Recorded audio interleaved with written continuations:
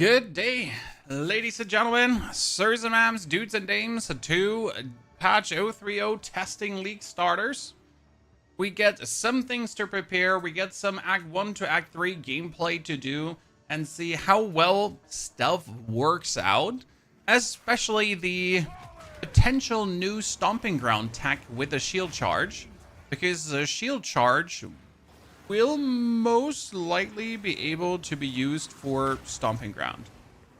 And it works quite pleasantly well. Sadly, we can only simulate it that good because I have cooldown on shield charge, and in the future it won't have cooldown. But I'm still here willing to give it a try. We also need to test the, what was it? The escape from the Amazon? Was it? It was from the Amazon, right? Yeah. And from the monk, the travel skill as well. It seems like they haven't nerfed or haven't done anything to shield charge, right? They only have dabbled with nerfing rake, but shield charge seems to still be a travel skill, and stomping ground seems to still work in that regard. I'll actually pull up my Amazon here for a jiffy. Holy, good to see you there. Good morning. Happy to see you here for some Path of Exile fun. Okay, we're gonna take the lady in question. I need. Oh shit, she barely has. She barely has any skill points put in, does she? Yeah, I experimented a lot with this one in a direction that might or might have not accidentally broken the build, because she can barely wield her weapons and stuff. Where is my stash? I need a gem or spear. Why do I only have 108 dexterity? Oh, I made a big intelligence try. Ooh, yeah. Okay, sorry. I did something with intelligence because I'm not entirely sure what I was trying, but there was something I was trying with this build to do some weird intelligence related shebang bang. Guess I was trying to swap this character over to energy shield? Was I? I can't really tell you. There's certainly something going on. Let's actually get the dexterity that I need for this. Then we... Oh, I'm not wielding rings and armor and everything. Yeah, that makes a lot of sense. But what I need to see is I need to go for disengage. Exactly. So we get disengage. I know disengage. Disengage still has cooldown. How far can you reduce the cooldown of disengage? I mean, disengage currently has what on it? Shocking leap, ingenuity. Yeah, cooldown recovery rate. That's it. And disengage and stomping ground will just never feel good because that's it, right? Like disengage stomping ground.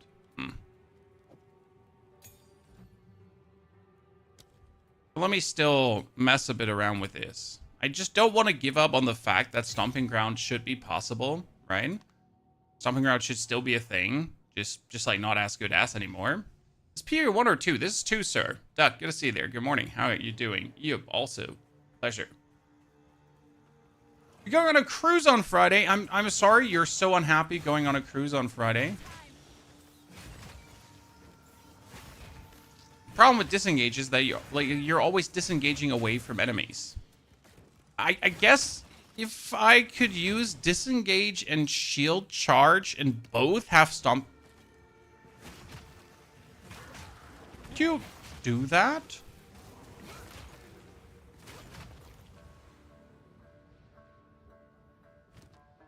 Did you use disengage and shield charge?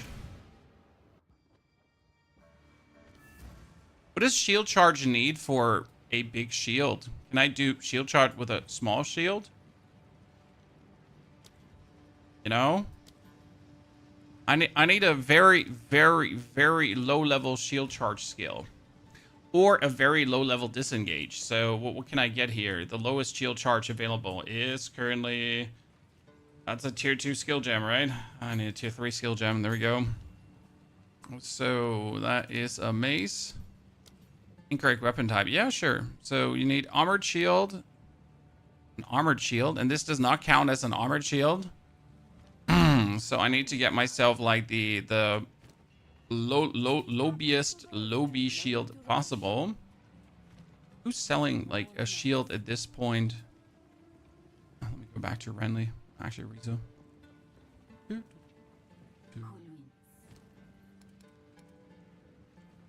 Here. Thank you. Put that one on.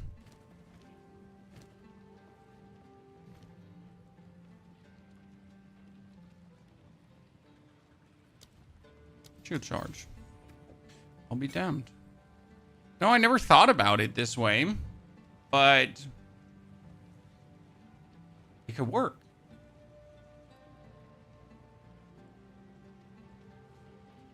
I need a don't wonder why my characters are so weirdly equipped. It just doesn't make sense. Like, a lot of these characters are on hold, and like it really does not make sense why they don't have shit on. It's just like, don't ask questions. I don't even know what's happening. What I did to cause this. Which means though that we could be doing. How do we feel about the new in-game trading? I mean, the new in-game trading is vastly better than anything we've ever had before. Like, there's no question about that, right?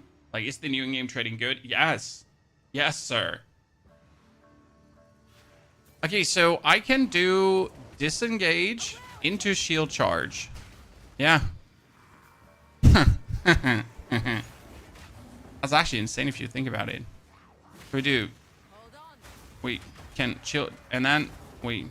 They're currently on the same cooldown because they're a travel skill, but since disengage, since shield charge won't have a cooldown anymore, I should be able to do disengage shield charge, right? If we think about it. Because right now they're acting on the same cooldown, but if the one thing doesn't have a cooldown, I should be able to use both of it.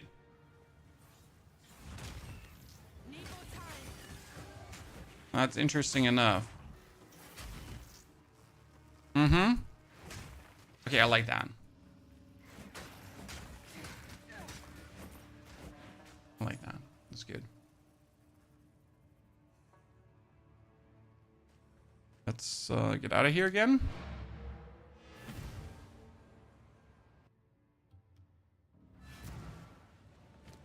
They're both a traversal skill, right? But it was just simply won't have a cooldown anymore. Mm-hmm. I mean, even if only one of them is going to be used, like, right? I'm just like spinning, but you could use both with a stomping ground gem in, because both work with a stomping ground in it. Disengage is probably still the worst spell in the game. It is. Say no. My plan is to use a mass shield charge, because shield charge won't have a cooldown. And if shield charge does not have a cooldown, you can shield charge, shield charge, shield charge, shield charge. And shield charge is a travel skill, so shield charge is allowed to get stomping ground. And that should make shield charge absolutely broken for leveling. Now, the assumption is that this will work, and they won't actually change stomping ground further, because the only thing they actually changed is rake. My thought process here is, though, they gave shield charge no cooldown. Did they not think about this? You know? Did they not think about the possibility that people might abuse stomping ground on shield charge? We'll have to see. One thing that we want to test today, okay? Just in case you wonder, what are we going to do today? So we're going to be leveling a Titan from Act 1 to Act 3, because I haven't gone through Act 1, 2, 3 in a while, and I need to try for Friday. But the main intrigue I want to do is I want to level this with Fissure. So sadly, Fissure is a tier 9 skill instead of tier 7 skill, but I want to play to the point where we get Fissure and where we can then use Fissure. The basic idea is to do a combination of Shockwave Totems together with boneshatter. And Shockwave Totems should also be stronger than ever. That's at least our assumption going forward. Therefore, we're going to have to delete you, my friend. We're going to have to delete you, my friend. And then we're going to go for Dawn of the Hun, Solo Self-Found, Warrior, Continue, PO... Patch 3. Patch 3 test. Name. Give it some tries. GG's def quickly nerfing shield charge. There could be a change to stomping ground dice. or leave the people have some fun, right? Are you doing Lich Minions first build? Absolutely not. I am either doing Merc, Mortar Totem, or Fissure Titan. Those are the two things I'm super interested in. They're super fun, and I think that's great. They supposedly slowed the shield charge travel speed down. Jared, you don't need travel speed. So the idea behind shield charge and stomping ground is that you stand in front of the enemy and you spam shield charge. And you want to not travel, because as soon as you activate shield charge, it also activates stomping ground, which means that you can shield charge stomping ground right into your opponent and do massive damage. And that's going to be shield charge, stomping ground, shield charge, stomping ground, shield charge, stomping ground, right? And the intent behind that is like to obviously just absolutely overwhelm the opponent.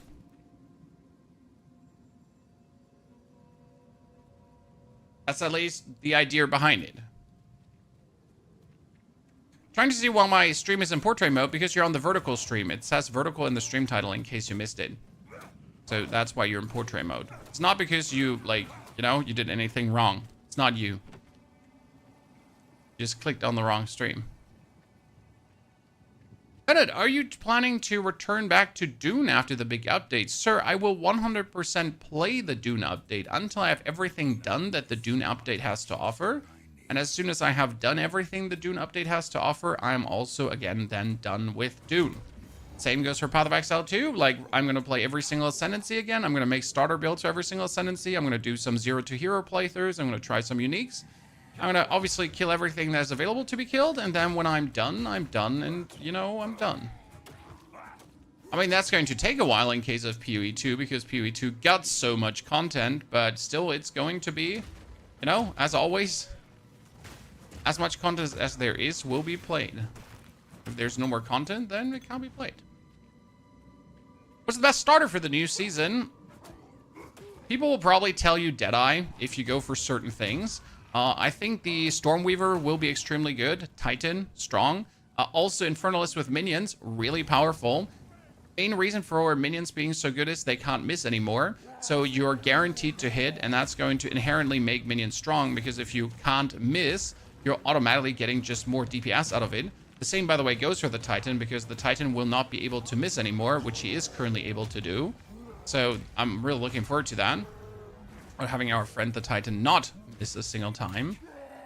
Then Mercenary, as always, will be strong, especially because they're reworked grenades a bit, and they gave grenades some bonuses. And not only did they give grenades some bonuses, they actually made crossbow skills stronger than ever. Namely the, what was it, scatter shot into shotgun? So there's a really interesting combination where one of the crossbow shots now has the enemy have crossbow parts lodged into him, and if you then shotgun into the enemy will take subsequent damage for all the shards kind of locked in, like stuck into him. Sounds pretty good, to be honest. We're still going for melee damage, most likely. Actually, that's the question. Did I ever figure out if melee damage buffed totem damage? Because we have to do it for totem damage, and then we have to go for fissure, but melee damage should buff the fissure damage. Considering market price of gear, I don't want to consider playing Deadeye.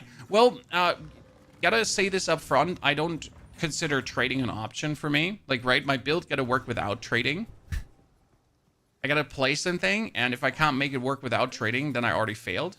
If that makes any sense to you. That's always my step number one. The Count must die for what he has done to us. I fear that our land. That's at least how I am looking at the game. Okay. Beautiful. I accept. Oh, a ring early with mana regeneration. That's kind of cute, I'm not gonna lie. Oh, my soul cell phone character actually has some money. I forgot. We'll survive this. I swear it.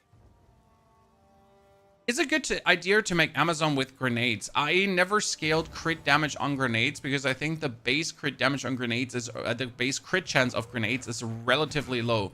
Don't quote unquote me on that, but I'm quite certain. So is there a world to, where you can play that? I mean, certainly, you can still give it a try. I just never mess with crit in that direction. Okay. And I've done way too many mercenaries, right? So for grenades, it's either Deadeye for the bonus projectile, But I'm actually aiming for a tactician because I want to not only play grenades. Does Rolling Slam count as a travel skill? Rolling Slam sadly never counted as a travel skill, right? Kind of makes me sad because imagine like Rolling Slam being a travel skill. It would be so funny if it would count. It would make me so happy. Imagine just Rolling Slamming people and they're like, oh, travel skill, stomping ground.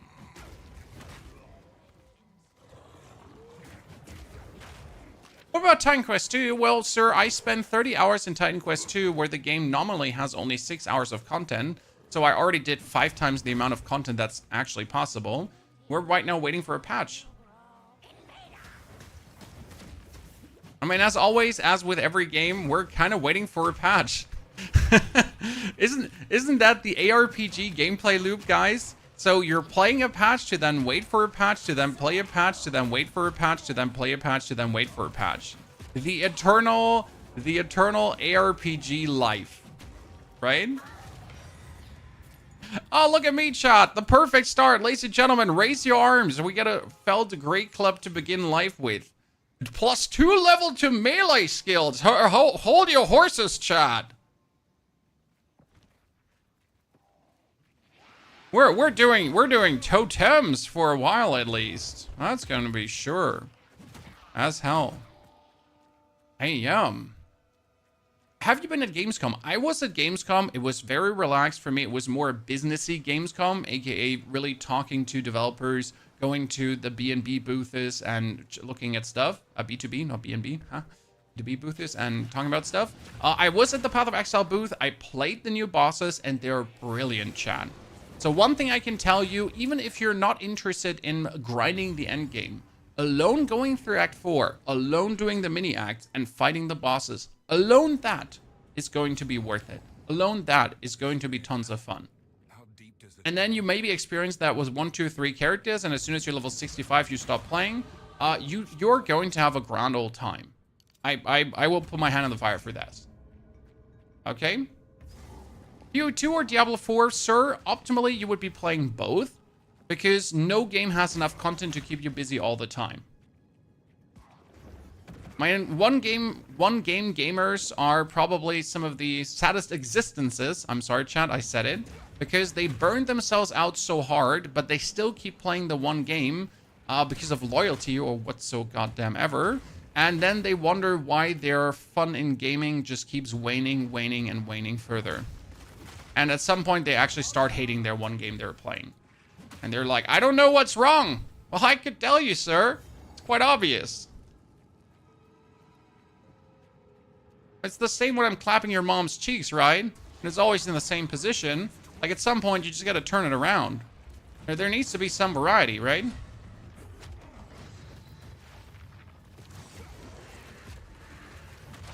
It's what it is.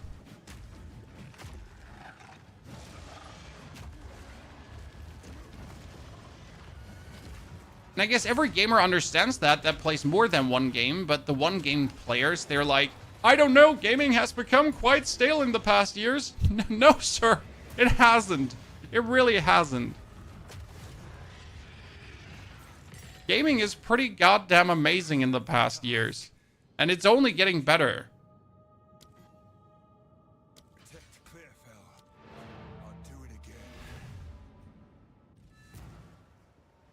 Okay, Alabala, I'm gonna leave your mom alone. I'm sorry. I didn't mean to. Get too close to her. Please excuse my forwardness. Hello. I like to hold. It's beautiful. Oh wait, I need to buy that one back because we need to keep it like for the scenario where I'm actually going to mess around with that. Goodbye. We drop my.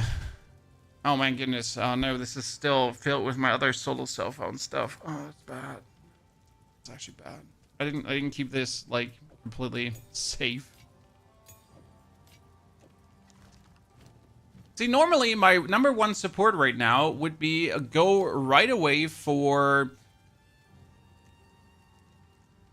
Martial Tempo and then Stomping Ground next support gem, right? As soon as you get that level 3, you want to have that Stomping Ground because it's going to be absolutely insane.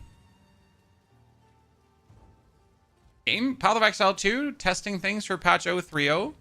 Also seeing if I still got it to actually play through the game quick. without slowing down too much. Is this theory crafting? Yes, Demetrius. This is a lot about how fissure works in a playthrough. Because sadly, you get fissure like from tier 9 on at the moment, and in the future you're gonna get it from tier 7 on. So there's only that much we can simulate, right? There's a limited amount of simulation we can do. Obviously, we're also gonna be missing out on oh, come on, brain, say it. The what is it called? We're gonna be missing out on the new passive nodes, and we're gonna miss out on the abyss. So that's all like a bit missing, but it should be fine-ish, right? Is artillery siege ballista still viable? Artillery siege ballista should be absolutely viable for the main reason that it actually get buffed. So with the totem buffs of totems now working with your weapon, as soon as you pick up a decent weapon, they should be doing more damage than ever. Like I'm saying a big should because that's the theory, right? So from what would make sense, it should be doing tons of damage. But we'll have to see how the reality turns out end of the day, right? And numbers don't lie, and the numbers are looking good. But if it then turns out the way we wish to, it's probably the most hated existence in this game right now. I really abhor killing that lady.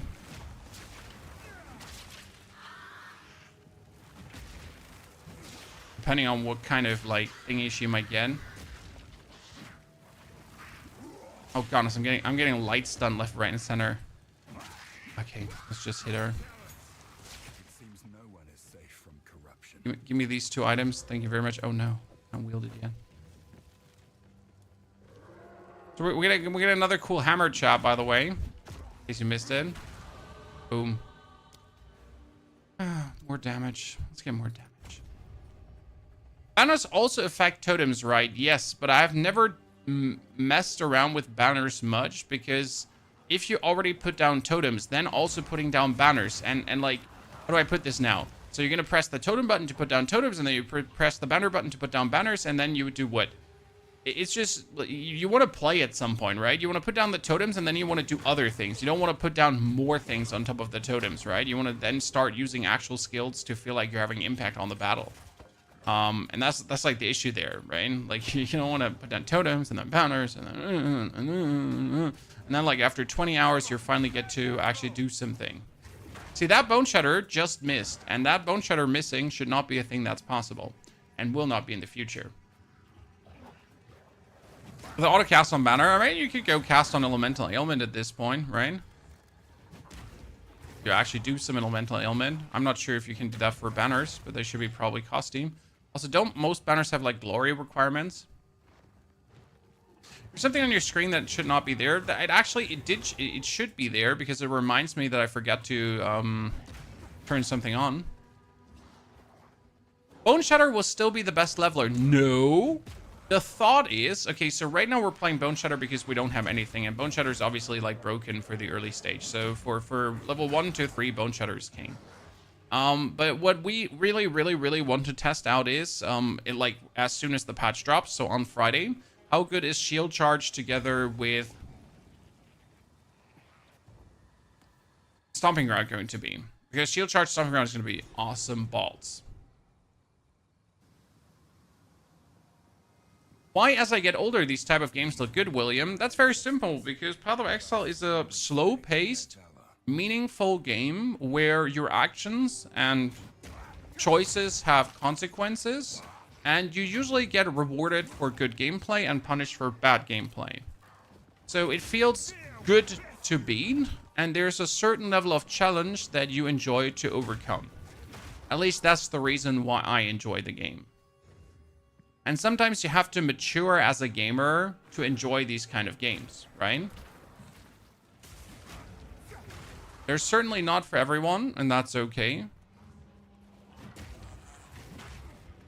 Not every gamer is looking for that respective experience.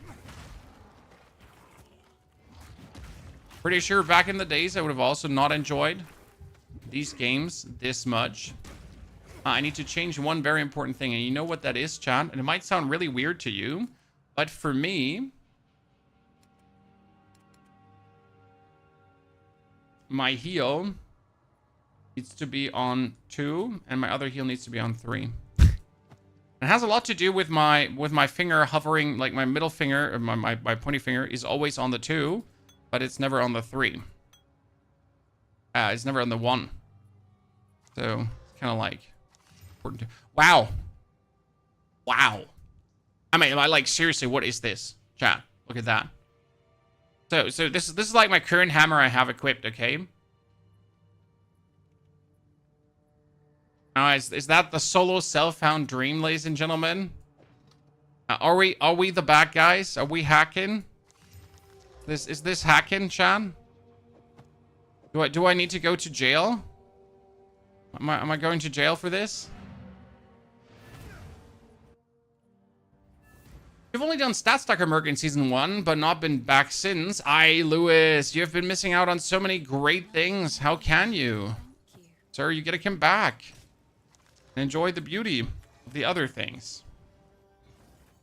Streamer luck, honestly, this is obviously a boosted streamer server. You know that towards the end of this season, you're getting the better drops, so you can enjoy the game more. Surely everyone is aware of that. And I'm just not totally pulling your leg. I mean, in the early levels, you'd still be going to be relegated to just hitting people with the rolling slam into the boneshatter, or just the normal hits into boneshatter.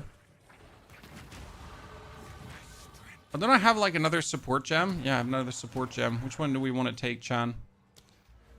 Which support do we want to take? By the way, I forget that taking armor and life regeneration in the beginning can be quite better than what I'm doing here right now. I mean, that should be... Wait, let's go for Marshall at this point. We can just rolling slam faster.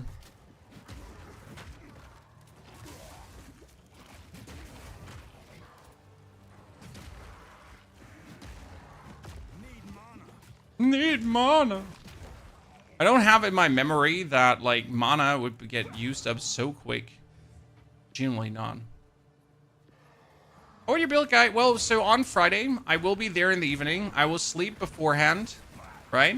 We're gonna play at least 4 to 6 hours. I'm not sure if we're gonna make it to Act 4, but we should be relatively quick through the acts because I usually get relatively quick through the acts. And if my plan is working, so if the actual level idea I have cooked up in my brain is working, then we should go exceedingly fast through the acts. But we'll have to see if then the actual stomping ground into shield charge is a thing that will work the way I would want it to work. I dearly hope so, ladies and gentlemen.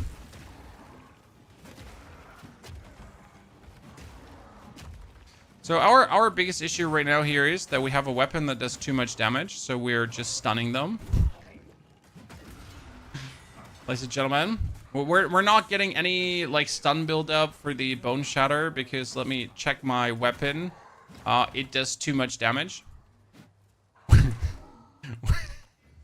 We're not even getting to the point where we prime them for stun. We just kill everything with one hit. I mean, not that I'm complaining. I am complaining, ain't I? You don't know what you should play? Play you should definitely find your class.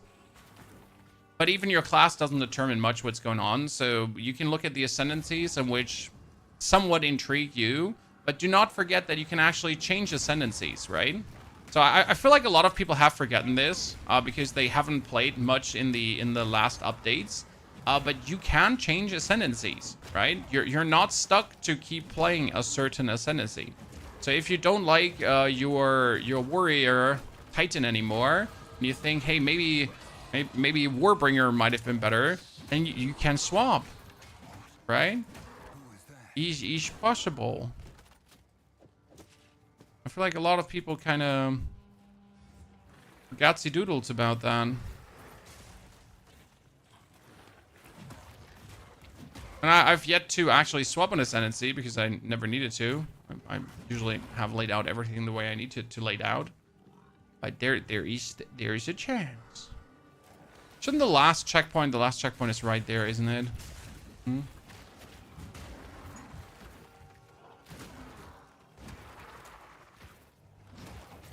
Or do you have two streams on YouTube, both of the same streams? Well, one is a vertical stream, one is the horizontal stream, chat. And one is appearing in the short feed, and the other one is not appearing in the short feed. So why do we have two streams? Because double the discovery, sir. YouTube even actively encourages you to do that. So it's not that I'm like, hey, I woke up this morning and I decided to gamble the system. I talked to my YouTube partner manager and he was like, bro, why are you not doing a vertical stream? You can be in both feeds. They literally put a gun to your face and they're like, do this right now, you little shit.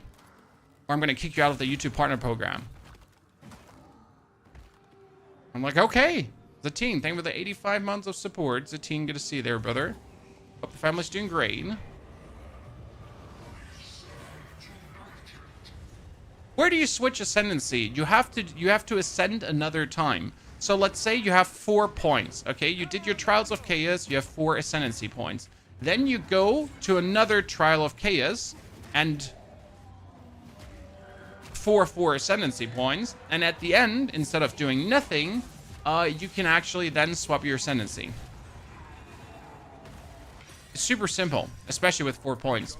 With 6 points, it gets a bit more complicated because you got to get the right token for it, right?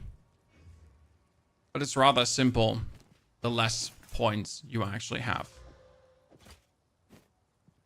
At least that's how I'm looking at it. So usually here, with the 3 gem, I would take shield charge now. Right? I'd be looking for a one-handed hammer and shield charge and stomping ground. But since we can't simulate that, we have to look for shockwave totem. So we can put shockwave totems on top of what we're doing. I mean, it does help that my hammer has +2 to all melee skills and just gonna make shockwave totems OP. What the hell, right? Hello.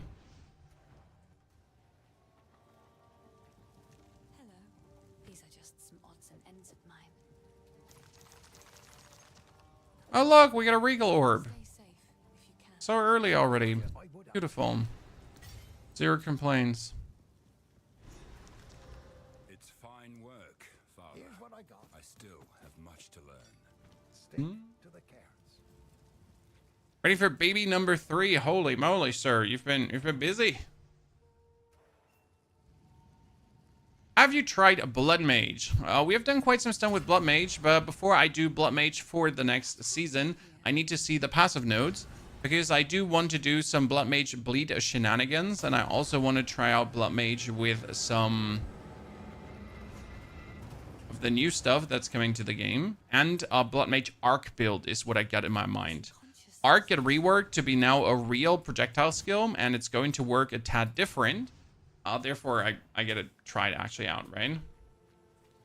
Can you see the new passive skill tree anywhere? Nope, they're not giving us that information early. Or at least they haven't given us that information early yet, which I'm actually thankful for. You might seem to be confused, but sometimes you don't want to have all the information, right? I mean, I want to at least have some discovery I can look forward to, some excitement on Friday. I don't need to see the full skill tree ahead of time to plan out everything minuscule. I'm fine with... Oh, an uncut support gem. Don't mind if I do.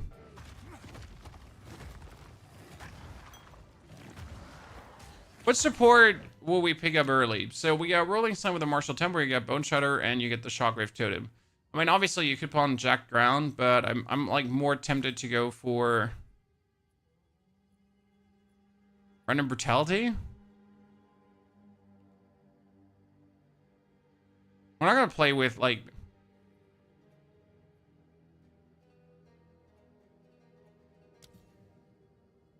sure, I kind of want to increase the duration of the totem, but I'm okay with that. We'll just start with Brutality for the time being. Trying some things, testing stuff.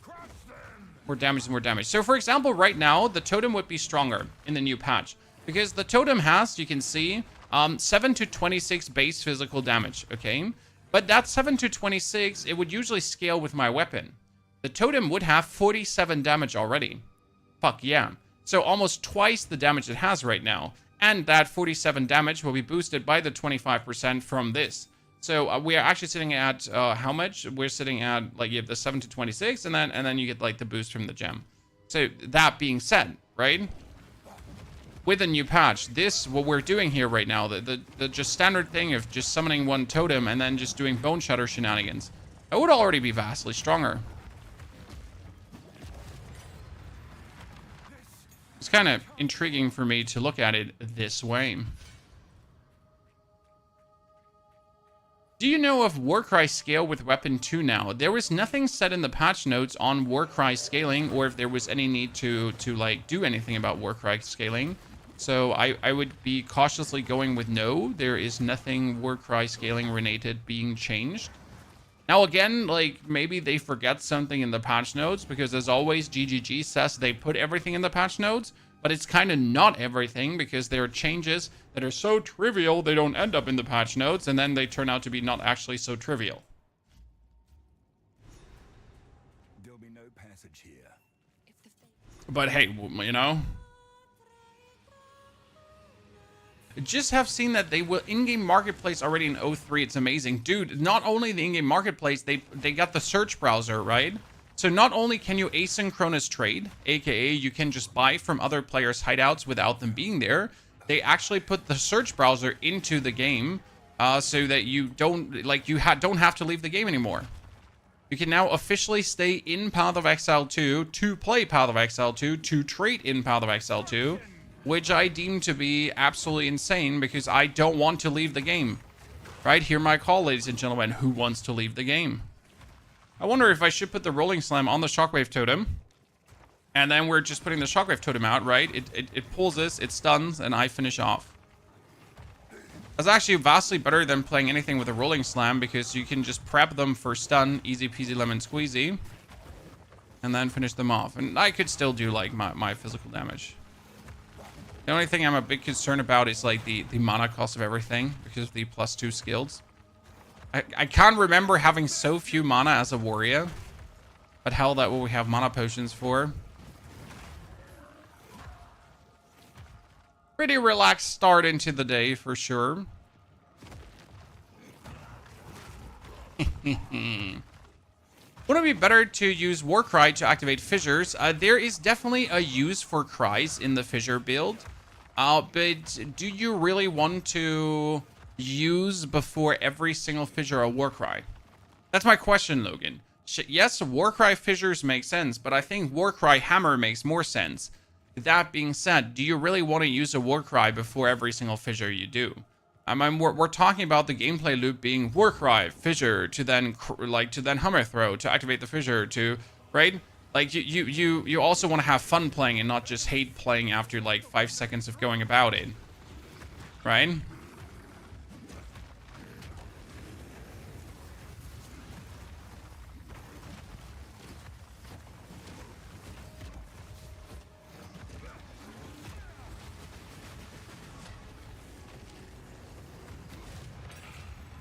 So yeah, there's definitely going to be a time and a place for that, but gotta have it meaningful woven into the gameplay, right? Didn't we play for boneshatter concentrated effect because the shockwave is usually big enough and the concentrated effect works, or did we do execute? I'm trying to remember what we even used to do back in the day. So I mean, you could probably play concentrated effect. It should be good enough. Found a divine orb while watching Pony. Yeah. That's how it goes. If you imagine what you would get if you prime sub to the channel, brother. Right? Right? Surely. Untold riches await. Not saying this is a scam, but it's definitely a scam.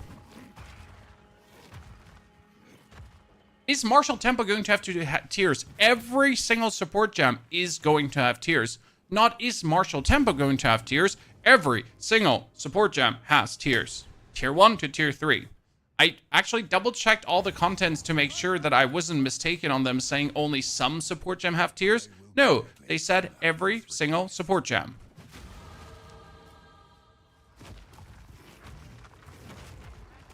Which is great, because imagine there are some support gem that don't have tiers, and you're like, oh, why does my support gem not have tiers? Yeah, good question. Why wouldn't it have tiers?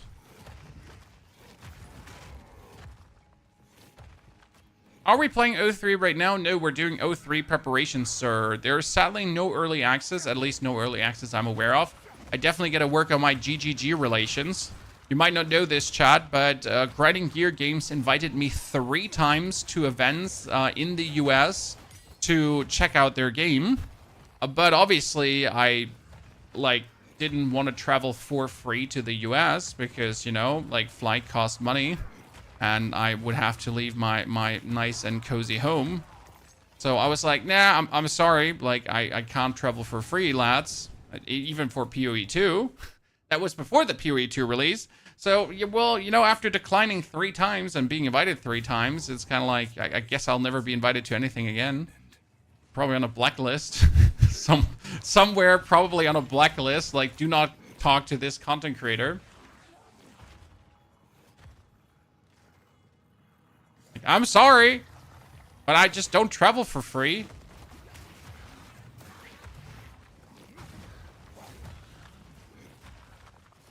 I didn't know what your time's worth. I thought the new hammer skill needed Warcry. Yes, the new hammer skill does need Warcry to activate. So the Forge Hammer, you throw it, it does damage. You call it back. You throw it, it does damage, you call it back. But if you actually want it to explode, you gotta walk up to it and then Warcry. So the idea is obviously that you throw your Forge Hammer in. Your Forge Hammer will be stuck. You walk up to the Forge Hammer, you go for a cry, the Forge Hammer explodes. Then as you do the cry, your next attack is empowered. So you would hit with a fissure. The fissure is a slam attack, which also would make the Forge Hammer's fire then pulse. Then you're potentially going to put 1, 2, 3 totems down on the fire. So the fissure goes bob, bob, bob, bob, bob, and win. We actually tested this yesterday in case you haven't seen the stream. So the basic idea that we have come to right now, the basic conclusion we have come to, if you want the fissure from the hammer and your actual fissures to pull as much as possible, the best way to do it will be over totems, which is a bit of a sadness because I didn't want to play totems with fissures. The issue is that even if you use a supercharged slam with 4 aftershocks, then yes, you are going to have your fissure wop, wop, wop, wop, wop, get 4 times aftershocked, and it's going to pulse outwards. But, and it's a big but, wow, I can't believe I've seen this. The big issue with that is, I lost the thing, where I was going with this. That totems, if you put 3 or 4 down, just pulls more. And even though you can only pull to fissure every 0.2 seconds, yeah, your totems are going to do that. With a normal slam skill, you're not going to achieve this. So, yeah. I hope that makes any kind of sense to you. Which Warcry will you use? In the beginning, Infernal, because that's what you have, and that would make most sense. Later, you're going to definitely use the Glory Warcry. So you're getting this, the one from KM that makes your steps be empowered and do fire explosions left, right, and center. So that one, obviously, because it's going to be just absolutely fantastic to utilize. If you're going to be using Seismic over the other stuff, can't say yen. Right? Wow, look at the fantastic bow I'm pulling. I'm just pulling good items left, right, and center at this point. Holy.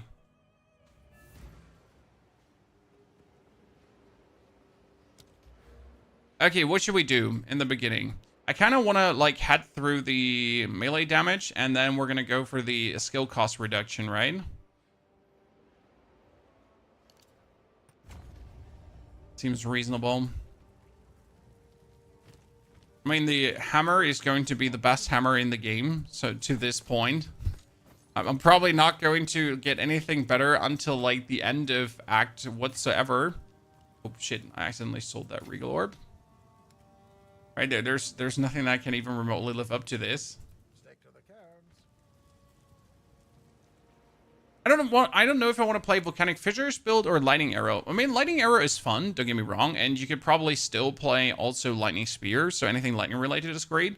I just think that volcanic fissure is something new, right? And I like new things. So if I get a patch, I like to try out the new stuff. Even if volcanic fissure turns out to be underwhelming, I can still swap to a full totem build if I then want to see how new full totems do, right? I could still swap to maybe a full hammer throw build and just ignore the actual fissure. Because the idea with a fissure is just, if you're already throwing a hammer and you're already making a hammer explode, then you might as well add the fissure to it, because you're going to do everything to like have these fissures pulsing.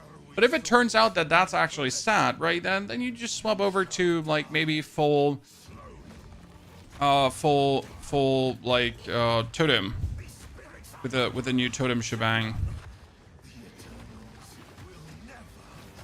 This weapon with a totem is just doing way too much damage.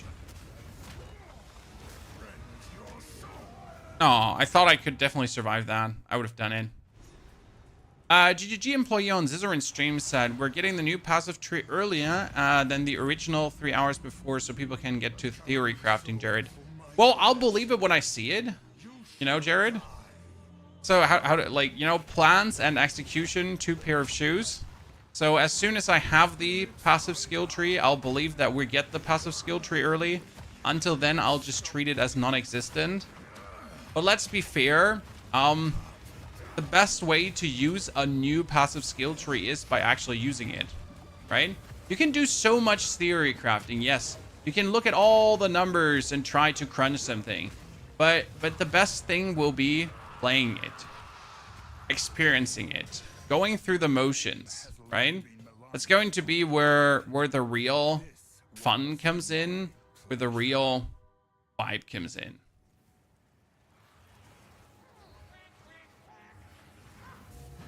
That's why I don't do too much theory crafting. I'm going to put some gems together that I'm planning to use, right? So shield charge with stomping ground, maybe disengage with stomping ground, martial tempo on almost everything. So like just basic thoughts on what could work.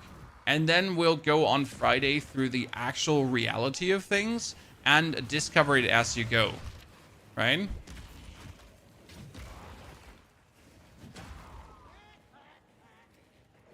Because most of the decisions with the new passive tree will probably be later decisions, right? They'll be not first 10 level decisions, right? You're not going to have, oh man, if you don't pick up this new node in the first 10 levels, you're fucked. That won't happen. Most likely not. Skeletal Brute build. Skeletal Brute build should work from what I've seen. The question rather is, do you really want to play it that way? Because Skeletal Brutes, they work now with consuming freeze on your allies and on targets. And then you get like your Brutes like consuming the freeze, but on top of the Brutes consuming the freeze, you kind of gotta use your Frost Mages, and then you kind of like completely move away from this passive playstyle that you usually have when you're actually playing. You have when you're playing minions, and then I'm just asking myself, is that really what you wanted, right? Did you want to play such a passive? Did you want to play such an active passive build?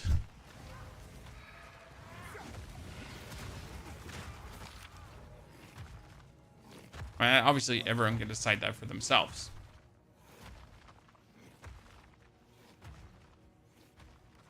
Gonna wait for the telecom technician today to fix my internet issue. Crizzle, damn son. You better have him come like today and not on Friday. I'll definitely have to find out how to sleep most of the day that I'm awake in the evening, right? Friday's gonna be like, I gotta just not be online all day. I gotta keep away from the computer. Gotta huddle up. Gotta tell the wife to not wake me before I don't know, 6 p.m. And what we will definitely do, ladies and gentlemen, if we get the skill tree early, the passive tree, we will most likely, the game releases at 10 p.m. my time in Germany. So I'll probably be online 2 hours earlier. And then I will have a planner for you up already for at least some preliminary ideas that we'll see if they work or not in reality. But I'll put the planner up already, right? With what I will be cooking on 2-3 possibilities. And then we'll also talk about, obviously, whatever we have in passive trees or not. Right? So that's currently my plan, and I hope you're looking forward to that as well.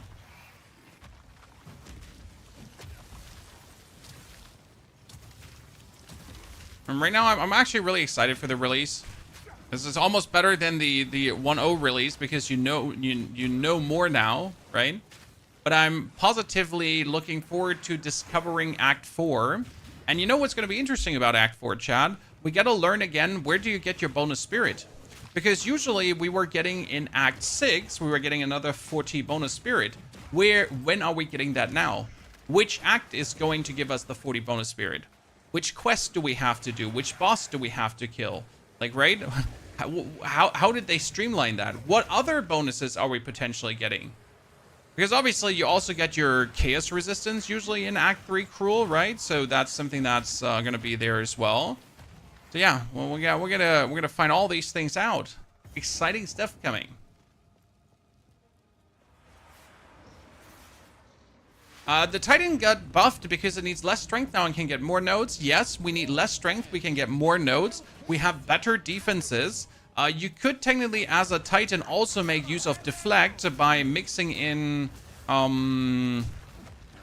by mixing in your armor with Dexterity, if you then so wanted to. Like, I guess reasonably we should be more powerful. They also did nerf monsters, not by much, but to a degree. Generally speaking, we should turn out stronger. I mean, again, totems also stronger because totems are now scaling with your weapon damage, and that's huge. Reasonably huge. That gives me attack speed. I should probably keep the attack speed thingy, right? Stop hyping me up. Well, I'm sorry. I don't want to hype you up any further. Let's just stop talking about the game, I guess. It was never my intention to make you excited for this patch. I'll keep it under wraps. Will Hollow Palm Totem build result in 0 damage totems? Yes, Dobry. A Hollow Palm Totem build should technically result in 0 damage totems, as totems are taking the damage and the attack speed of your weapon, and if you don't have damage or attack speed on your weapon, it shouldn't work.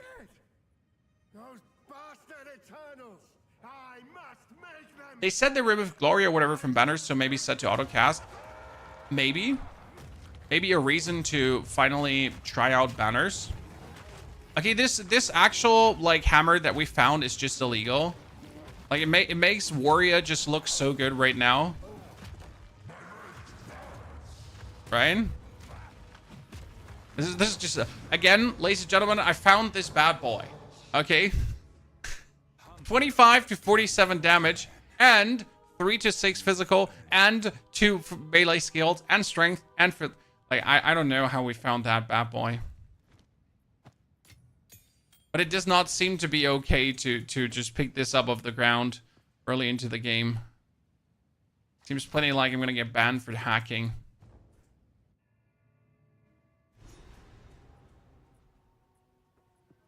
Hold the hammer till Act 4. The plan.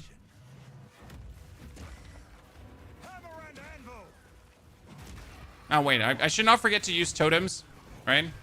Totems are just the easier solution to having to rolling slam everything.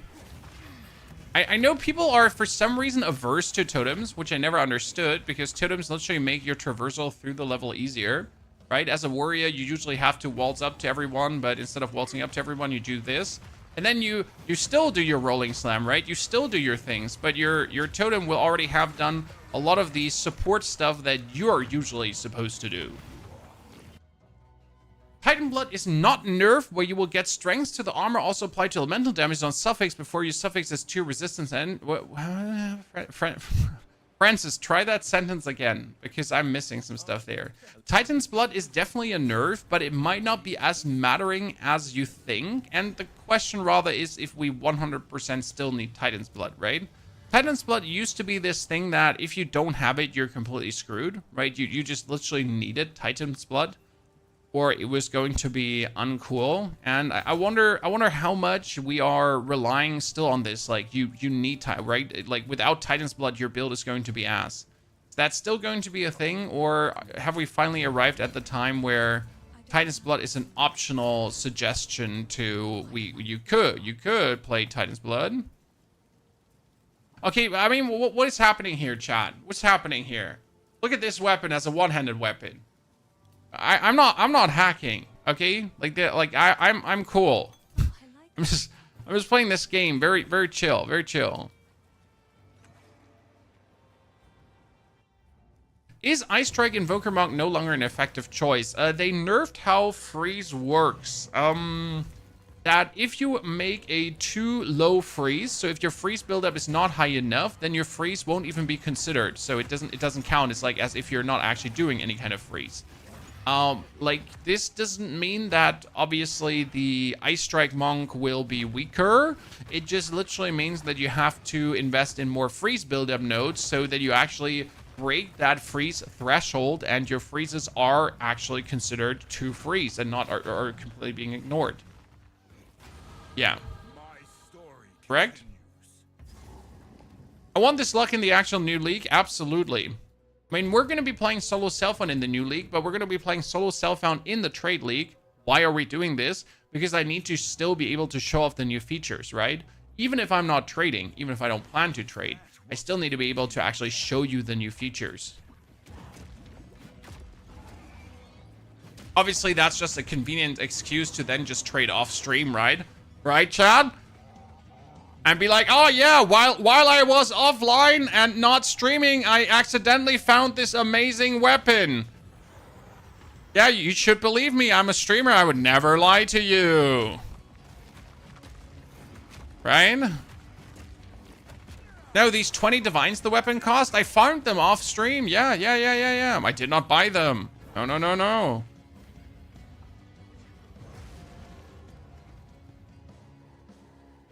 Yeah, but where did all your money go? Well, I respec 3 times offline. I also don't like buying items on trade. Would you sell though? Usually I can't be bothered to interact with the trade in any way. But the way how they reshape the trade system might make me interested in actually selling just to see how much profit can be made for the YOLOs. So maybe. But that's a big maybe because I can't say yet. Hey chat, second exalted orb already. We're going big. We're going big. Okay, I need to go now for the skill speed and skill mana cost to life conversion thingy. Jiggy. What build am I looking to play? The Warrior Fissure build. Taking the pirate software strat I see that dropped off stream. I have had great items drop off stream, Daddy, but it always comes off weird, right? Because usually I also only play very like I only play on stream. I don't have time to play off stream, right? But then you're actually testing something. So where was that? It was in Titan Quest 2. So in Titan Quest 2, I was recording a video, right? And I was like, here, this is how fast you can kill a boss with a build, and suddenly a unique item drops. And you're like, ah, shit. Luckily, it dropped in the video, right? And not me suddenly having all the cool unique items out of nowhere.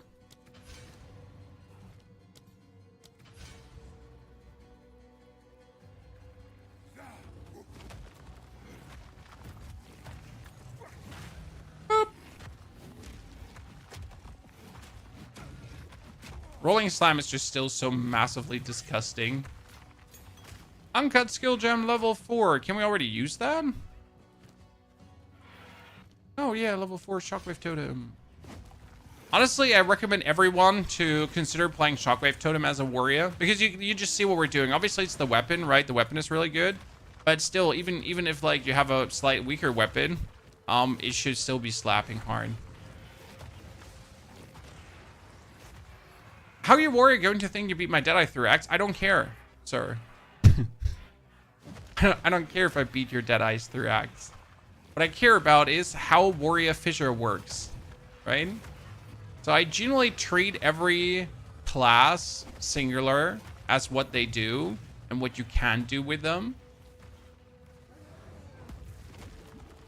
But I do generally believe playing your shield charge and stomping ground is going to be the way forward for everyone, right?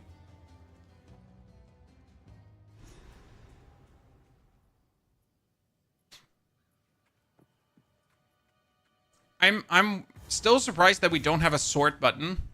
Yeah, I'm with you. I don't know what the argument would be against a sort button. It's I just don't know if there is a single good argument against a sort button. When you just go sort by age, sort by level, sort by just put the sort that you have in the what is it like in the store, because we're going to get the store, and the store is going to have a sort function too, right? Just put that sort in by physical damage, by whatever, by, you know, all the sort features that you usually have in the trade chat. You're getting that probably also in game with the asynchronous trading. So why don't we have all these sort options in our stash tab as well to sort things? Like I don't know. Maybe it's coming. With the Shockwave Totem, what are your options to set up Jacked Ground? You can use any ability you want to set up Jacked Ground. So, for example, since I am using my Rolling Slam as I am just slamming down on our opponents, okay? I can actually take this support, and I could take my Rolling Slam, and I could make it do Jacked Ground. Here you go, up, Jacked Ground.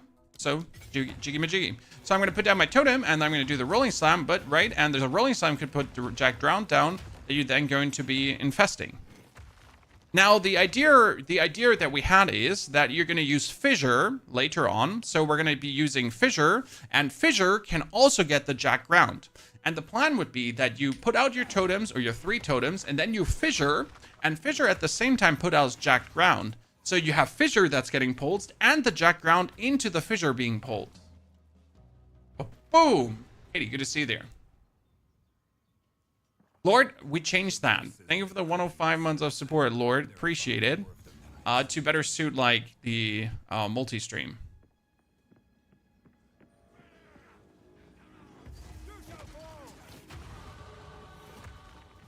I'm silly trying to rationalize why it doesn't exist. Like, instead of trying to rationalize why something is not in the game, you should ask yourself what speaks against having it. You know? It's the same discussion that we had yesterday, if respecs should be for free or not, and people were trying to find obscure reasons why respecs shouldn't be for free, right? Why respecs need to be super expensive. Only to be met with a blank stare of, are you serious? Are you trying to rationalize this right now? You know? Instead of just accepting that it's a bad game design. Like you're starting to pull obscure reasons out of your butthole to rationalize something. Happens often with one game players that really like their game, right? That only spend time with their game, that never actually thought about playing 2 or 3 games. And they'll fight you tooth and nail over things like this. Because obviously it's not a problem for someone who does shit, live and breathe one game, right? For them, these problems don't exist because why would they?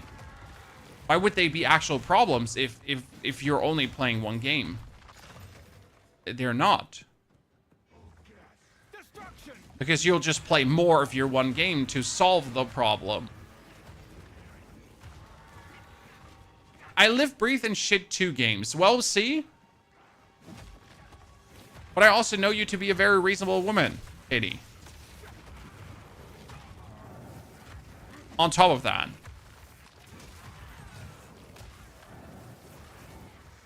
Oh no, not a temporal bubble shebang bang. Oof.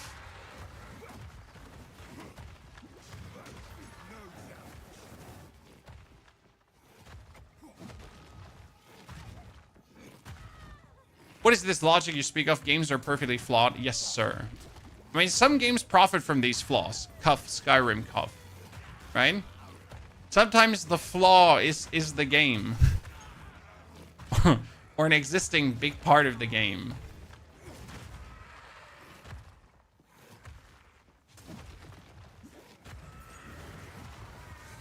It's adding a lot of character to it.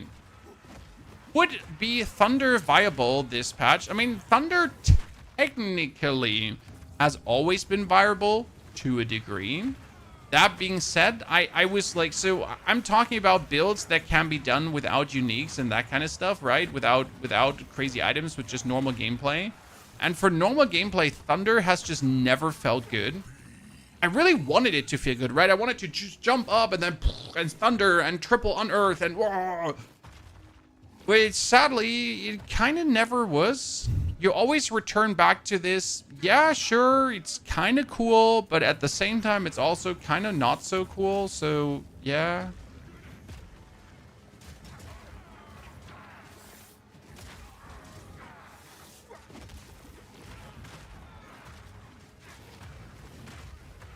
Not terrible, not awesome either. Kind of like a bit of a eh.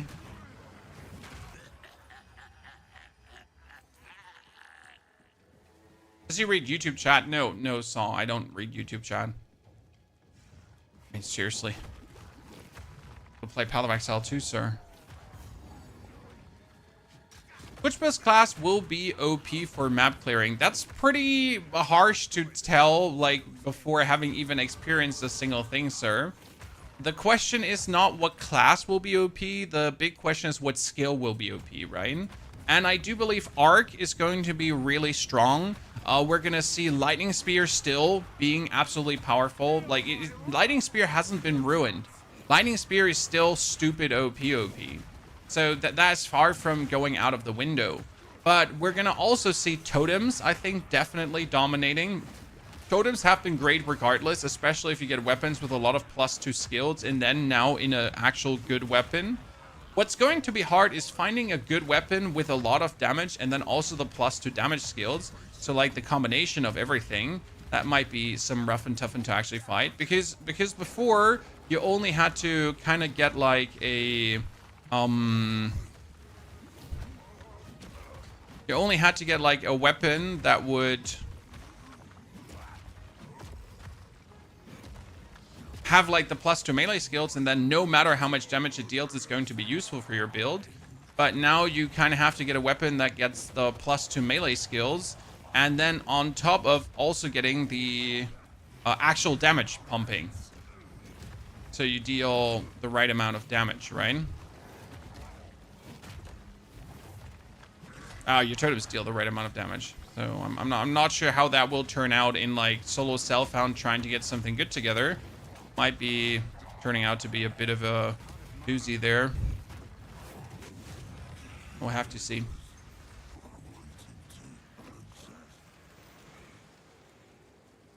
How that works. Oh, another Exalted Orb. Look at me just stacking up on the Exalted Orbs, Chan. Woo!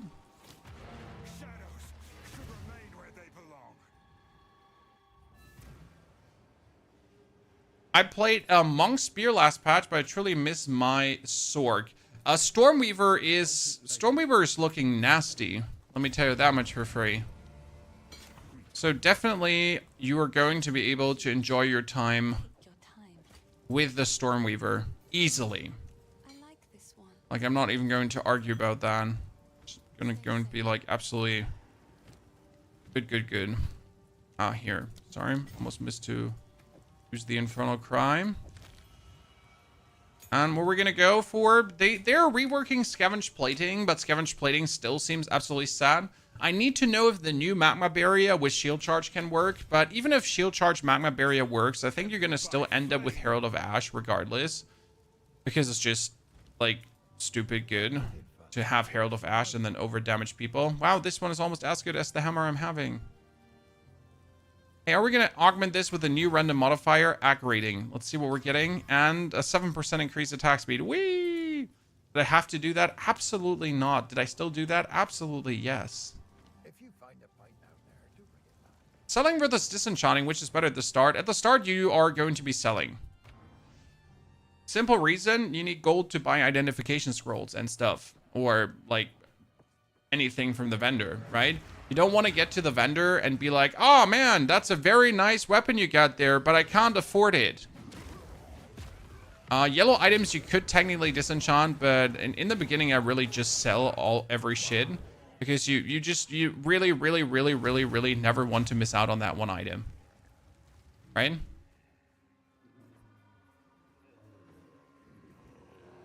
Are you going to engage with the new league on the start? Yes, absolutely. I am not going to play old league. That's going to be boring. Sure, the old league, I could test a lot of things out at first, but I still have my characters, so I can anyways do that. But I will go into the new league. We're going to start a new account. We're going to begin from 0. We're going to revamp the journey. We're going to do, again, from level 1 to 85 characters. This time around, though, we have to do things different, chat, because they are new lineage gems. In case you don't know what that is, lineage gems are gems you get from level 65 plus. So we're going to be having to level from 1 to 65. And then after 65, as we get lineage gems, they might significantly change how builds work. Because these lineage gems are actually quite brutal. I don't know if you've looked at them, but there's, for example, a spell echo lineage gem that makes the socketed spell echo 2 times. Which actually is nasty, right?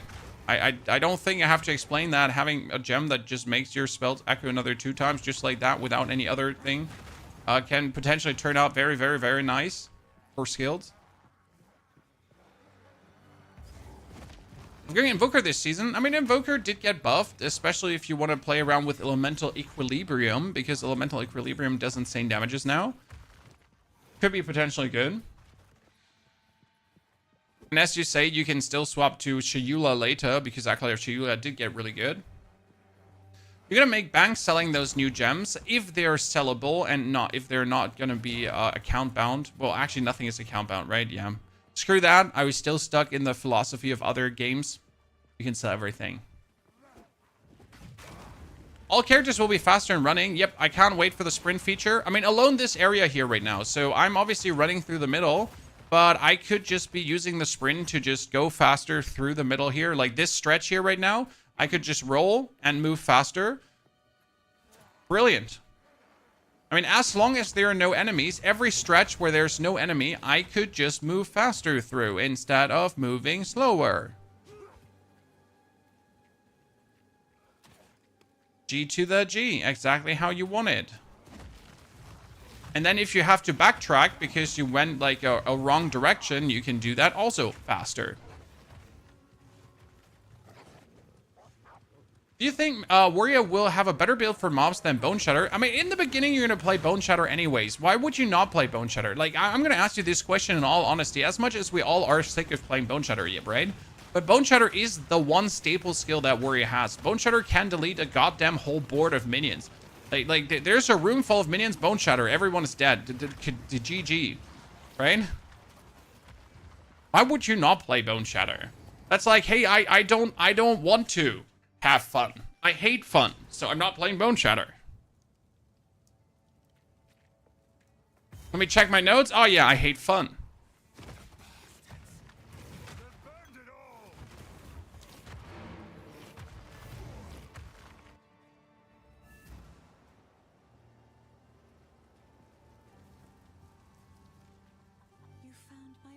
So please don't hate boneshatter. It is good to see you, please. Boneshatter did nothing wrong. Oh, look at that damage from the item chat. 34 to 46. They're slowly getting to a point where I might be able to replace my old hammer, huh? So now we got more skill speed. That's great. Love to see it. I knew it. You hated fun from the beginning on. You hated fun. I'm a warrior main, and I don't like the game plan of Totem. Well, again, the whole fissure build that I have in my mind can also be played with a supercharged slam, but it should just be weaker. Now, I say it should be weaker, but that doesn't mean that it is actually weaker because I haven't tested it, right? This is a theory craft. This is something we have already tried in the game with the tools that we have in the game. That obviously is weaker right now, and it's really hard to test something without having all the variables available to you. So yeah, what can I say? This one did not give me +1 totem. Do you get the heart from the last zone? Yes, sir. Not getting the heart from the last zone would be a tremendous mistake.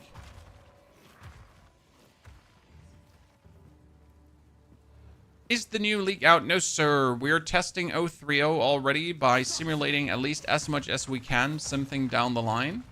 By trying out how the warrior would work if we go early for fissure with totems. To see if there's any merit to it. I mean, I know you can play totems for quite a while without them falling off. I mean, you notice Act 1 right now, we're like a 1 hour playthrough kind of without actually stressing ourselves too much. That's good. I think my fastest playthrough with totems has been like something around like 45 minutes on the warrior when I was really trying, you know. The warriors just love. Totems are a fantastic addition.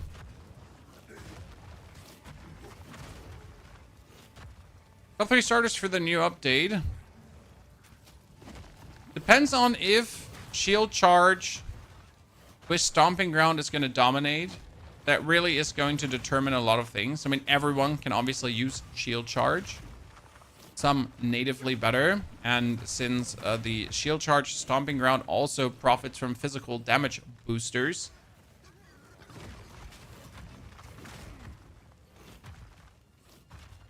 it is natively good on warrior, right?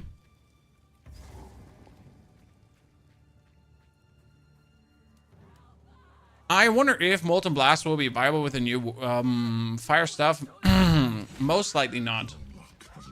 For Molten Blast to be viable, there is just 2 more skills missing. It's probably the best way how to say it. Like, it's the same like as currently with cast on fire spell that the Smith of Kitava has. So the cast on fire spell hit from the Smith of Kitava is technically good, is technically strong. But it is only good and strong if we would actually have any fire spells in the game. Which we don't! We don't have fire spells in the game. So how are you going to use a cast on fire spell hit thingy if there's nothing in the game to actually use that with?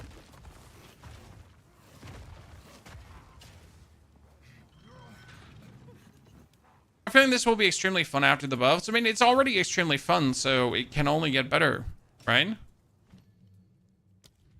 Since this is already extreme fun, it can only get better.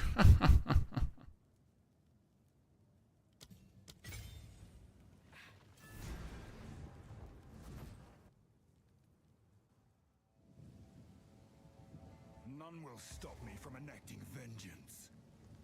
Dude, let's get ourselves to Act 2, because we need to get at least to Act 2 midway point to get our fissure.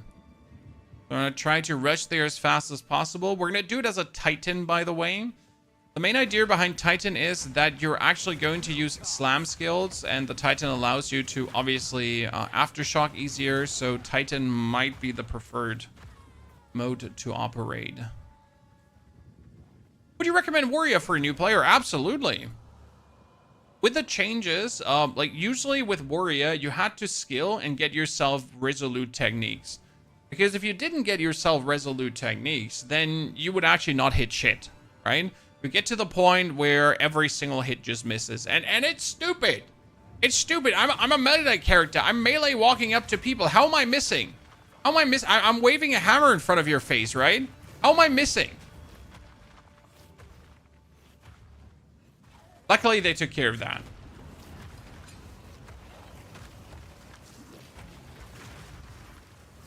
Before I slowly go insane.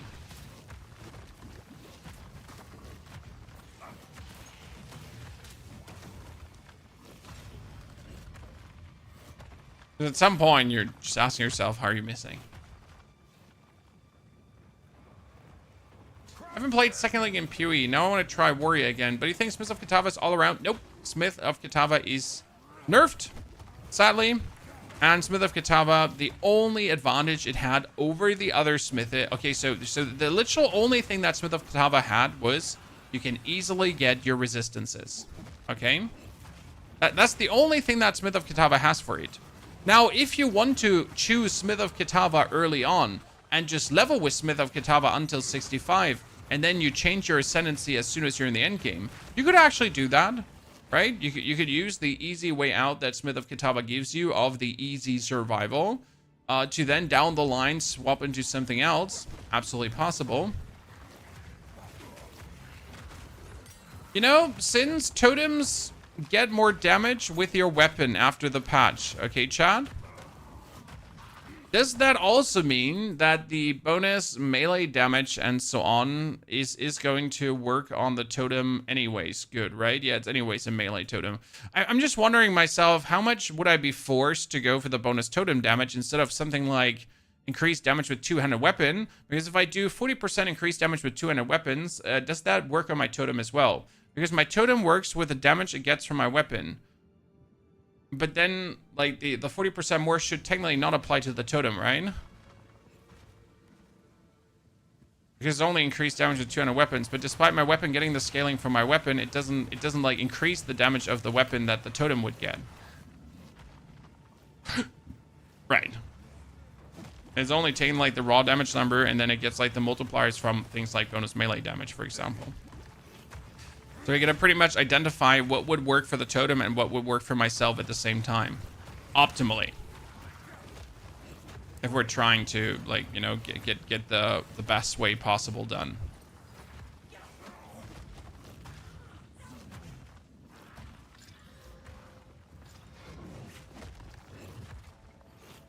So technically, taking this 40% more damage would be bad now. Correct? Because I would be the only one profiting from it, but my totems would not profit from it.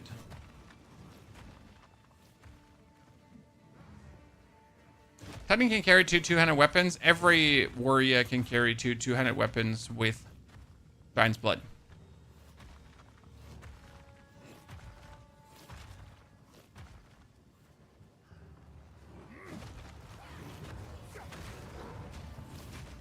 See, that's the interesting point. Like, if this node gives us 40% more damage, okay, guys? But it reduces attack speed by 5%. Since the weapon gets my base attack speed, should the reduction of attack speed also influence then the totem's attack speed? No, because the totem would still get the base attack speed from the weapon, right? So again, this attack speed reduction should not influence the totem. I'm like just trying to think about like things, right? How it's going to go.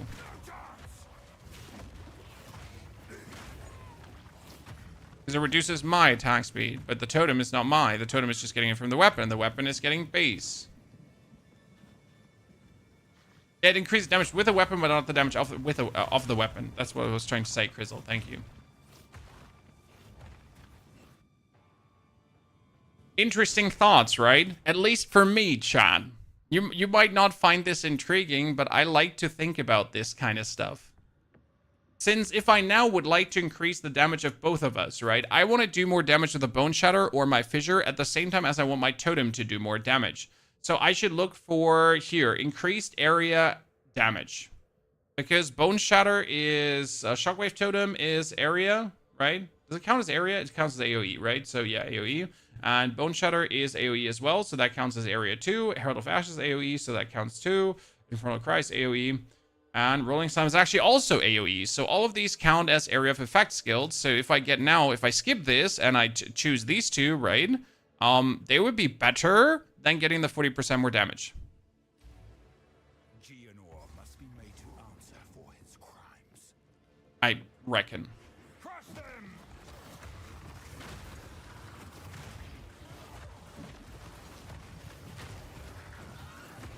Understanding PoE is like reading legal text. Well, technically not. The game makes it relative easy to understand if you're looking in the right places. Because every skill obviously has their tags, right? So you just hover over boneshatter and it says AoE melee strike. So anything that now works with strike here, this is gain physical damage with extra fire damage. That obviously works because my thing is doing that. Like anything that says strike in it works. Anything that says melee in it gives me bonus damage. So we have over here, right, increased melee damage. So that increases this. It has melee, melee, melee. So every attack like works as intended.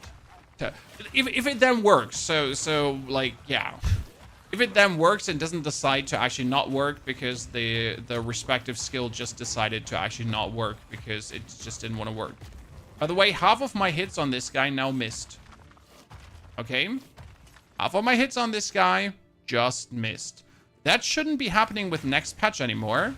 Because again, Jonathan said that warriors should actually not fucking care about accuracy a single shit. As that is correct. I'm a warrior. I shouldn't be stacking accuracy. Because I'm a warrior.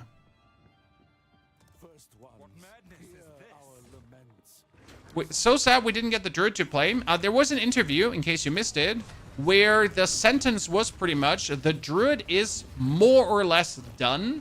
There was just a concern with the animations of the druid.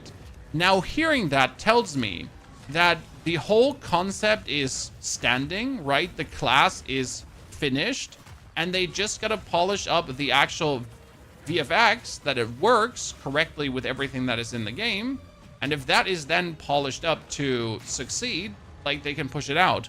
Ergo, 04 should have the...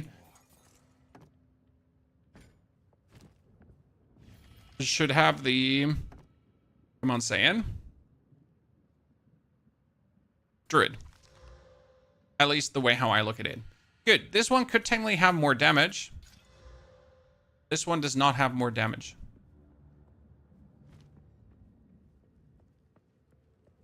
Is the warrior the most tanky char? No. Right now, the most tanky char you used to have with like an evasion energy shield mix, or just going for full energy shield, or just going for mind over matter. You definitely like the tankiest characters you got down the line was going for case inoculation, so you don't take case damage, and then stacking an indefinite amount of energy shield so that you could only be pretty much hurt by like whatever's, and then you would just have to make sure that your energy shield is always up and you're good to go, right? And warrior was actually a joke compared to that, because warrior would just be killed by everything. Has a lot to do with the armor formula just being ass. So in case you're not aware of this, the actual formula, how hits are being calculated is ass, how damage is being calculated is ass, and it does definitely not speak in armor's favor. That formula seems to also not have been reworked. At least there was no statement in any capacity anywhere. It doesn't say they did not actually do anything, tinker, twerk, twiddly do around with it. But so far, we'll have to see.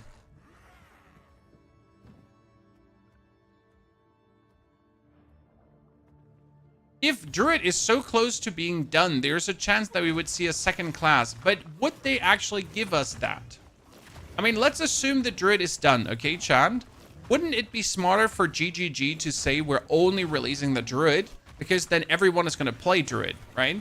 Since if they release 2 classes, then they have to also monitor 2 classes, and they have to push out hotfixes for 2 classes, and they would have to make sure that both classes are getting the full attention, and they get the feedback for both classes. So I just can't see them ever giving us more than 1 class per update, since it just wouldn't make sense, right?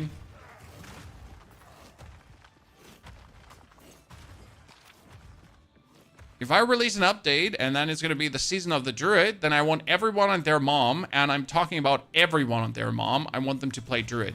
The same as they did with the Huntress, right? They don't want anyone to not play the Huntress. Like, if the Huntress is out, like, you better play the Huntress or you suck.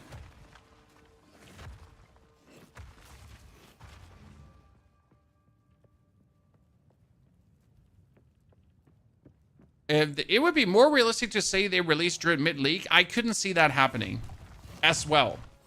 Because, again, why would you release content to create hype when there's enough hype already? I mean, unless the hype for this league dies off extremely quick, but releasing a Druid mid-league just doesn't make any sense to me from a marketing standpoint. It's like, oh, here's a mid-league update with a Druid. I mean, I would love it, don't get me wrong.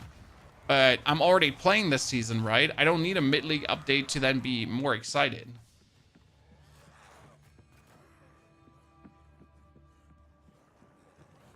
Everyone is going to play Deadeye. Everyone that's sweating and tryharding is going to play Deadeye. That is correct. The people that are just enjoying themselves are going to play whatever they feel comfortable with. Can't wait for hardcore community death because of sprint. Absolutely. What is the problem with sprint, ladies and gentlemen? So the one single problem with sprint is that if you sprint, okay, if you sprint and you get hit while you're sprinting, you get heavy stunned. Now, I would assume that most people are going to be smart enough to just not heavy sprint into enemies, right? You're not just going to run forward and just straight up run into an opponent and be like, ah, man, I totally did not see this coming. Wow, what a shit system that makes me stagger when I actually, like, yeah, right? So I assume people to be smarter than that. But I have been wrong before. Do we actually play Perfect Strike?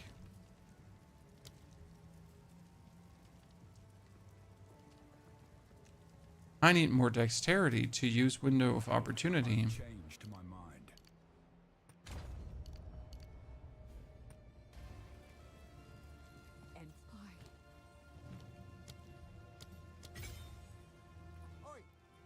Oi! Take a look.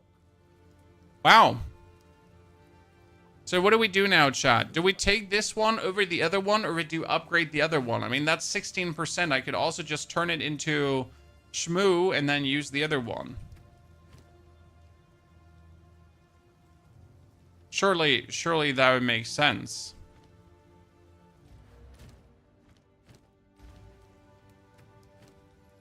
Looking at here. Tempered by flame. I lose totem damage because I lose ranks on the totem, right?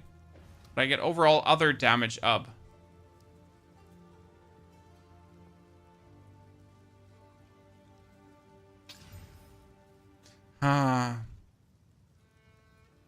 I kind of want to keep using this cool hammer with the 2 ranks. Has it already come to my attention that I need 2 weapon sets, ladies and gentlemen?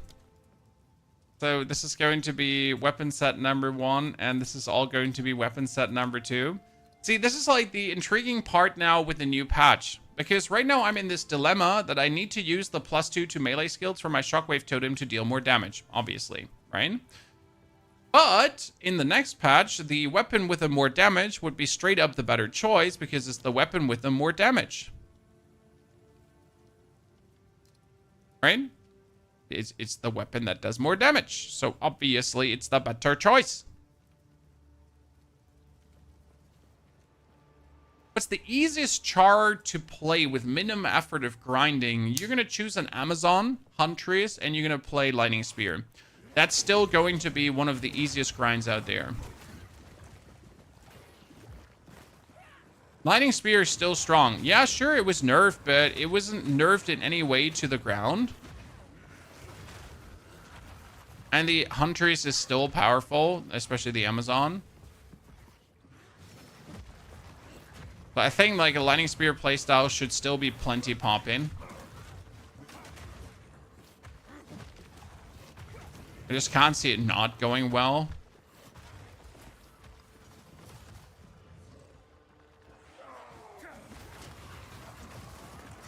But who can say what's popping out?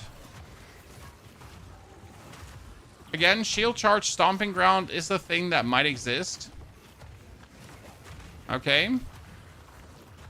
Ladies and gentlemen, shield charge stomping ground. I'm level 15. I'm surprised at how high level we made it through this. Oh, let me actually teleport back to buy a better potion. You have new things with O2 that came out. It's been a while, sir. There's definitely O2 videos from back in the time, but when you better look at the new stuff at this point. Be careful. It could be shield stomp now. Yabba dabba doo. Good old shield stomp. Oops, I never put the Infernal Cry anywhere. How about a few pure fire build for the Sork? Will that be viable? No. No. There's not enough fire stuff out. Fire-wise, we're just missing too much. Like, we're actually missing real fire skills. You have Fireball and you have Solar Orb. More or less. I'll remove your head myself. You are nothing but a tyrant. Crush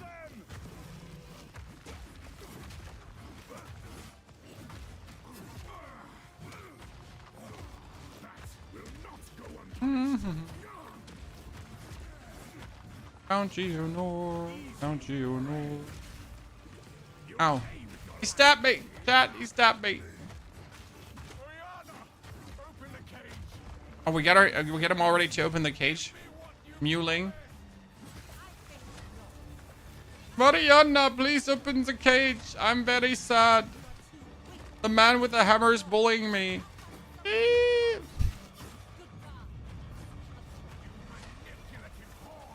Chat, I won't accept it if you're not bullying Geonor. That's very important. You gotta talk back to him.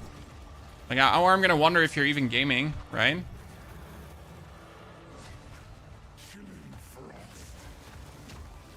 You're not talking back.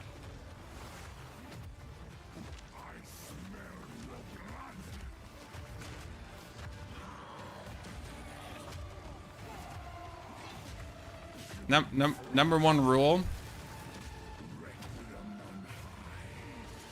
Always give Geonor a hard time.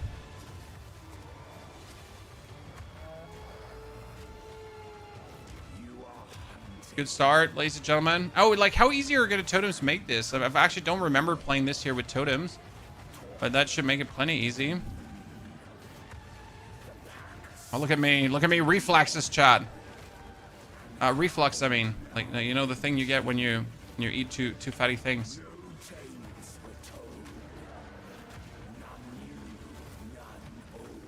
I totally dodged that.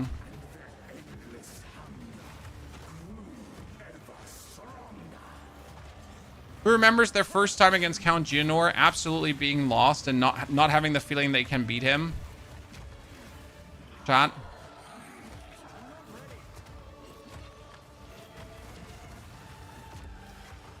Oh, wow. I should have died there.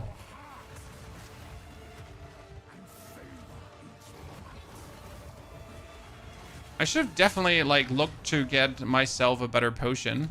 Because that potion is barely healing me. That is a medium life flask. Yeah, I should have had a large life flask.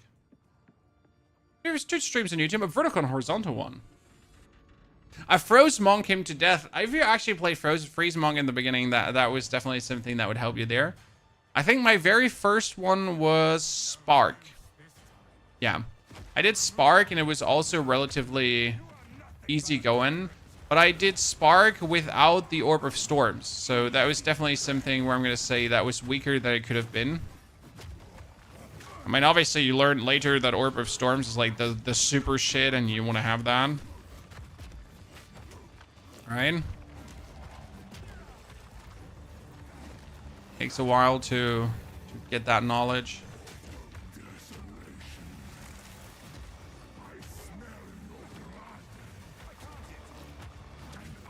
Totally going to get stunned here.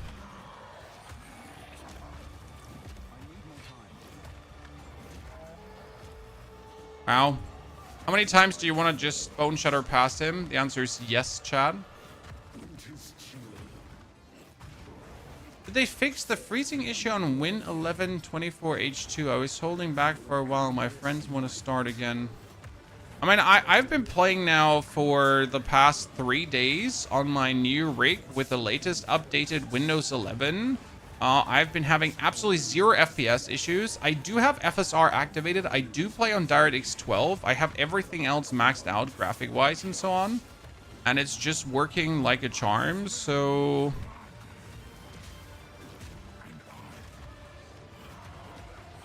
Can't tell you if there's any graphical issues still persisting. Because I really haven't had anything, right?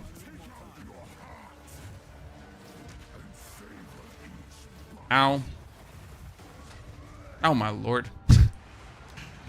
Is totem like a thing in real life? What are they used for? You mean totems? You put them up and then you have a lucky charm. Or you pray to them. But you don't have a shockwave totem in real life. Chaos Firecast on with Monk. I'm not sure if the Chaos Firecast is a trap. Right? Because we're having like the whole fire damage and you get that Black Flame Covenant, right? And you have all that kind of stuff. And we're all like so excited to to be using like some chaos fire shenanigans, but it seems like it seems like bait, you know, like too good to be true. Like, if is it really going to work out, or is this like, you know, snake oil?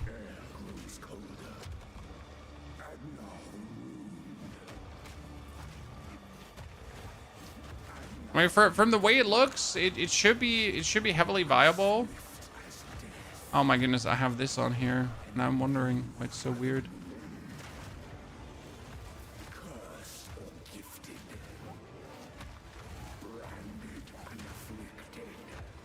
From a pure theory craft standpoint, it all seems pretty hot and exciting.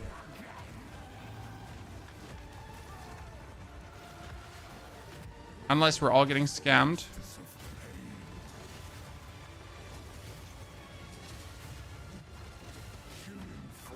Oh, last time I died from that.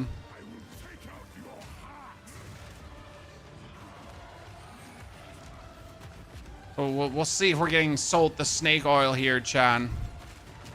Right? Oh, well. The only reason to not use, like, not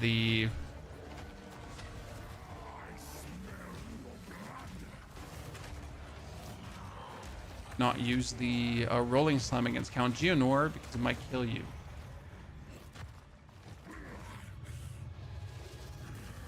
Movement speed is impeding on fun? No, absolutely not. If you think movement speed is impeding on fun, you're just looking for the wrong experience. I mean, we have sprint now. You can have movement speed boots, and there are some movement speed skills. But all in all, the game is slower. Kelvin, I could not buy a better pod. Those, I mean, sorry. What do you think about the blood HP nerf? The Giant's blood HP nerf is significant, and we hate it. It's definitely going to cause trouble down the line, but what can we say? It is what it is. I mean, my current Titan has like what, 2,200 HP, 2,400 HP, like on a low equipment basis. And with the existing nerf coming in, he's just going to lose like 600 HP or so. And that's obviously not what I want. I don't want my character to lose 600 HP. But hey, what can I do, Zol? Sometimes it's just what it is. Come on, Ranley, what do you get for me? Pack it, Ranley. Show me the cool things. He doesn't have movement speed, Renly. You get shit, guys. Give me a fancy ring. You don't even have a fancy ring. See, like, I was trying to buy a large life potion, Chad. No large life potion for me. Ponyhoof got robbed. Okay, let's go for 2 so we can quickly get ourselves the fissure. What do you think GGG was thinking when nerfing Giant's Blood? The only idea I can have about nerfing Giant's Blood, guys. Okay, so what's happening, by the way, for the people who missed it? We have Giant's Blood that allows us to wield 2 200 weapons, but it reduces the amount of HP you get from strength by half. So instead of 2, it's 1 HP. Now, the only thing that I can assume is that we get more passive nodes that give us life instead of strength. So they are lowering the general strength requirements of equipment. So you don't actually need that much strength anymore to wield stuff. And then you can actually focus on a percentage of health stuff. So maybe we get more nodes that actually give us life. That's like the only thing I could even remotely consider. Double 200 Totem was OP. Yeah.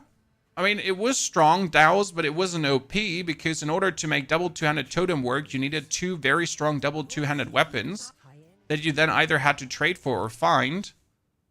But it wasn't like, oh, wow, you have this, you're automatically OP. No, you're not. You're not. Right? Like, wow.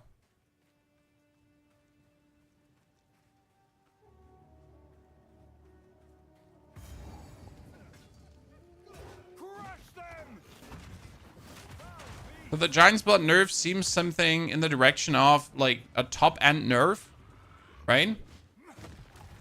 For very good builds down the line, but for people for like normal solo self on cruisers, it seems to be like very bad. Because obviously, as a solo self-found character, to find like 2 really good weapons that I can then use to like abuse Giant's Blood to the max is actually quite difficult. I don't have these great weapons lying around.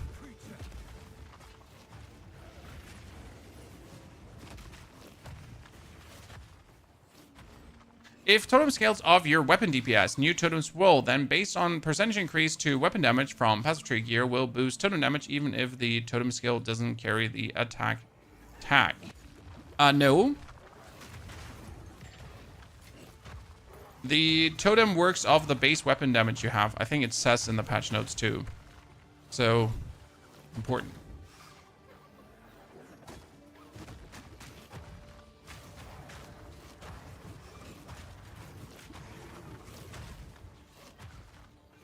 The strength requirement was off the charts with 200 weapons. Oh yeah, absolutely. I mean, the stat requirement of any item piece was off the charts in my humble opinion. Like, it was just no fun. If I'm a mercenary, right? And as a mercenary, I was trying to mix dex and strength gear. Sometimes that was even annoying. Or if I then wanted, as a mercenary who's mixing strength and dense gear, try to actually put on a strength or a dex equipment piece. The requirements for that usually were quite obnoxious. To a point where you're like, why am I even bothering, right? Why am I even looking at that?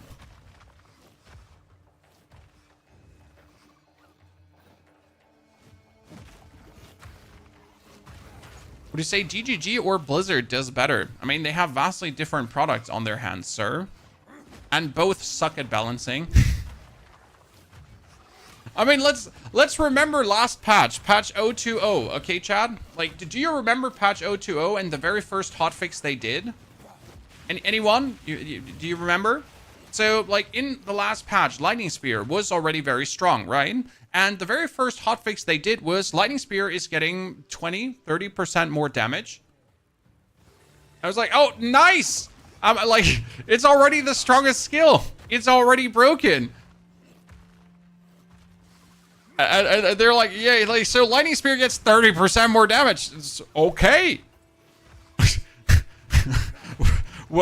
Whatever. Thank you, I guess.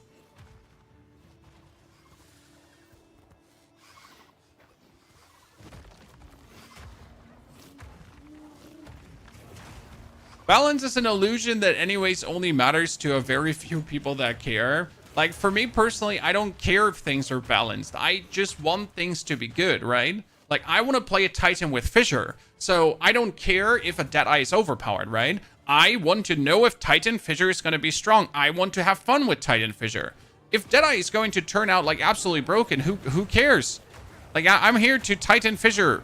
I am here to Mercenary Mortar Totem. I am here to, right? I'm here to do specific builds and have specific fun with these specific builds. And if then, like, something else turns out to be, like, you know, overpowered, then may it be as it is. But that's not going to influence me having fun with what I'm looking forward to having fun with. Right?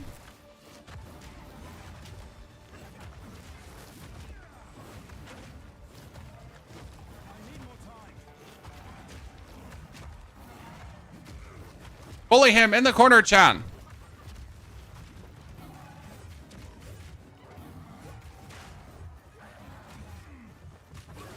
Aha, I win. Barely, but I win. I need that bigger heal pod. This is like my biggest downside is not having a bigger heal pod right now. I should return to the caravan.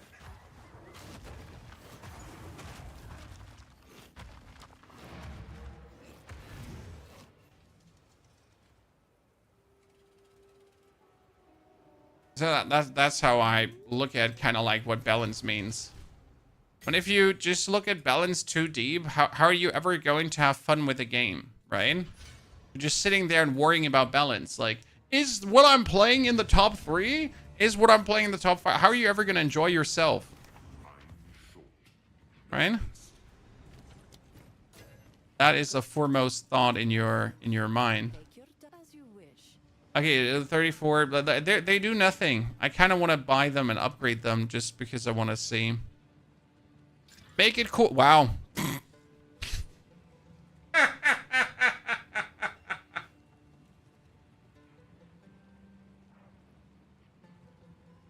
have a talent, chat. And the talent is called being ridiculously lucky. And handsome.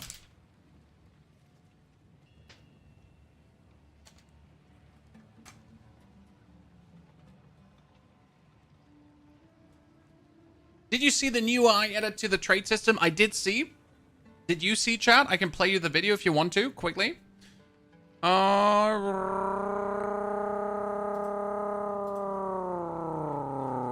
Sorry, I'm a motorcycle. So for the people that missed it, we can play this quickly. Might have not seen it before. It's in my latest YouTube video. Come on, how have you not watched my latest YouTube video yet? Shame on you. But here. During the third Edict content reveal, we announced the new asynchronous trade system that allows you to purchase items instantly from other players, even when they're offline. But one feature we didn't quite have ready in time for the reveal is the in-game market browser. In-game market browser. Well, it's ready, and we know a lot of players will be looking forward to this one. Open the browser by clicking here. Market Search panel. the item you're looking for. Type in what you want. Find it. Then click the Travel purchase to the button hideout. Immediately teleported to that player's hideout, where you can purchase the item And from buy their it. shop. I'll get it here quick smart. They don't even need to be online. Almost all the functionality of the website is available here. You can search using many different filters, sort everything. See, and now my question, chat. If we have all these filters, why don't I have them in my chest? Can you give me all these filters in my chest when I'm looking for items? Right? Is that possible? Okay, because I don't see why that wouldn't be possible, right? I don't see why we couldn't do that. Like, surely. Right? Surely. So what do you think about my hammer, chat?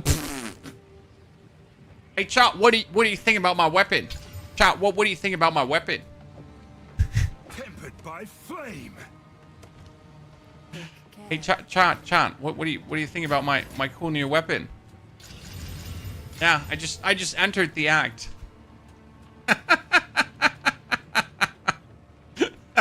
I'm just using up all my RNG. And we're gonna be like on the release of the actual league on Friday. It's just going to be like terrible RNG left, right, and center. Missing 2 sockets. I didn't find any socketable materials yet. I could obviously put that on, but you know I don't want to overdo it. Streamer servers are real. I think so too. I think so too. You vendored socketed gear? I did, Frazzy. I definitely did. You could outfit an army with a mine of this scale.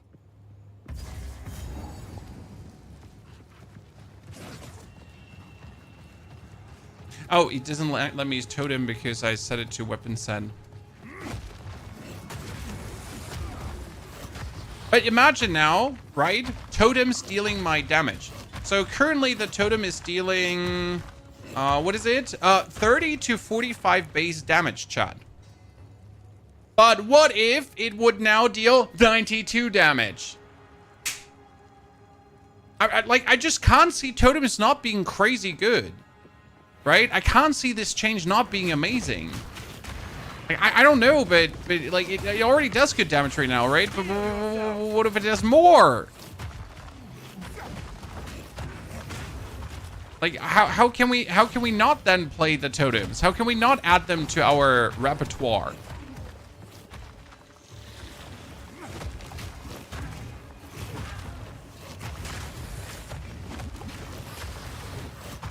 Right? And I'm gonna put the totem down, it's gonna slay, and I'm gonna slay, and we're gonna slay together. Like slay, literally. Thorn's build is hyped or what? Well, I know there's a streamer called Keltoric who's like all about thorns, and he seems to be excited.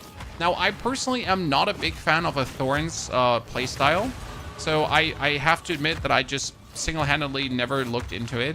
I don't even know how thorns function from a functionality standpoint in Path of Exile, right? I just don't know.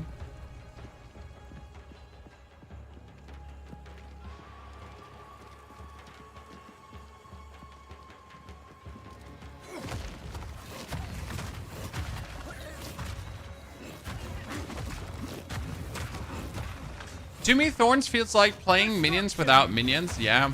I just dislike the fact of having to be hit, right?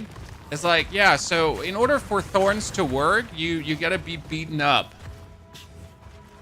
But isn't the technical theory of the game to not get beaten up, right? To kill things before they kill you, to just not take damage, to use your skills, like my totems and my other stuff, to overwhelming force oppress everyone and like technically go through life before they can kill you. I mean, you're playing like Ice Strike Monk and you're pretty much, you strike them before they strike you. And that's how you win. That would be the basic idea. As a League start build, I will definitely do Warrior with Totem, with Shield Charge, and then we're going to look into hopefully making use of Stomping Ground. If the Stomping Ground Shield Charge doesn't work, we're going to definitely send it into Totem's Boneshatter. And then as soon as we get a tier 7 gem, we're going to add Fissure to the fray. The thing about Totem Fissure is going to be that Totems actually trigger Fissure. So if you put down 2 Totems and they just slam into the Fissures, that's going to be insane. Now, the whole thought process is just, what are we going to do? Are we going to play a Warbringer? Because with a Warbringer and Totems, you get another Totem on your first Ascendancy. You're level 20, you ascend, bam, bonus Totem. Fuck yeah. And without having to use Overabundance, right? Because usually you could also use Overabundance at this point to just make another Totem, but you would actually reduce the time the Totem is alive. So that would kind of stink, because I don't want to reduce my Totem's lifetime. Then I would have to use Overabundance Persistence right away, and I couldn't use like Martial Tempo or anything on it. What do you think of Blood Mage as a beginner? Blood Mage got buffed, you can absolutely play it. Blood Mage before as a beginner sucks because you get kicked in the nuts as soon as you ascend, since Blood Mage had life remnants, and you needed to invest 2 points to get the life remnants, and the life remnants would only work if you actually crit. But now, since life remnants work on hit instead of on crit, you're gonna get easily to the point where you choose to be a Blood Mage and it's just instantly good. You're not just gonna feel like, wow, I just got downgraded. No, you're gonna feel like I got upgraded. And not only do you get straight away the life remnants for free, no, on top of getting the life remnants for free, you're also going to get the 2 skill points to spend. That means you can instantly go into more bonus spell crit chance, which is always good because bonus, like standard spell crit chance is around 8 to 9%. Some are at 5%. And then you instantly hit 15% with your base spell crit chance. And then with the next ascension, you would already get bonus crit damage, which is crazy. So yeah, that's great.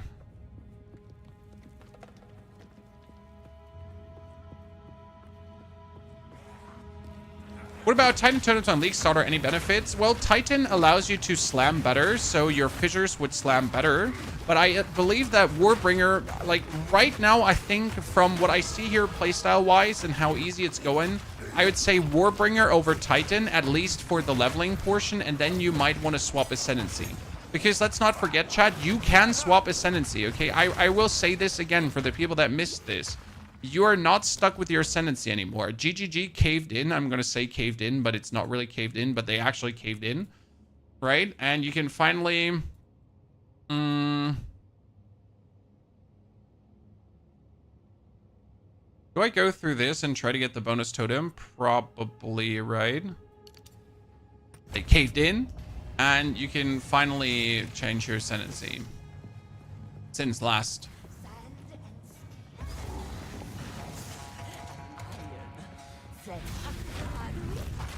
League. And I still think that's huge. Oh my goodness, I forgot fire resistance on her. It's an absolute menace.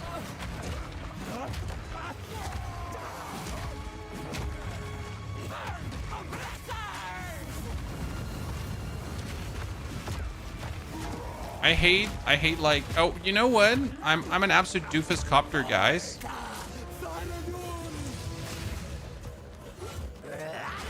Because I've been having like perfect strike the whole time and I completely forget that I have perfect strike.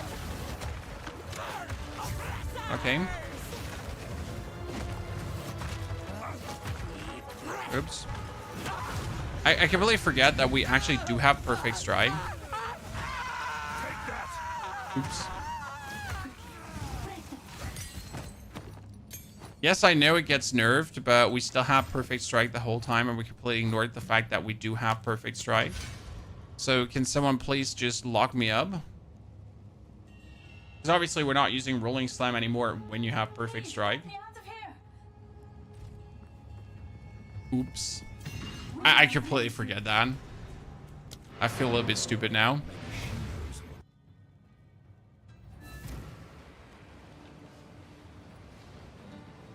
Say, we like, where's Path of Building? Okay, so... no, let's lock out for this so I can show you. Like, I'm gonna lock out because I need to show you something. For the people that wonder about the Ascendancy. So this is my Titan Ascendancy, okay? We played a little bit around with it. We get the Path of Building 2 up. So let me put the Path of Building up 2. Just like for your thought process. So you can do Fissure, okay?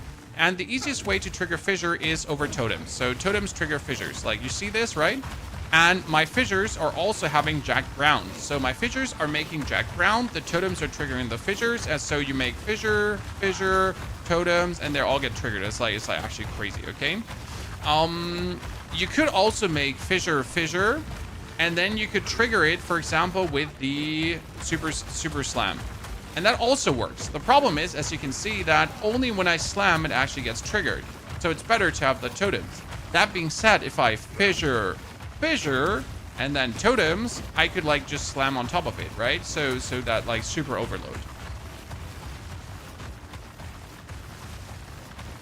Now, if you think about it though, later the Titan might be useful because it says 25% chance for slam skill to yourself to cause aftershocks. So if I then actually do the volcanic fissure, the volcanic fissure could aftershock from this already. That means like alone the fissure itself could aftershock, which is kind of like cool. But again, that being said, in the beginning, it might be better to just go for the Warbringer because the Warbringer gives you a bonus totem. That would mean with level 20, 21, 22, you already have a bonus totem, right? So I could put up 2 totems for no loss. And that's the crazy part, right? No loss, and I get totems with a Warbringer right away. Might just be right away better than the Titan, correct?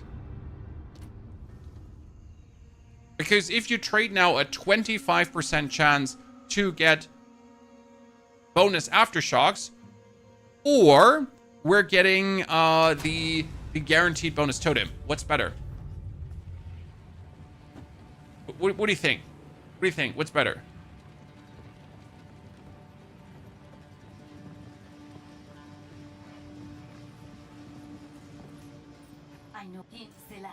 I think the bonus totem, right? Self-explanatory.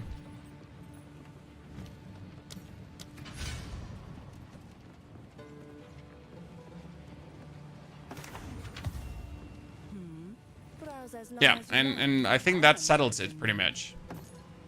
In my mind, at least. Wow, +1 to melee skills again. I'm just being hounded by these items, Jan. Goodbye. I'm just being hounded by these items.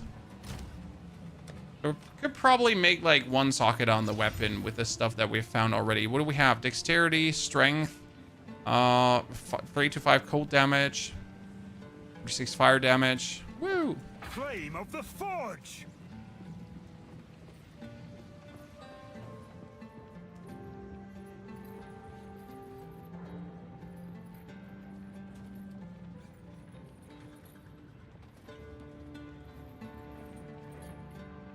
Good. Oh, we need to travel to the gates. So let's ascend and then go actually for the Warbringer. Because I've never had a Warbringer ascension, guys.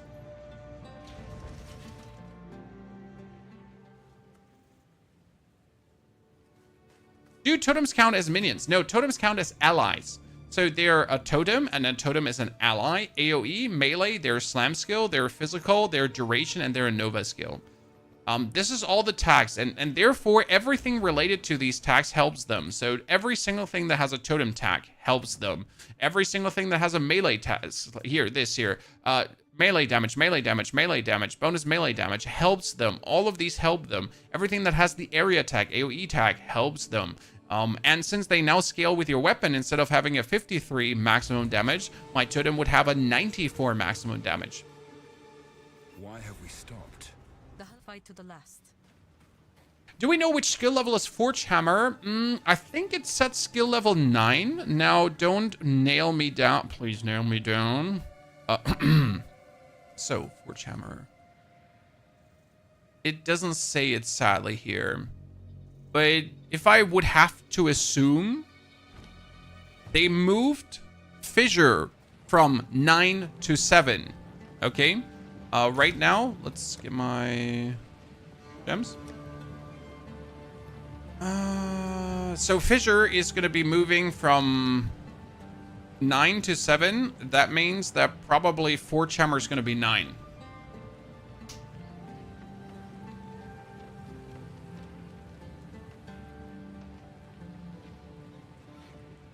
And then you can get it in Act 3, and that would make sense, right?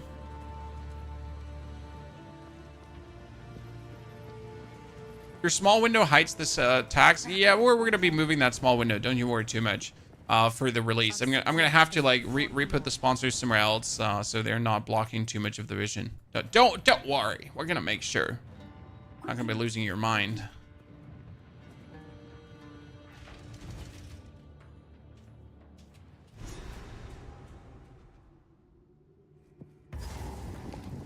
By the way, chat, would you be playing Overabundance early, or do you think 1 totem is enough?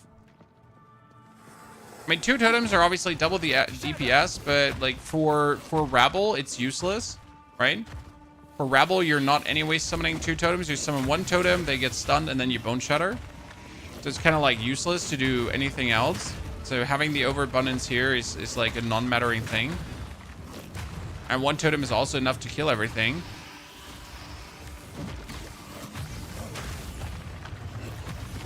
I guess only against a boss it would technically be useful.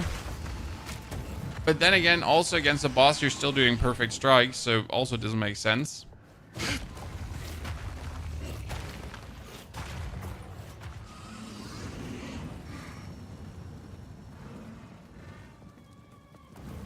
Act 4 seems like it will be a cool experience. Absolutely. I know we're a bit numb to the existing acts already because we have done them so many times. I do like the existing acts. There's probably only one region I hate, and that is in Act 3. But since the Act 3 rework, like in case you missed this, again, ladies and gentlemen, Act 3 actually got a rework that made it a bit more streamlined, a bit more fun to traverse through. So before, Act 3 was a little bit of a doozy. Certain parts of Act 3 were really shit. And they reworked that, and it's actually better now. I've replayed it since then, and it definitely does feel better. The whole traversal of zones, the whole way how zones are set up, is just all in all improved and less annoying. One up for them, gotta say.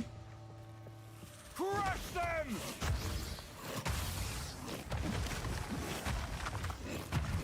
And obviously, we're assuming that the things they learned from making these acts better is also going to apply to Act 4. Yeah, run 1 totem because you can get the free totem from the first Ascendancy. That's what I was saying about Warbringer. Warbringer gives you a free totem without a downside, correct? If I would play Overabundance right now, I would also have to play Persistence at the same time because Overabundance ruins the uptime of totems. And therefore, like, you're already forced to play, like, multiple gems just to make one thing really function good. So I think that, like, the 1 totem is just better, and then the Warbringer to not just, like, have to, like, deal with the downsides of using that. Will RF ever make it to PoE 2? I don't even know what RF is, sir. So you're talking to someone who actually played a minimal amount of PoE 1 because I never enjoyed PoE 1 that much.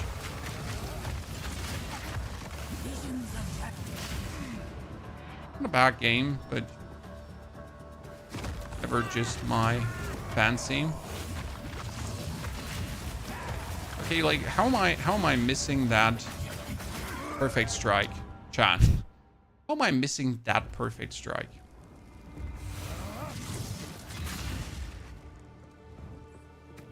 Let's make it easier for me because I'm lazy.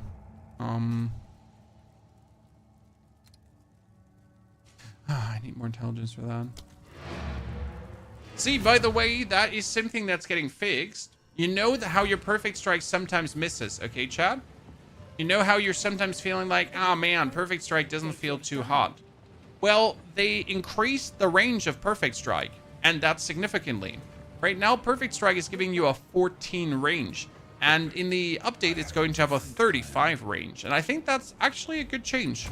Anyone else agree, disagree? Anyone else wants to fight with me on that?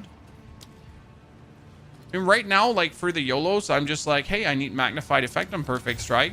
But the thing is, I could actually play martial tempo on perfect strike as I can play martial tempo on my totems, right? Because I can play martial tempo on everything. I know nothing of these symbols.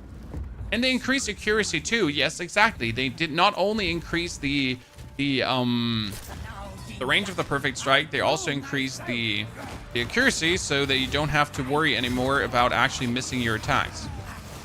As it should be, because right now I'm just literally, the perfect strike is just missing. See, like that perfect strike finally hit. The other perfect strike before just simply missed.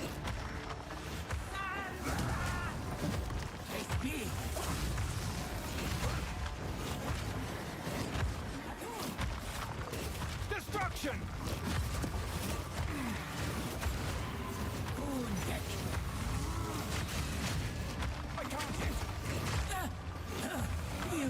The game forcing me again to play like stupid passives just to like, see, those 2 hits just missed. Great, right? Technically, I am forced to invest my points now to go all the way to resolute techniques so that that missing does not happen anymore. I just don't want to go for resolute techniques. A coin? What is this? But they made perfect strike weaker. Yeah, but is that not a good trade-off? Because if you don't have to play resolute, okay. If you don't have to play resolute techniques in order to just exist as a warrior, right? Like, so that if that's not a forced thing, then I'm automatically going to hit more hits. I'm going to do more damage because I'm like, I don't have to play this. I can actually deal random crits, even though my crit chance is low, who cares? And I will net total have more DPS because I'm not just missing that much. Should all in all turn out to be a positive, right?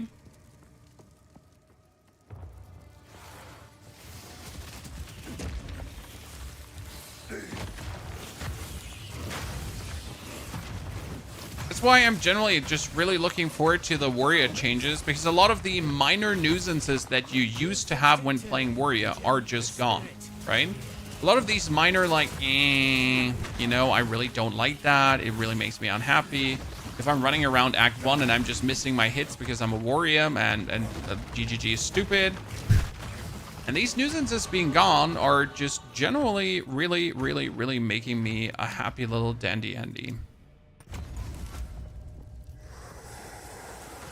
Why are you playing now when they're adding so many notables? Because I haven't played in a long while through Act 1, 2, 3, sir, and I just like playing the game. So why play now? Because I like playing the game. I like warming up for Friday.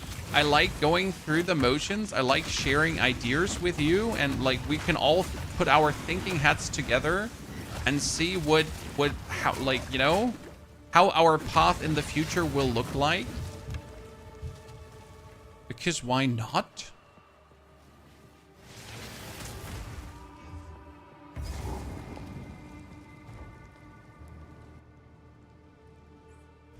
Do we get to see the full passive tree? Someone said that in a stream of another streamer, there was a dev who then said that we might be getting the passive tree before release.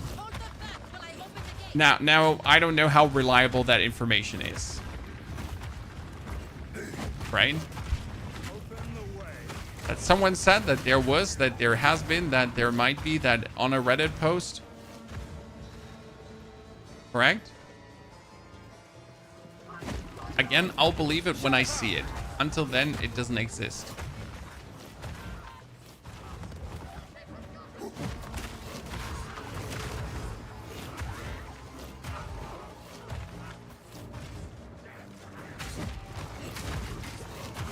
I hope it's not mid-Friday. You won't be able to get that sleep you wanted. Well, I'm going to wake up on Friday. I'm going to bring my children to school. I'm going to kiss the wife on the lips. And then I'm just going to go back to sleep.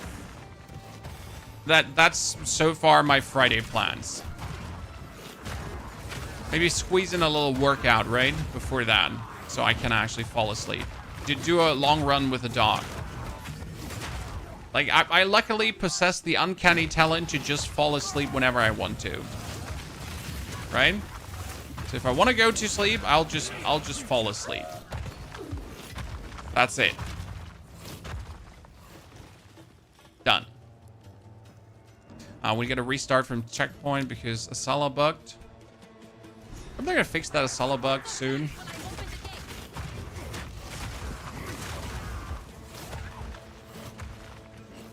Look at family visiting. You fool! You should have said family. I'm playing Path of Exile too. And if they don't understand, like, are they really family, sir? Right?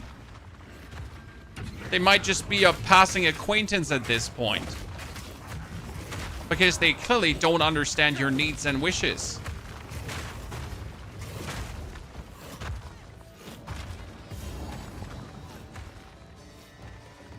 Correct me if I'm wrong.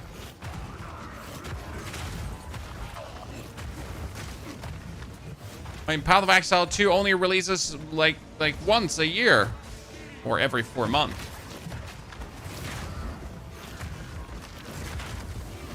You gotta understand.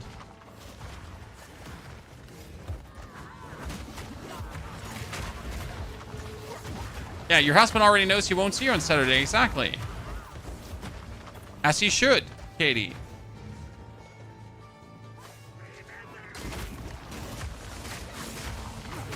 My wife gonna do some work on Saturday, but I'm probably like, I mean, it's the children's Saturday, so they're gonna be getting some cartoons and breakfast, and then it's off to Path of Exile 2 guide creation. Okay, do we get the aftershocks? I mean, technically I should go for 1, 2, 3, 4 points right now, and I hate that I have to do this just to be able to exist. Right? Because otherwise there will be pain. But if you already think about it this way, right? I'll just be stronger. Tell me, in all honesty, is Hollow Palm bait? Maybe. We won't know until we have tested it, my friend. Is Hollow Palm going to be bait? I hope not. I would hope that Hollow Palm turns out to be not bait, right? Would be fantastic. And I would love to see it being an actual thing. But yeah, what can we say until we have truly seen it Take your time as you wish. in action, right?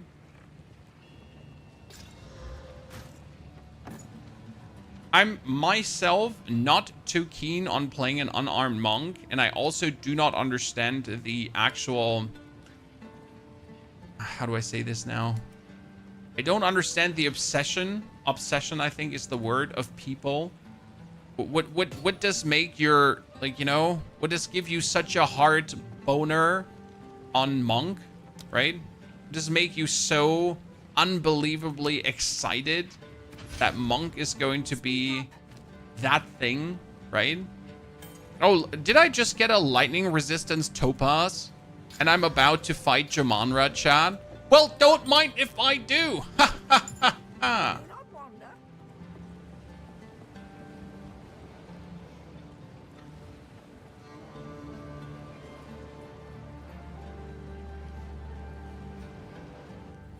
Chaos Monk, exactly. Before I would try unarmed monk. Isn't like Chaos Monk what's the hot shit? It's looking like so interesting, at least to me. I shall dethrone you, sucker monk, and leave you to the sand. Because that's what I would say looks like super hot right now. Will fall. I mean, I'm more getting baited by the... I tried to seek peace. Hey, by the way, chat, I have a very important question. So now that we talked about Perfect Strike is getting more range, okay? And we're talking about significant more range. Does that not mean... So Perfect Strike is going up from, from 14 melee strike range to 35. Does that not mean that concentrated effect is insane?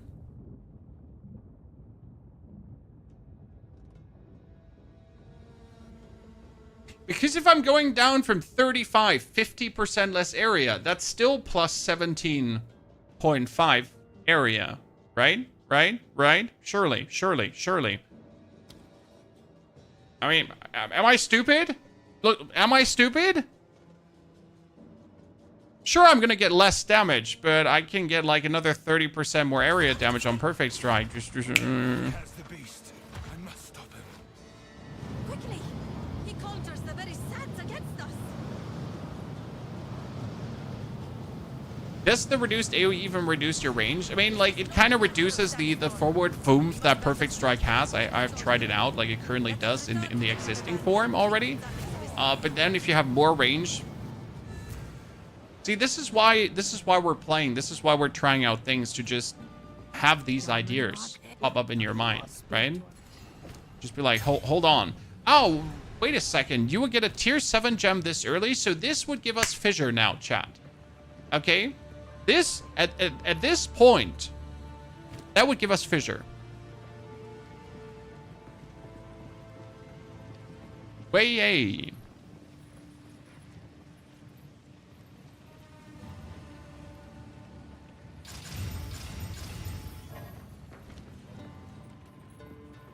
You have your Let me quickly go into the Keth. Why Keth? Because you get 2 skill points from it.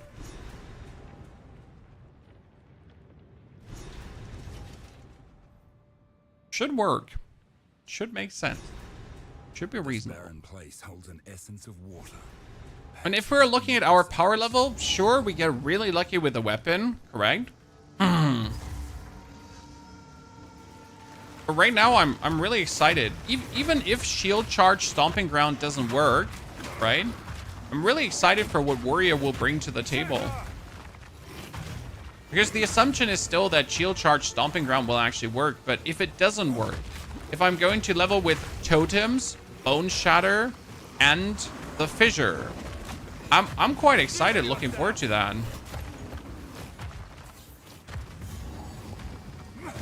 Because so far, the promise is it should be quite powerful.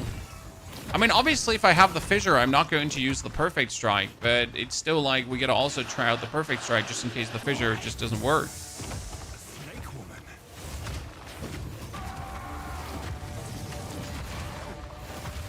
This Perfect Strike is still illegally strong, right? I'm not ready. It hits people.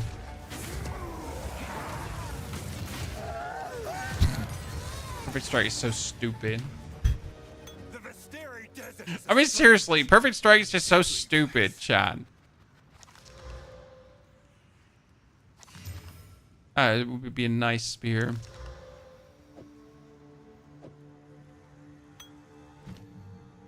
Eternal Cry. Unless I should make Perfect Strike stronger.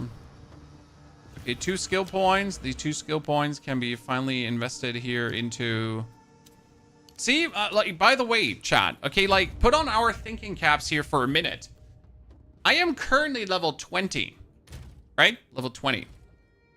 If I don't have to spend these 3 points on Resolute Techniques, I could actually get 1, 2, 3. I am almost at another totem.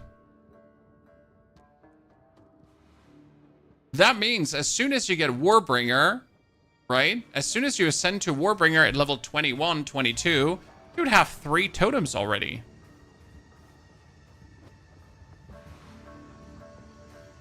It's quite nasty.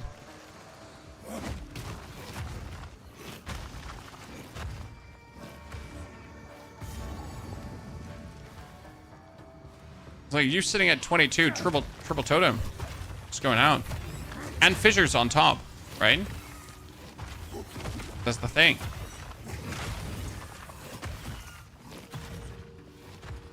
Pretty good, pretty good, pretty good. Warrior is starting to look like more and more promising down the line right now. To me. Perfect strike, never again missing is going to feel insane. Yep. Something like this. I don't see why shield charge. Well, what I fear is that they're going to tinker with Stomping Ground. Right now, they did not tinker with Stomping Ground. But for some reason, it seems like that GGG forget about shield charge Stomping Ground. Like, I mean, like, again, like, it currently, like, unless they are significantly doing something to shield charge, right? It does look like they might have overlooked the fact that stomping that shield charge Stomping Ground is a thing. That's at least what it looks like. Crush them!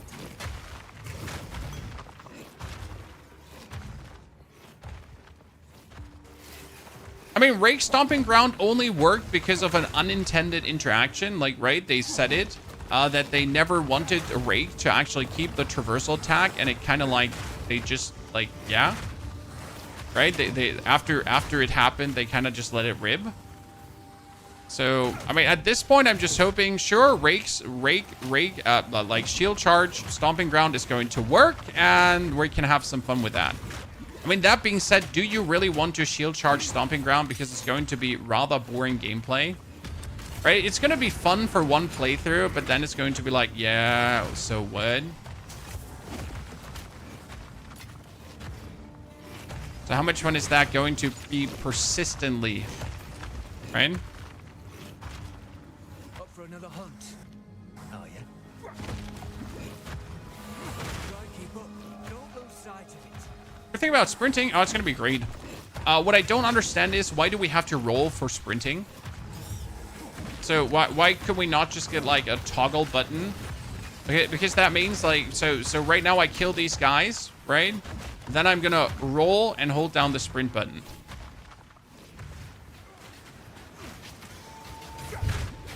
Fear will best you. I'm gonna be having to put roll on my mouse button, because otherwise I'm gonna have to hold down like a really stupid button at any given point. And I really don't want to hold down a stupid button.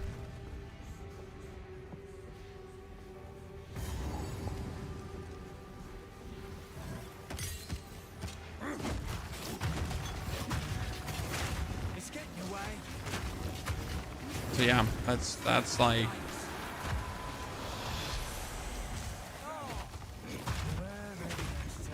it's the only thing I don't like about the sprint.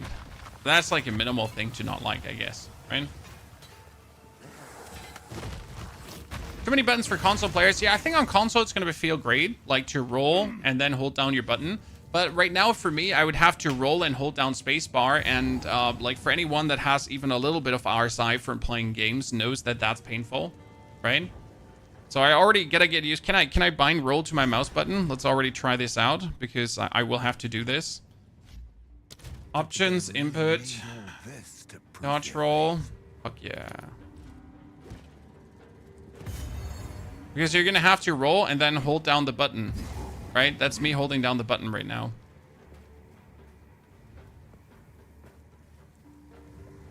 Can I do secondary? Now shit, they don't have secondary and wait, why can't I bind two buttons to something? Oh, it makes me so unhappy right now.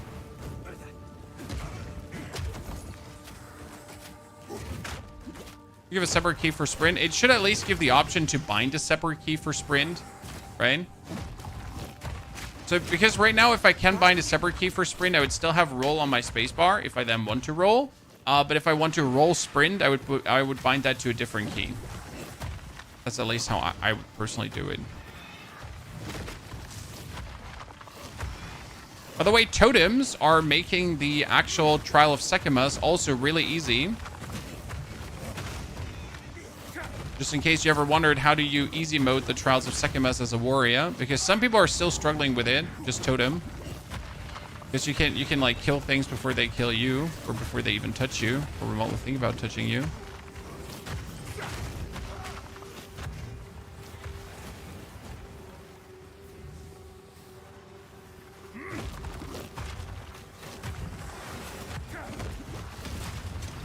I don't know why people still dislike Trials of Secamus. I still get a thing. It's people that never put the effort in to actually get themselves the relics that would help you with the honor loss, right? Because the Trials of Chaos are so much worse than the Trials of Secamus. So how can you still hate that but not the Trials of Chaos? I hate both equally. You know what? I respect that. I absolutely I can respect that. If you're hating both equally, that's reasonable hatred. That's a reasonable level of hatred, sir. You can get behind this.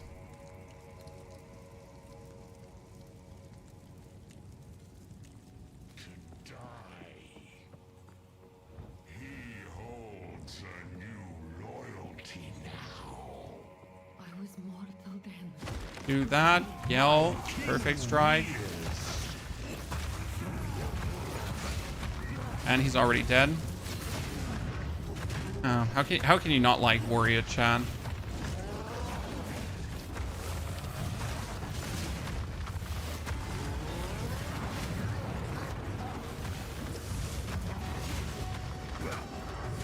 Sorry, just finishing with normal strikes. I like Warrior. Come on, Katie, don't be like that. Don't do this to me.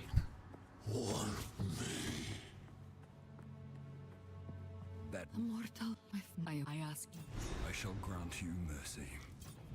I just want the third trial to not feel like I'm being slapped in the balls whenever I'm being forced to play it. The good thing is that they buffed the fourth trial now. Right, Chad? So if you have to do the fourth trial and you have to fight Xerok the Temporal, you're not automatically losing if you get bad RNG. That was something that really peeved me a lot because I usually always beat the fourth trial until I finally had one of these moments where you got an unfortunate trial and I just lost by default and couldn't do anything about it. Right? It was just Joe Ever.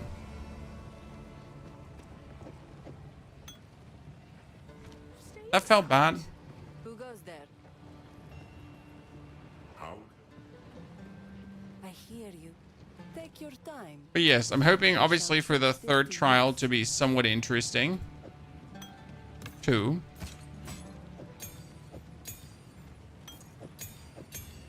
That'd be nice. We have here, I mean, unless you're getting like plus 22 skills, you're just absolutely uninteresting, right? The gloves are still energy shield plus 9 because they have 7% attack speed. That's cool. Let's do trials, Chad. Okay, woo! Where's trials?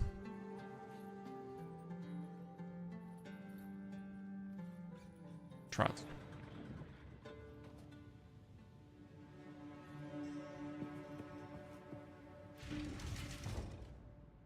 So hyped for Friday? Well, I love to hear that. I am very hyped for Friday as well. I mean, we're all very pumped. We're all looking forward to it. It's gonna be good. I hope we can somehow tank without a new shield without a shield in the new league. I wonder if Warrior is going to end up playing dexterity and armor, so you can also play deflect. I wonder if there's an option for it. Or if the new affix, because there's a new affix coming that says a percentage of armor applies to elemental damage. Right? We can't really quantify how that will turn out yet. It's still going to be that armor is most likely the worst defense of all the defenses. I mean, let's be real. Let's not kid ourselves. End of the day, we're going to be looking at armor, and armor is still going to be the worst. And we're all going to be like...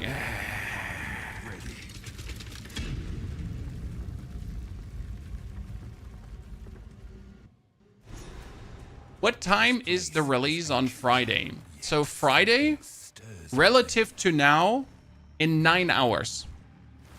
It's going to be 10 p.m. German time. Right now I have 1 p.m. German time.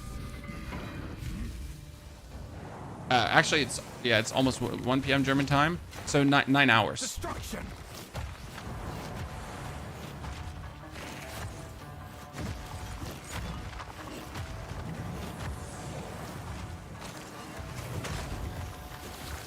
Become death.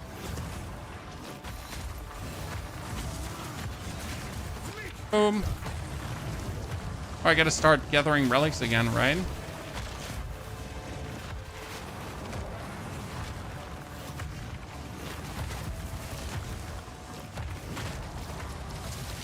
See, also, like, perfect strike with bonus range is going to allow you to just put yourself further away from the enemy and then just, like, perfect strike them on the distance. Surely that should also turn out to be quite helpful. Right?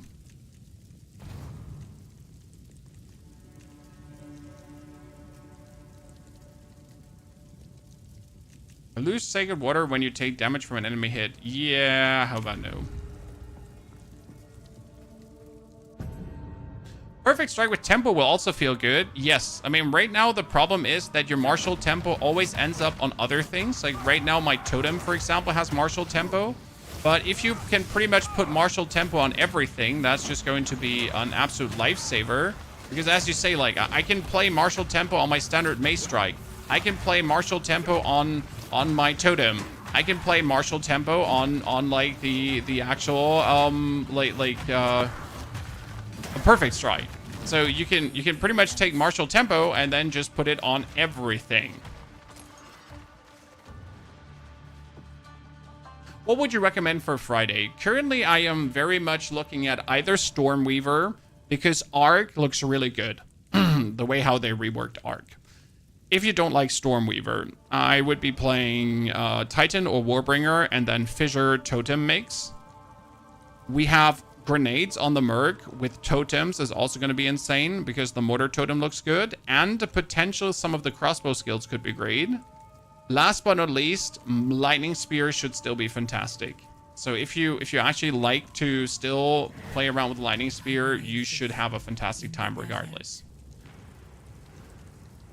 Do I want to take damage from room compression? No, I don't. Arc Blood Mage? Yes, Arc Blood Mage or Stormweaver Blood Mage. One of the two things should be very good.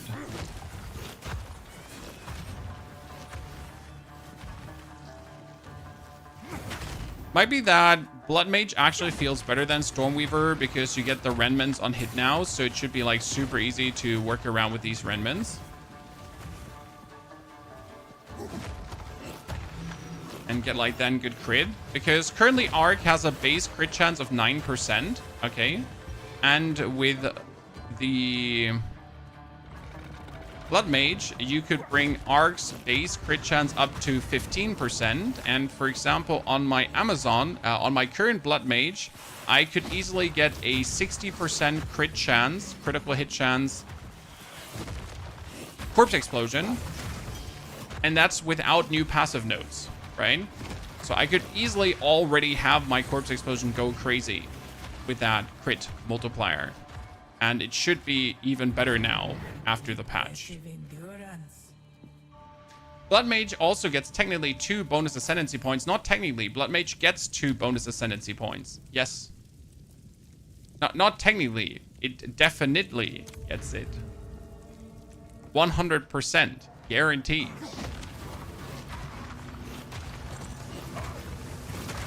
The way how it works. And that's looking in my eyes very juicy. Oh wait, did we not kill you? Oh, there we go. If you could add anything to PoE 2, what would it be? The Druid.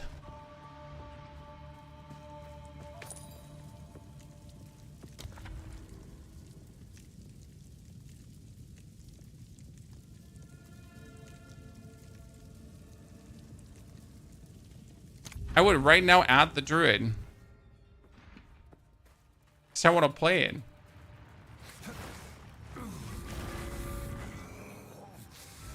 Isn't Corpse Explosion a fire spell? Can you use it with Smith's Kitaba, fire spell on hit? What do you think?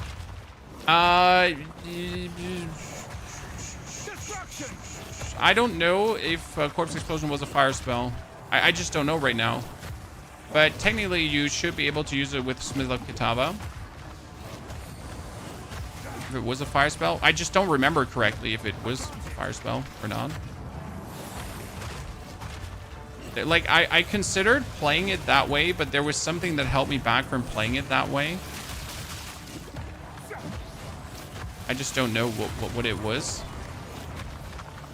Because we did a Smith of Kitaba fire spell on hit thingy, so we experimented around with it. But something kept me away from doing with, like, that. But I just don't know what.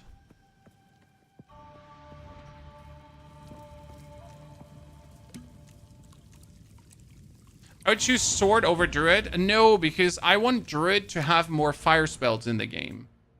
That would make Druid interesting to me personally. That we finally get more of those.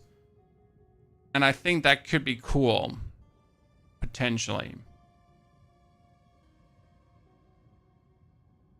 Right?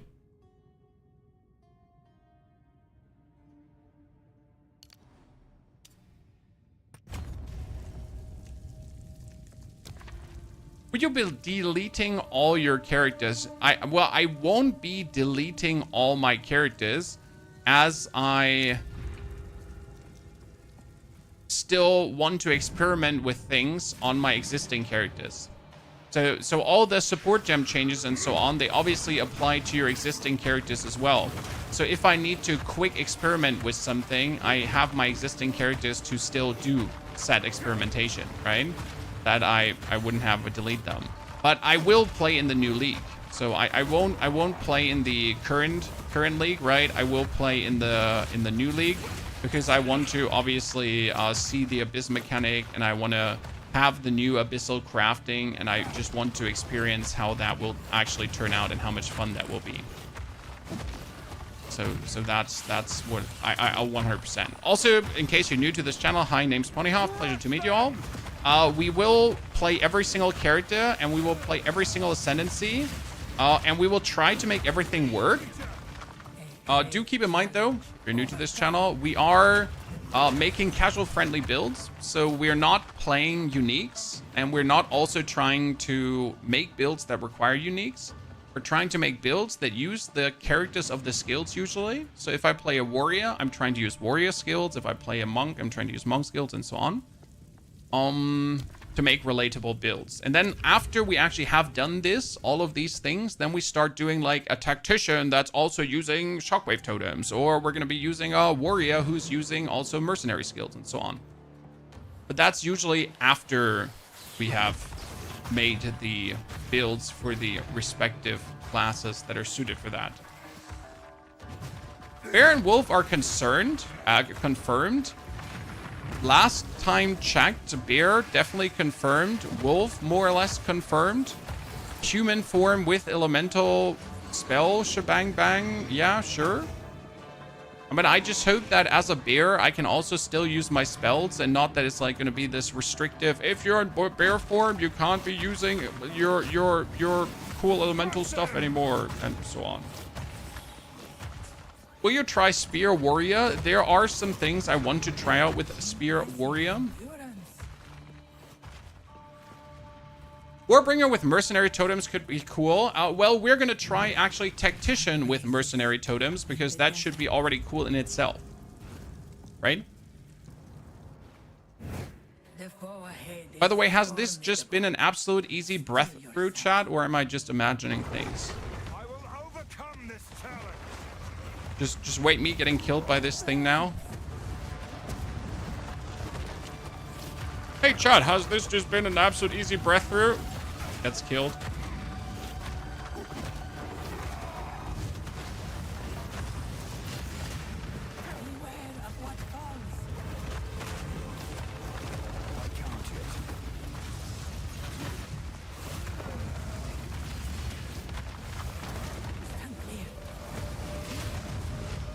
By the way, they're taking the chance for Perfect Strike to ignite out, right?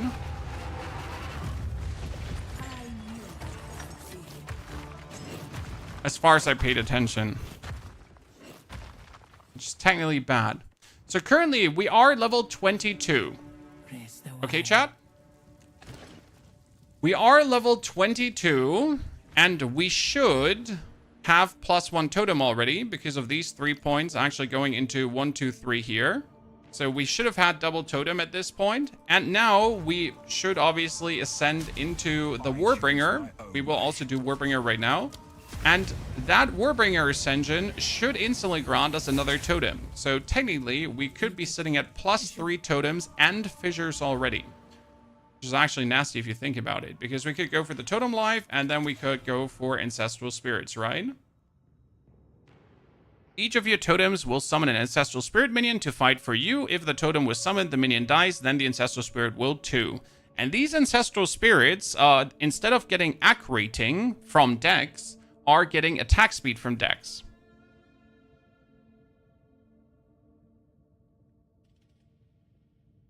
Which is kind of cool. And since I have 3 totems right now, so like, right? Just think about it for a second, right? So we should have the +1 totem, and then we have these 3 points because we don't need Resolute Techniques anymore. So we have that +1 totem too. So from level 22 on, you would have 3 Ancestral Spirits. Already.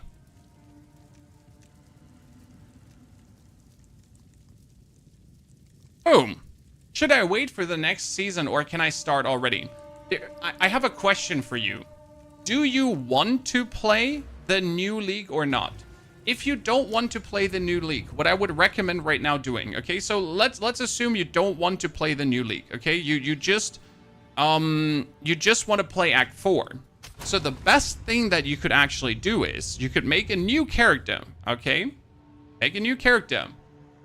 You could technically beat Act 1, 2, 3 already, and then just wait at the end of Act 3, like before finishing Act 3. So don't kill Doriani, play until Doriani, and then kill Doriani with the update. That's what you could do. That being said, I would start from the very beginning. So I would start with like in the new league from level 1 on. And the reason for that is multitude. It's because everything got changed. It's because we're getting new passive nodes and you want to have to respec anyways. And it's most importantly, too, because all the support gems are being changed. So the whole experience is going to be different, right? You're going to be able to use Martial Tempo, the support gem, actually, on every single skill, right? So you're going to be able, from level 1 on, to use Martial Tempo on your Shockwave Totem, and you can use Martial Tempo on your Fissure, and you can use Martial Tempo on your Boneshatter. Like, you could put a Rage Gem on every single skill if you wanted to, because why the fuck not?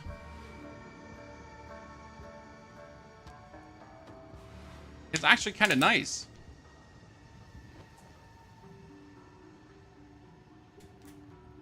The same goes for a ranger, or the same goes for the merc. So on the merc, usually on level 1, what do you do, Chad? What's the first thing you do with a mercenary? The first support gem you get.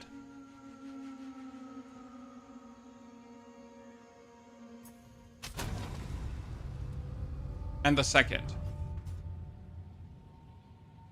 What are those? Number 1 would be you're going to be taking Expedite, so you explode faster. Premature explosions. And the second one you're usually taking is Scattershot. Now the thing is, as soon as Scattershot is out, you can't use this anymore, and as soon as Expedite is out, you can't use this anymore.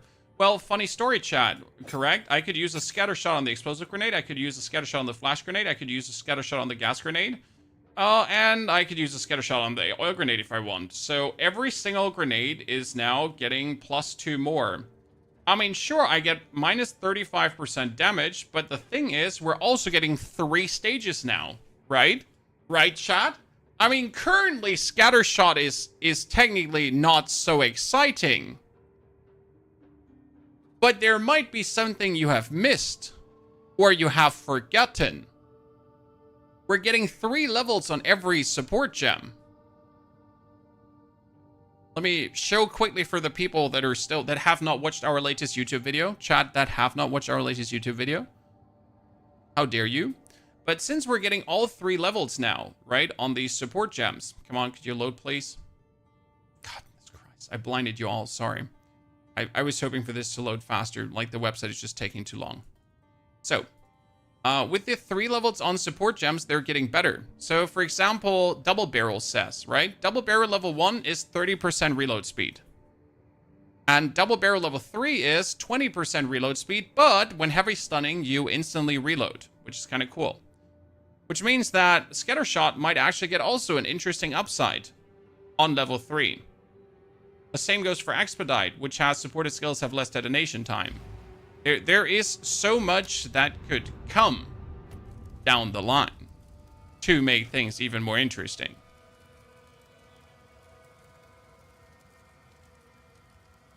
Okay, where's my Warbringer? Is Titan going to be badass? I mean, Titan is obviously going to be good. Undeniable. 22. So 22 would give me Leap Slam, and usually I would be taking Fissure right now. Which is sad that I can't take Fissure. I'm not going to take the Leap Slam currently, as I'm not planning to actually Leap Slam around. It's not going to make for one fun watchable gameplay at the current moment.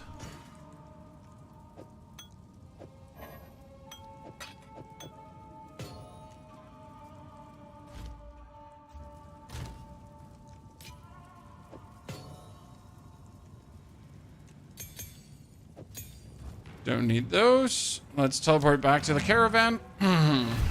We have ascended.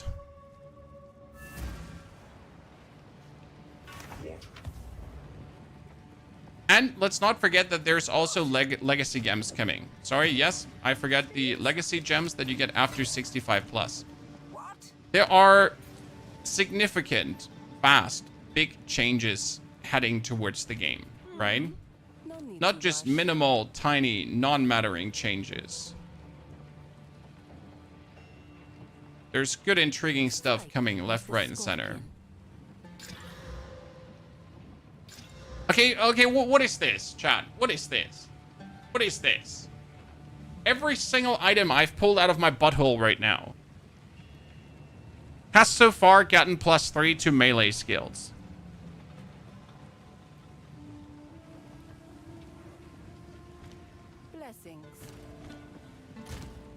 Every single item.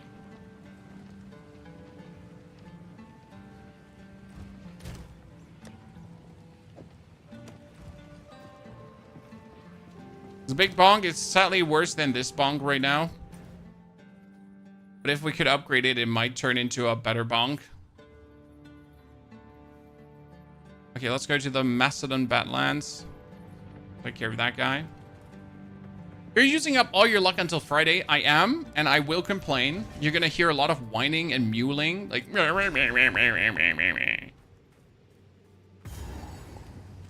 does anyone live in this forsaken wasteland?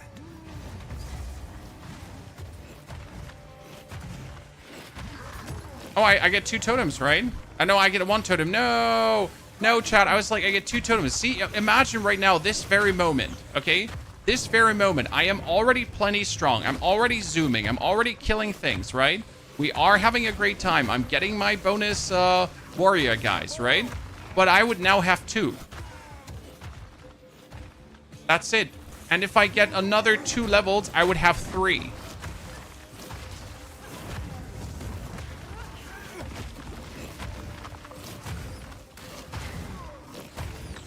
And I would have Volcanic Fissure already, too. I can see this already. Right? I can already see this very well in front of my eyes. As just working.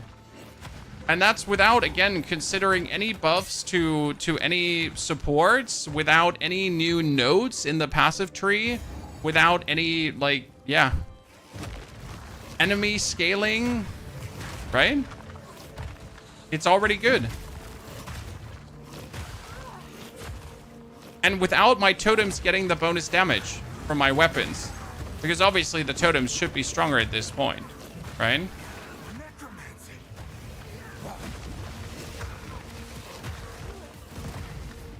I'm getting more and more excited for this. Positively giddy, chat. Do you have a write-up for these builds? I will before Friday.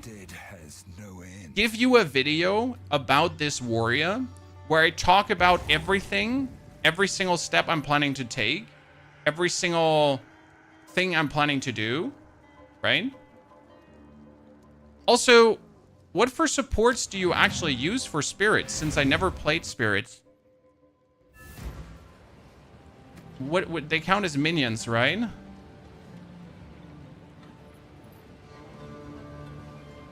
Could they get martial tempo as well?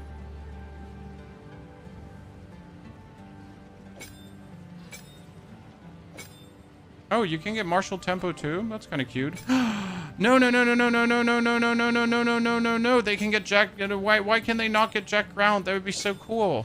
That would make me really happy. I generally never thought about, like, I never played these lats, so I never thought about what kind of supports would they get. We're playing Third Edict. No, this is not the Third Edict, sir. We are theory crafting for the Third Edict.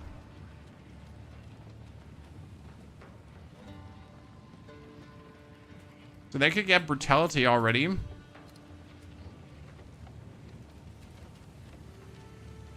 They can get lacerate to inflict bleeding, which is kind of cute. Wow, you really don't have like a single good support, huh? For these lads early on. It's kind of sad.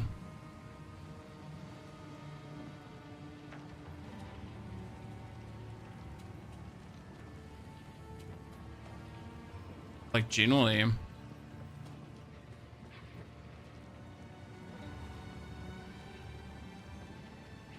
I don't have enough decks to give him anything intriguing. But yeah, I would probably give them martial tempo.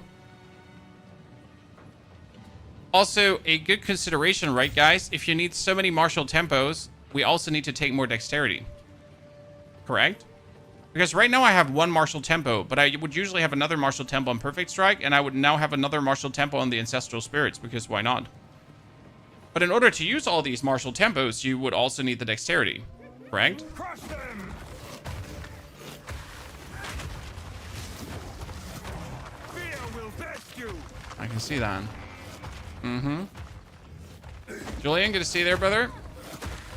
Good Shield might be the top pick for them early. They die, you lose their buffs, which are quite good. Well, are we only playing these lats for their buffs, or do they do meaningful damage? I never played these lats, so the question is, like, I don't know. By the way, did I just get an early Jeweler's Orb, Chad? Like, seriously?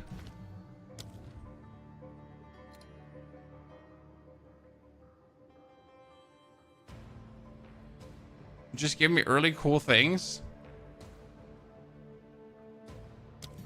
And I don't have a good orb because I can't put like anything meaningful on that right now. Apart from overabundance, but I don't want to use overabundance. Not a fan.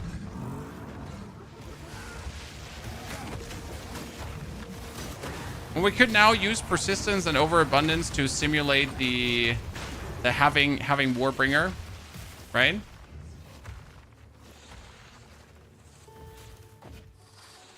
What we're saying is probably play Meat Shield on the lads. Now let's actually simulate having that. For abundance, I need to take a dexterity point.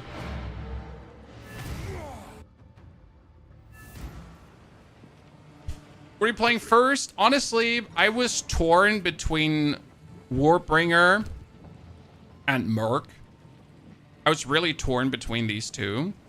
But the more we're playing the Warbringer here right now, the more we're seeing how the build that I imagine in my hat comes together.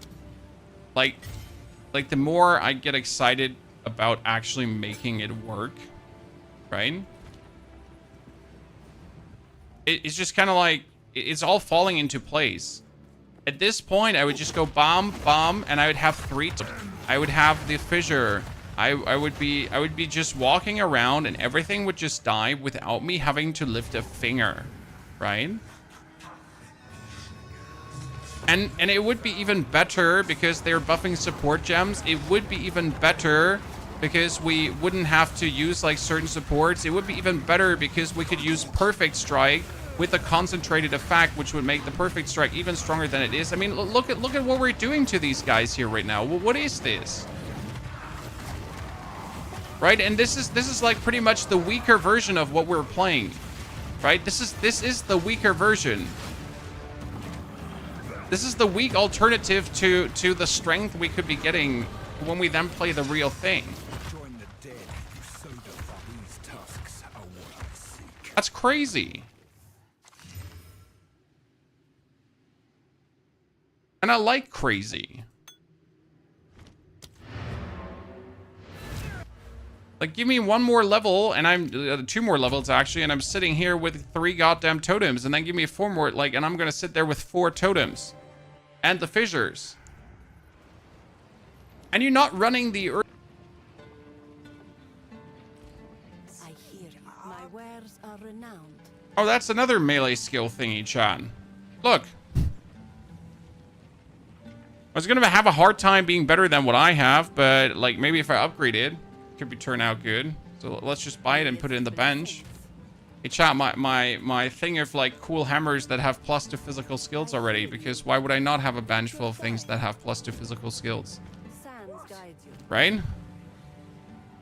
Surely all of us have that flying around.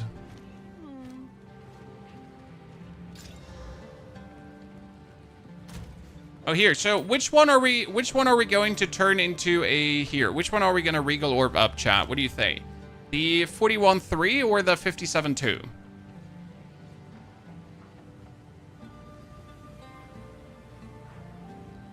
Which one are we going to Regal up? This is a pre-release test. Yes, this is a pre-release test.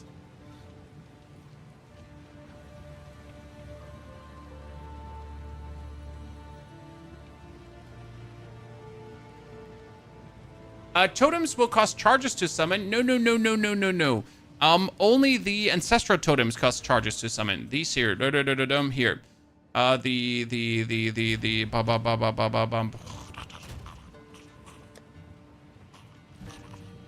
The Ancestral Warrior Totems, they are costing endurance charges. The Shockwave Totems cost nothing. Okay.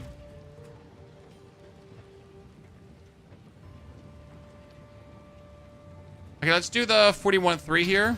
Ah, fire damage. Me. I wonder if my totem is taking my damage, what happens to the fire damage? Does the totem only take the physical damage? Because it says...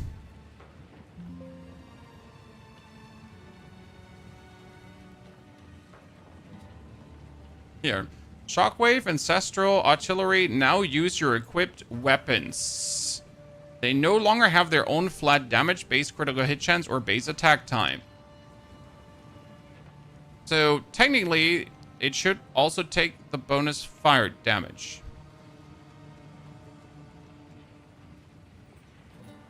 Correct me if I'm wrong.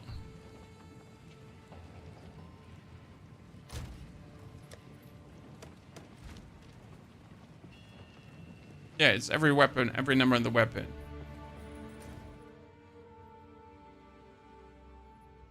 Where am I not seeing the Valley of Titans, chat? Or am I just blind? That's Quarry. That's Valley of Titans. I'm just blind. Yeah, cool.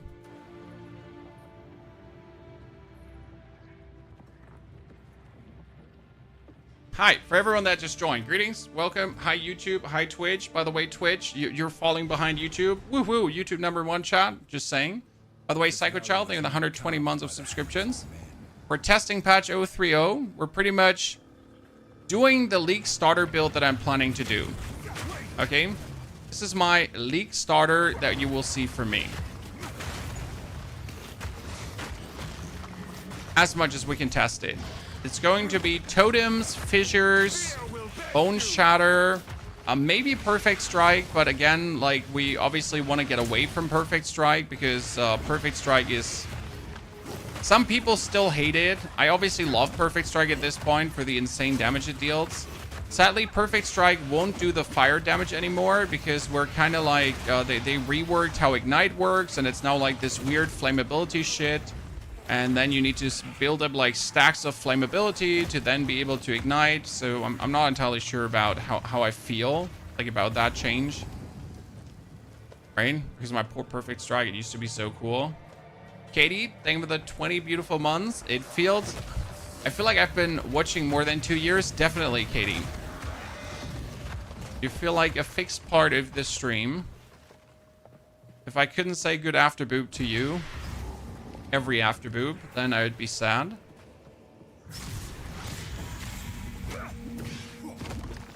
What is this place?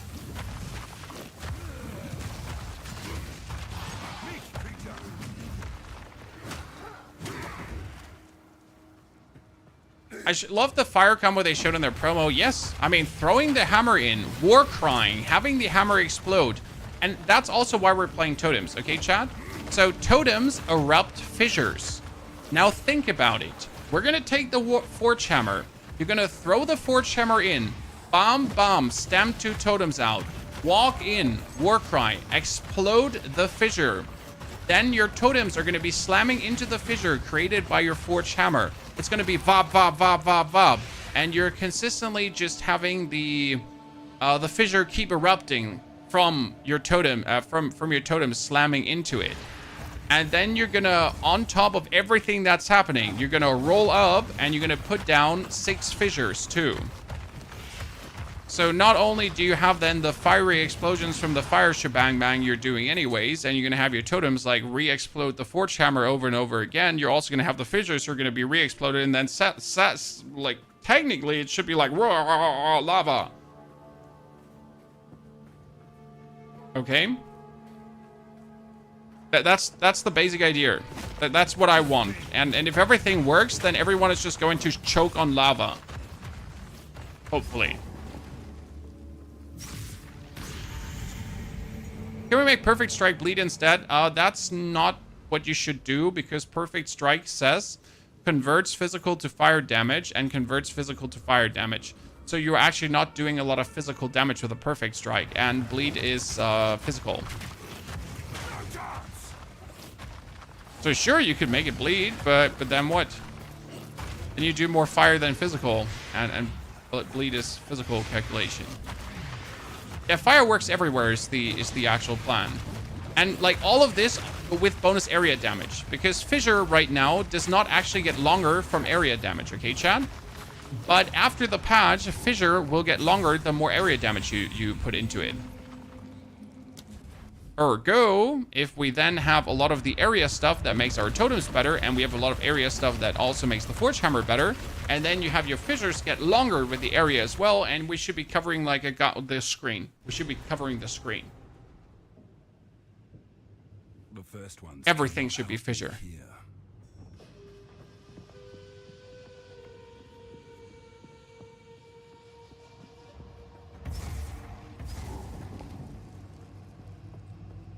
And that could technically work. After playing 300 hours of Warrior and then going to 100 felt like playing the game on easy. Yes.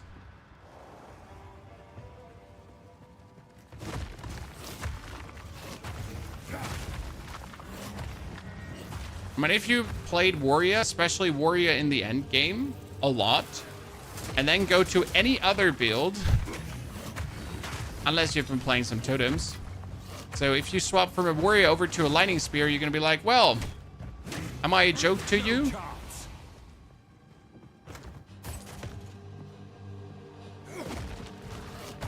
Then again, lightning spear is obviously broken.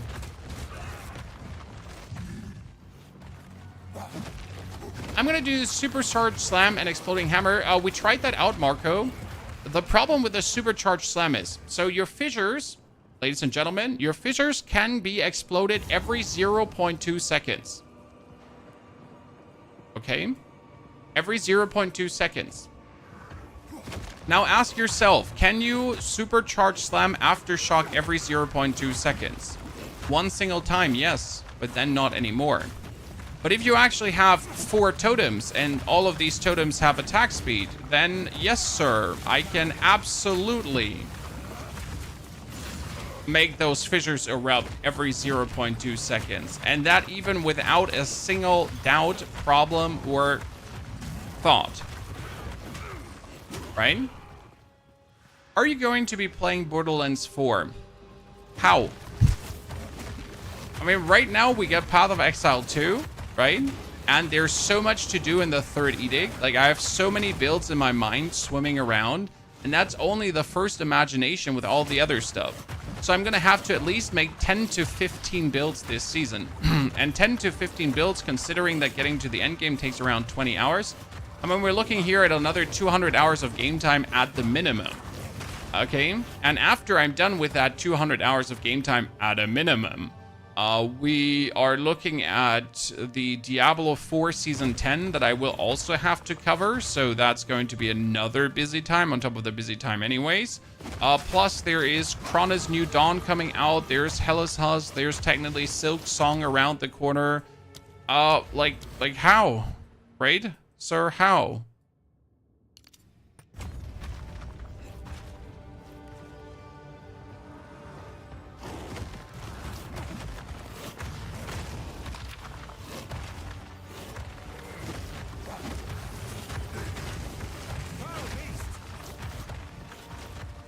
It's more like there's too much releasing in a too short amount of time. If we also would play Last Epoch, I would be definitely lost at this point.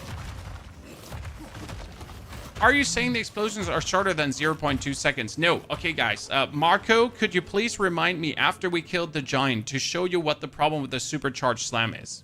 Okay. I can demonstrate at least as much as we can simulate here. For everyone that's interested why we're playing totems, okay? Are there companion apps you recommend for managing stuff in PoE 2? Nah, just play the game. I mean, one thing I recommend is already setting up your stash tabs so they're not a complete mess. So that's probably something you should be doing ahead of time. That's what I'm going to do. So I'm going to find like a way how to set up my subfolders and stuff to make it a bit better, because right now it's actually a hot mess, if I'm honest with you. Wait, he just traveled a way shorter way than he would usually travel.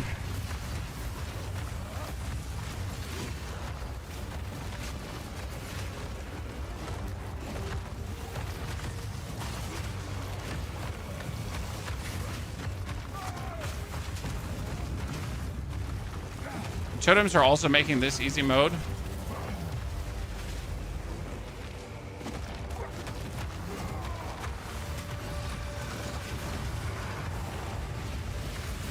That was simple.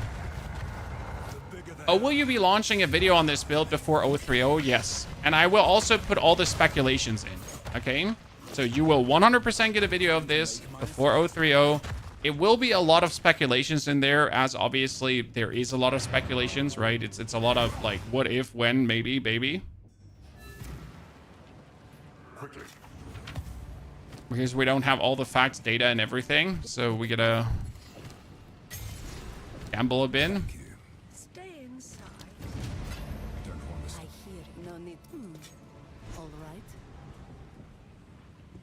Wow. Hey, chat, another +3 to all melee skills. How many more? GGG. How many more? Please calm down. You can only get that many of those. Goodbye.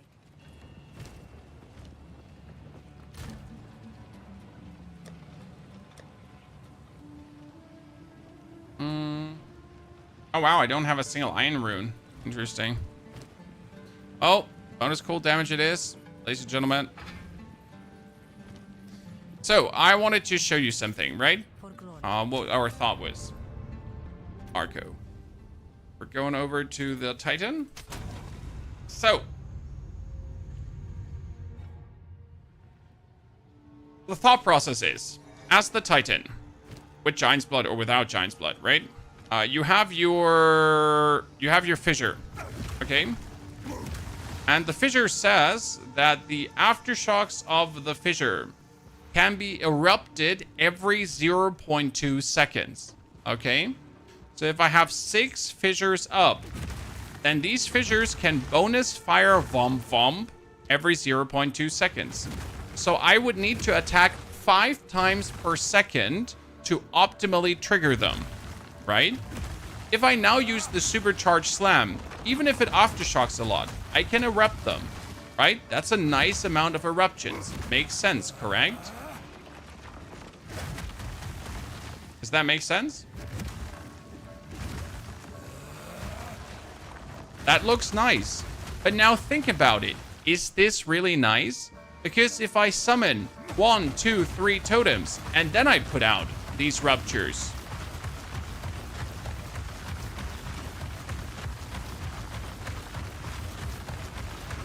we're looking at these 5 attacks per second, right?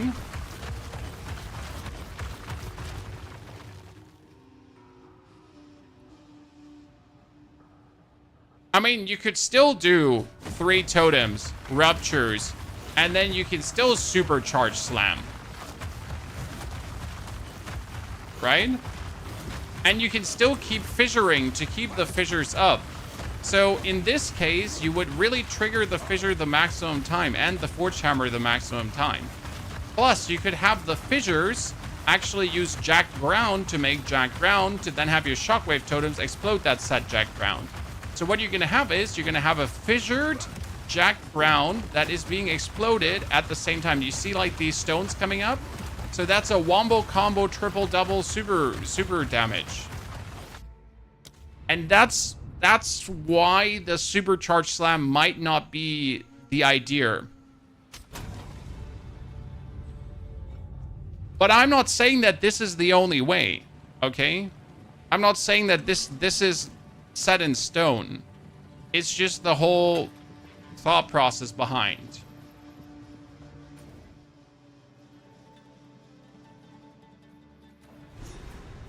Just told my wife to forget about me this weekend. I'm busy. She said, what's more important, me or a game? And I still haven't answered. I might be in trouble. Well, I mean, she's obviously more important, but you're still going to be busy, right? You playing a game does not take away the importance of your wife.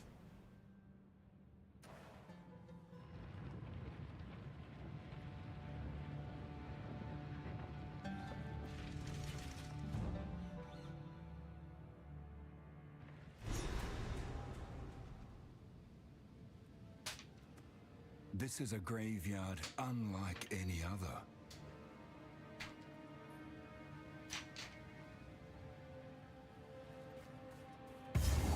Boop. Let's see if we can find the lady with a letter, or if I'm going to be searching forever again. Crush them!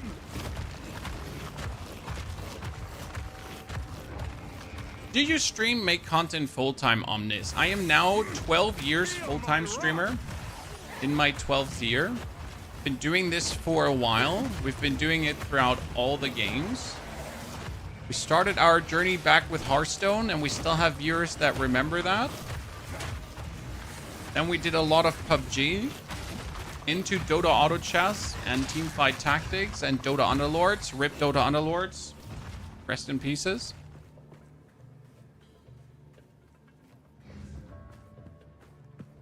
Swapping over to some Warzone, a lot of Warzone, with a lot more Warzone, to inevitably add ARPGs for some reason.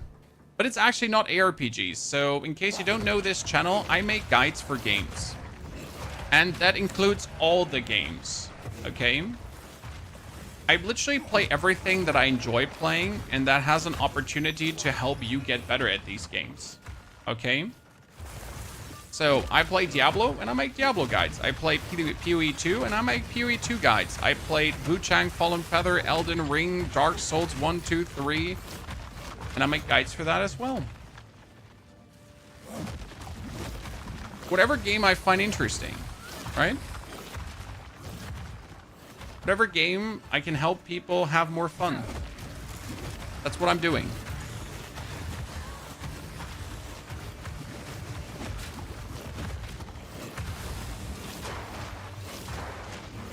Because why not help others with your time and expertise to enjoy themselves more and struggle less, right?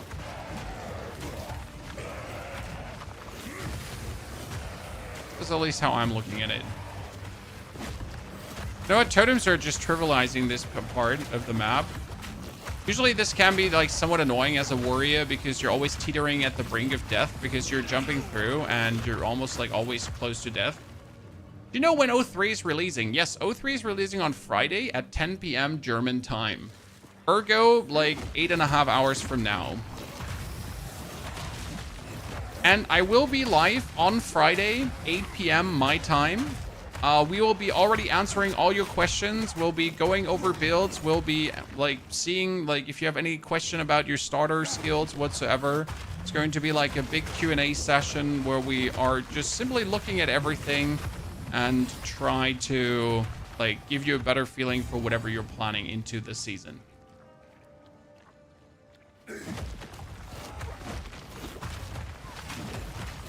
Can you add the support gem that would suck enemies to the totem? I don't think we need to add anything in that direction. What you need to add is just more range. So there are so many more range nodes in your skill tree down the line. And that's where you're going. Oh god, I hate your temporal bubble right now. That's where you're going to be adding. Nothing else. Because if you actually play, for example, magnified effects on totems, and if you add a reach gem to it, you can have your totems hit a whole screen. It's actually wholly possible to add a whole to hit a whole screen with totems. It's kind of cute. I'm pretty broken, to be honest. So yeah, like down the line, we're gonna take area. So down the line, we're gonna take this for another 15% increased area of effect, area of effect, area of effect. We already have this one, but not the aftershocks higher. We will most likely waltz into this for the armor break duration, increased area of effect shebang bangs.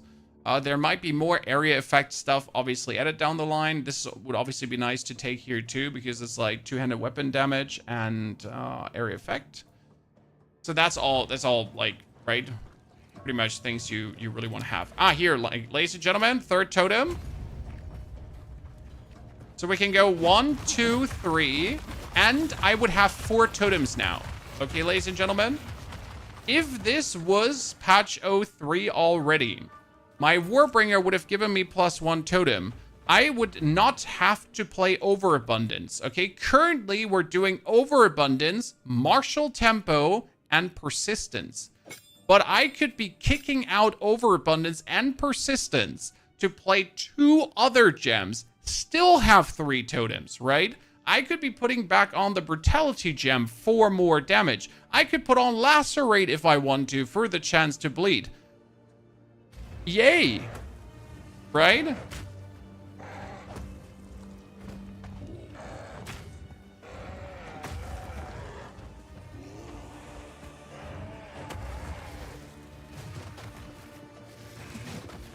And no one can stop me.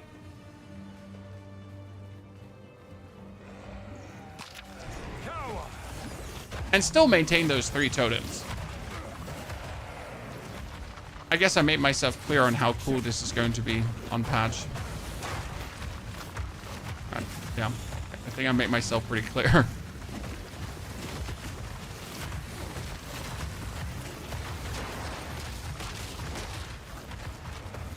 And we're still playing boneshatter because nowadays, so usually I would have a very weak weapon, right? Since usually you would be looking for something that gives you +X into the weapons, into your melee skills to summon the totems for the maximum effect. But since your totems are now like gaining damage from the weapon that you have. Yeah. I still wonder if you can snapshot totems though. So what happens if I use a very weak weapon that has +3 to melee skills to get the totem, but then I swap my weapon over to my highest damaging weapon, if then the current damage of the current weapon is responsible for the damage that the totems will deal, or if they're gonna have snapshotted on the damage and the ranks, obviously, from the other weapon. Yeah. That I don't know.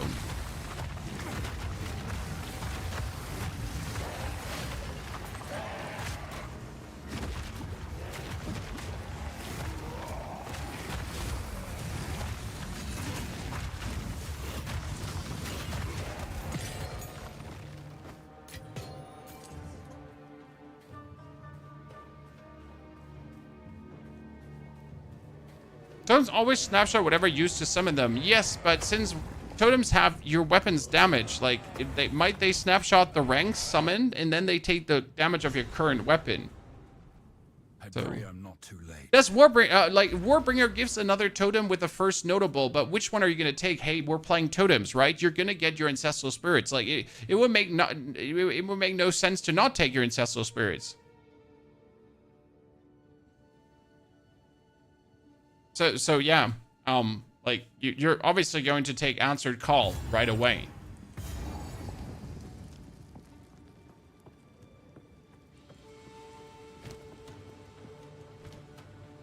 That's not even a question. That's just like guaranteed, right?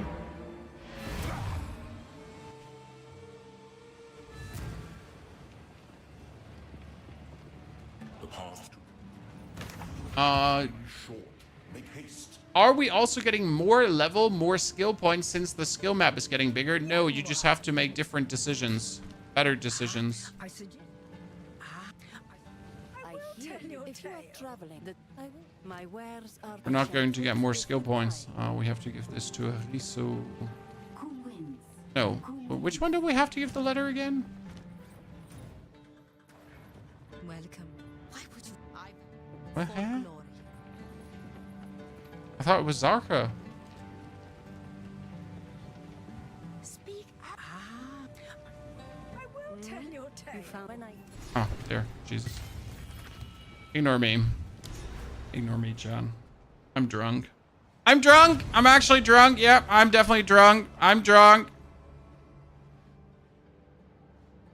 100% drunk. Mm-hmm. I mean, it's Friday, right? It's Friday. I'm okay being drunk. Attacks used by totems have increased attack speed per totem. I guess.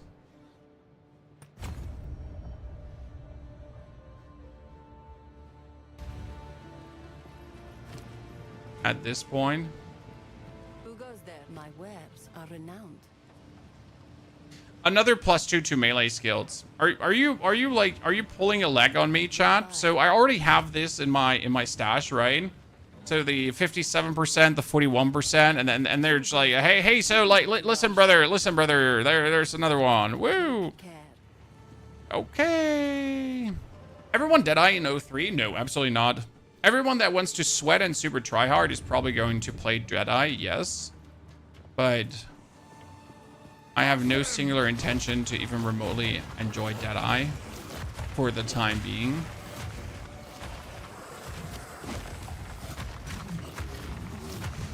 I'm trying to have fun, but to find out how hard I can sweat.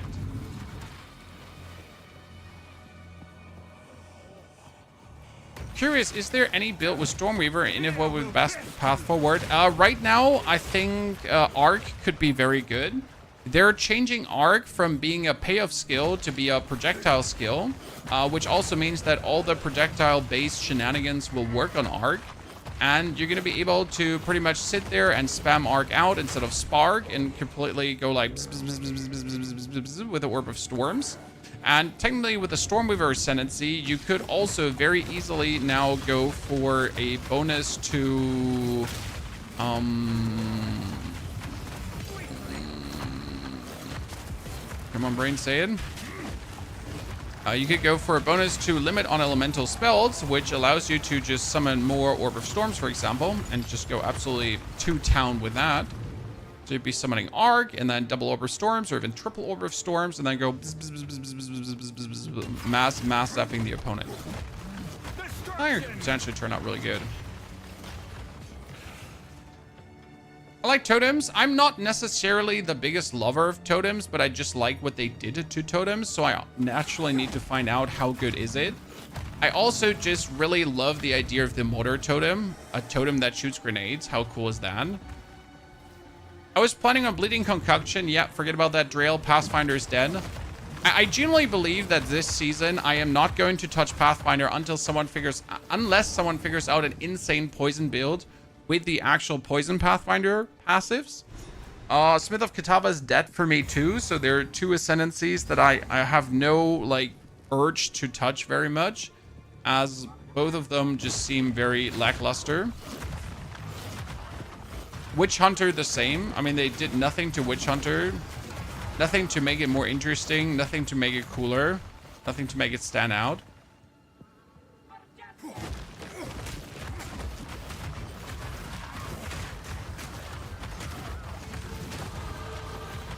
Level up. Do you want to go now for totems have physical damage reduction, increased totem cast speed if summoned a totem recently, or should you go for faster totem placement? I guess it would probably be best to move into this direction, right? And get yourself the here increased totem and attack speed and cast speed, and also here the placement speed. So because you have to summon 3 totems, and summoning 3 totems is annoying, so you just want to summon them as fast as possible, right?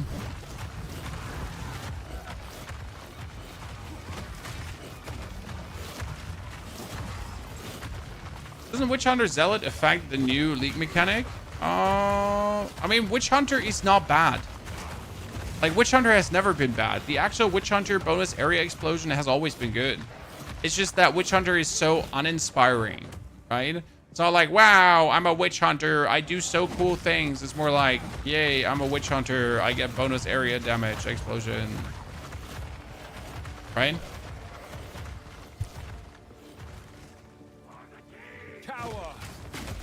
So I'm not saying it's bad. There's just nothing like that makes my PP hard, right? When I think about it, like there's no combo where you're like, this is so mouth-watering insane. I cannot resist playing it. Are totems summoning animals? My totems are summoning ancestral spirits. These ancestral spirits are also buffed in the next patch as well, as they're getting more attack speed, because currently they're actually getting more accuracy, but your minions will have 100% chance to hit, so they don't need any kind of accuracy. So yes, I have 3 totems. I have 3 dudes already, and technically I would have 4 totems right now, and that's pretty damn good.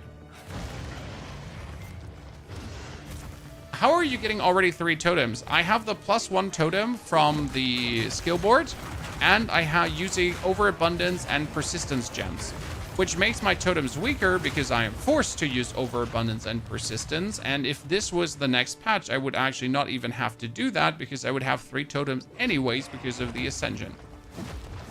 Yay. You watch Twitch or YouTube chat mostly? I watch both chats. I have like a very cool tool on top. So if I'm looking like this chat, it's because I'm looking in your soul and I'm looking at chat. Okay. So I have 6 monitors. This is not a flex. It is a flex. I'm lying. And these monitors are spread like evenly out throughout my desk, so I never miss anything. And I do monitor both chats with a keen eye. Doesn't mean that I'm not missing something because there's currently 1,000+ people on YouTube. What the hell? One of my most successful YouTube streams ever, ladies and gentlemen. Can I have a clap in the chat? And now please all subscribe to the channel and watch all my videos. Thank you very much. I appreciate it. Don't forget your Prime subs on the Twitch. Thank you. Bit self-advertisement needs to happen. So yeah, that's crazy, by the way. You're crazy. Thank you. Appreciate it. So long things long, short things short. I try to see as much as I can while still playing computer games. Because let's not forget, in between, we also have to play games so we can make guides. Because if we're not playing games, we can't make guides.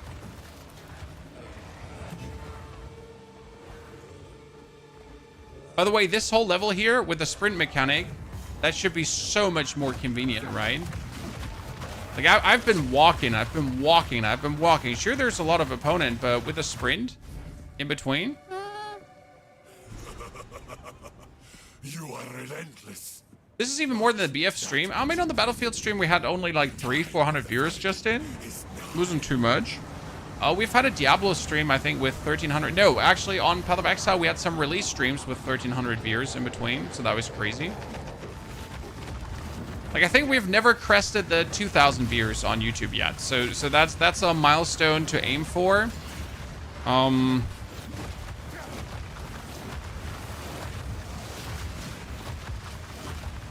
And work towards too.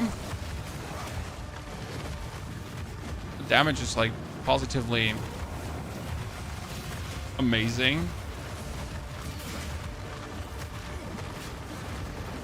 Summon 3 totems, Infernal Cry, and usually instead of now doing the perfect strike, it would be fissure, right? Because fissure is a tier 7 skill. So plan is summon totems, fissure.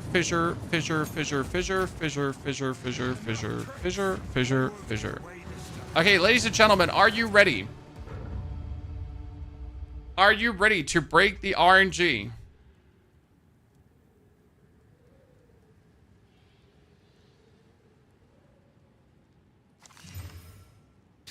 It has +3 to all melee skills again!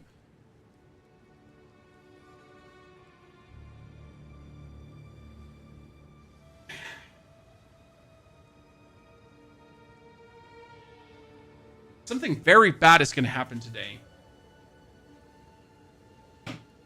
Something very bad is going to happen today. Something very bad, very bad. Right? I don't know. I'm gonna step on a Lego, and then I'm gonna fall over, and the Lego's like gonna flip up and like get stuck in my throat somehow. Something in that direction. I need to like double make sure when I'm crossing streets tonight. I'm going on a walk with a dog. I'm not getting mugged or burgled or anything. I have to be very careful. Very careful.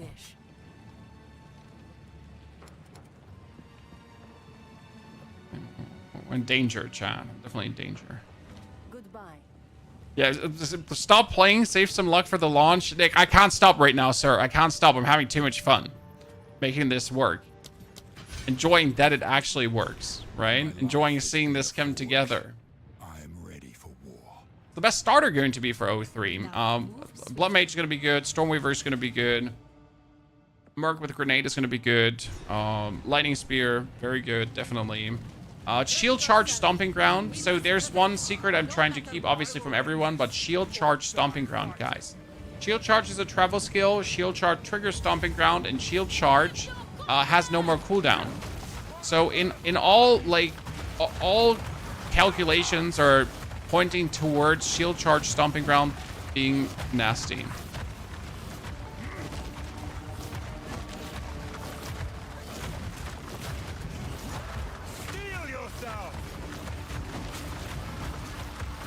Positively nasty.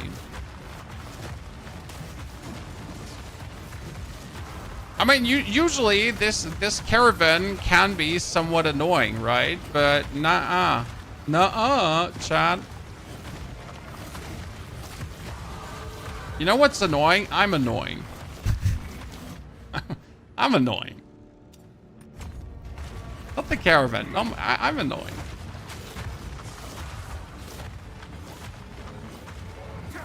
To my enemies.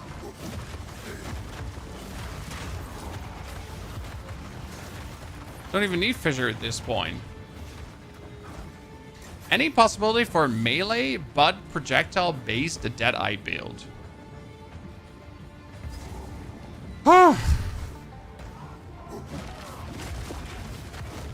But why, sir? What skill would you imagine using? With Deadeye, you obviously want to use, as you say, any kind of projectile skill, because that's pretty much what your whole Ascendancy is. Giving you that bonus projectile to then be an absolute menace.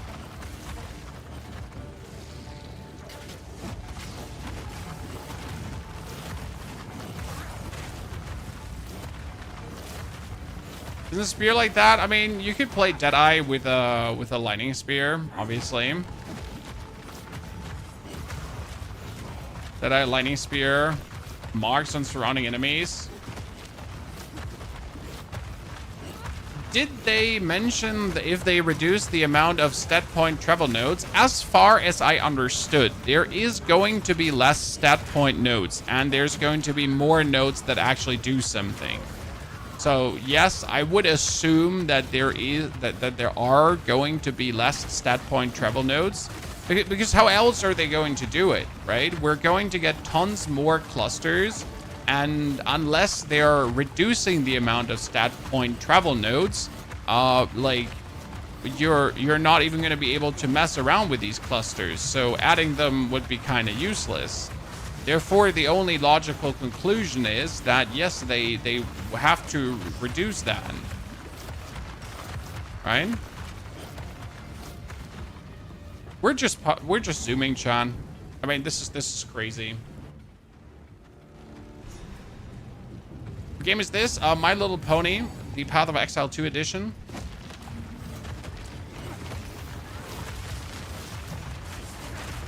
In case you wonder why someone is asking for the game, it's because they're coming from the vertical feed, and they might have never seen Path of Exile 2, and there's no game name in the vertical feed.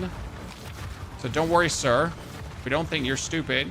You could still be, but we don't think you are.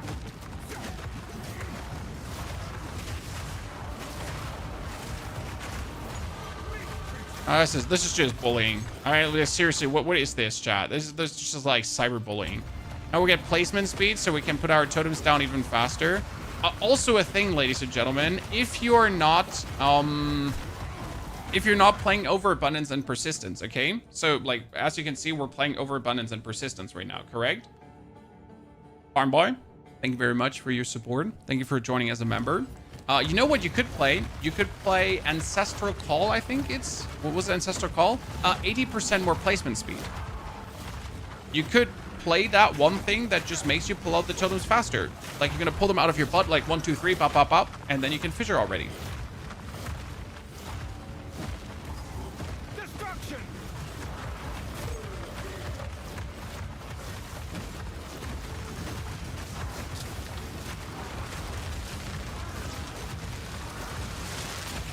Oh, this is going to be so good. A pony warrior needs buff. They're useless with leap, shatter, and hammer of the gods. But sir, I don't feel useless.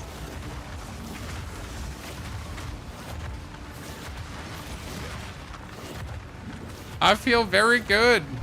And I'm only planning to feel better down the line.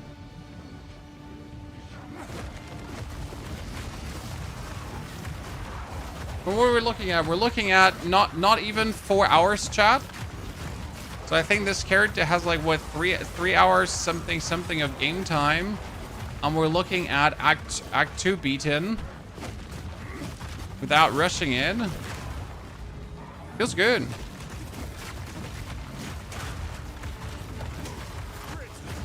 And it's the weaker version, right? And it's the weaker version, chat.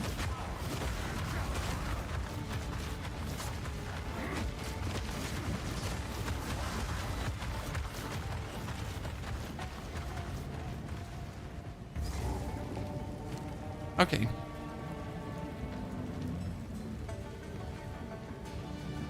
Wait. I gotta go out? Chat, because I'm 28. Okay, listen. I'm closer. How good is Monk going to be? I can't quantify how much the Acolyte of Shayula buffs are really going to lift it up power-wise. Yes, it's going to be good. Yes, Acolyte of Shayula is going to be strong, but at how much strong? Right, so let's get my Maul here.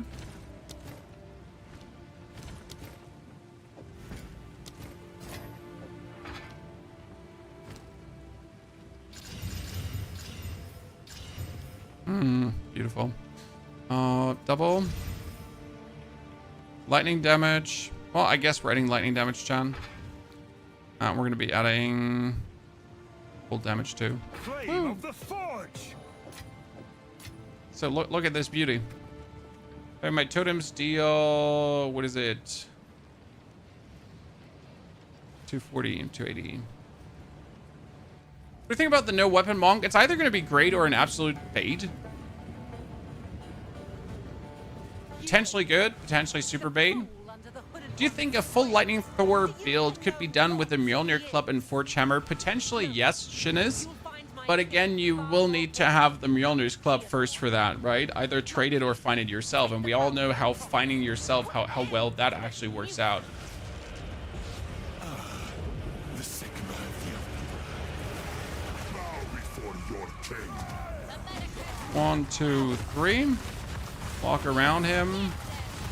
Hit him with the hammer.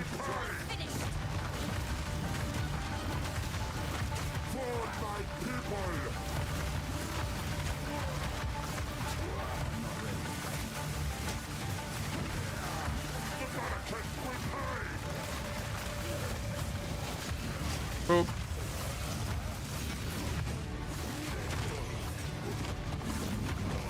It's very expensive to summon these totems, so I can't wait for actually the adaptation of mana costs as well, right?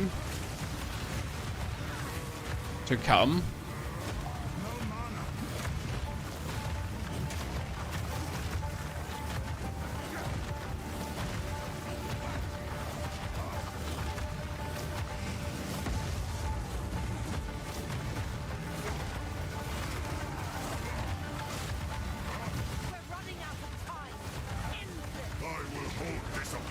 That's a very simple try so far.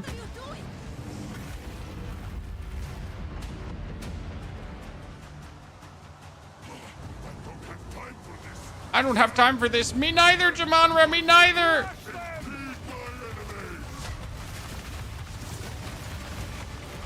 I just beat him, right? He was like, you take this. And I was like, nah, you take that. Oh, that just rolled over my totems. I don't like it.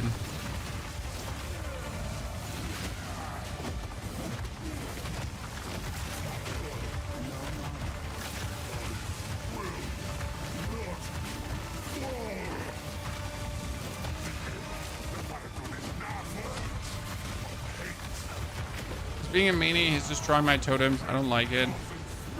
Oh, I have no more. I have no more mana for totems. Oh no, Chad.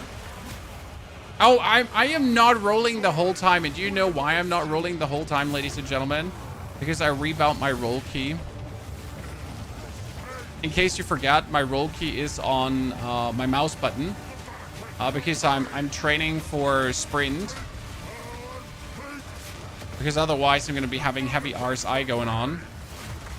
Like, my arms are already damaged enough. I don't need to damage them more.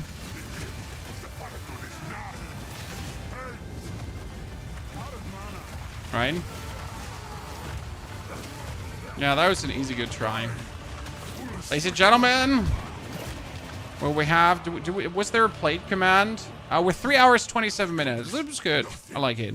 Oriana will prevail, and the Faradin will rule the Vespiri. Is the storyline still at Act 3? No. We're going to get the storyline now further. So we're going to beat Act 3, and then we're going to go to Act 4, and then we're going to go to intermediary Act 1, 2, and 3. But they're not cruel difficulty anymore. They're new acts with new bosses. We're getting, like, in total, what was it, 22 new bosses? It's done. I felt that mana is really hard trying this out while leveling. The answer is get this one, Prize of Freedom. You need to get Blood Rush, and you need to get Prize of Freedom. Sure, it's going to cut into your life, but usually your life generation takes care of that without making it too hard.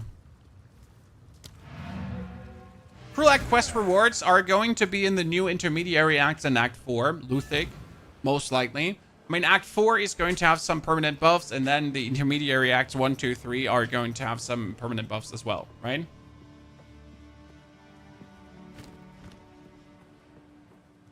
Most likely how it's going to turn out. As you like. As you wish. Oh, wow. Another, like, hammer that has a lot of physical damage increase already. Left, right, and center.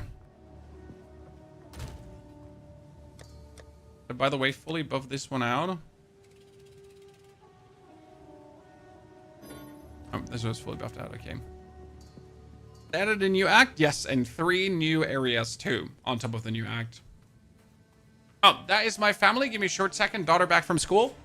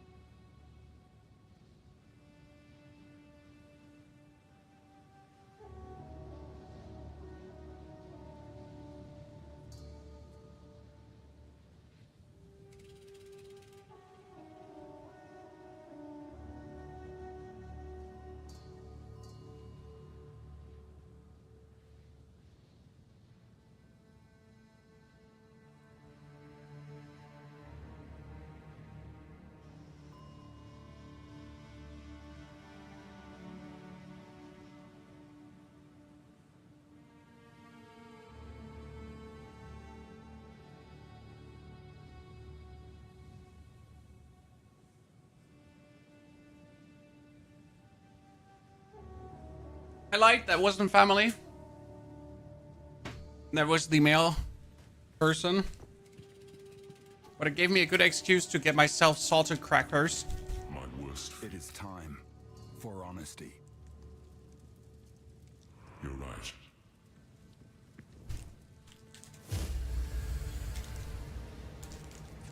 Is it Warrior Challenger? Yes, this is a Warrior. It was I. And we're currently in the Much of your history. Warbringer Ascendancy. He's a good man. Because that will get us a bonus totem.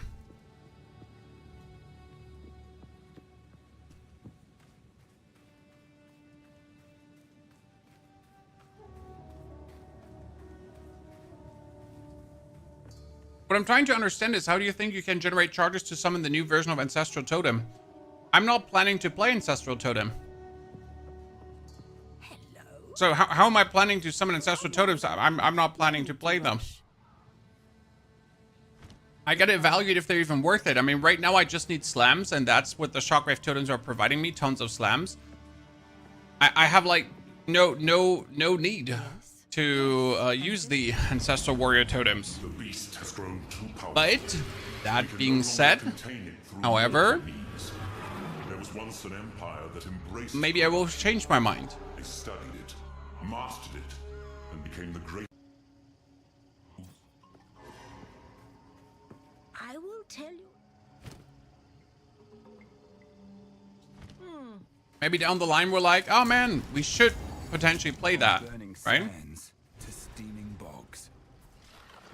Rejoin the air. Wake.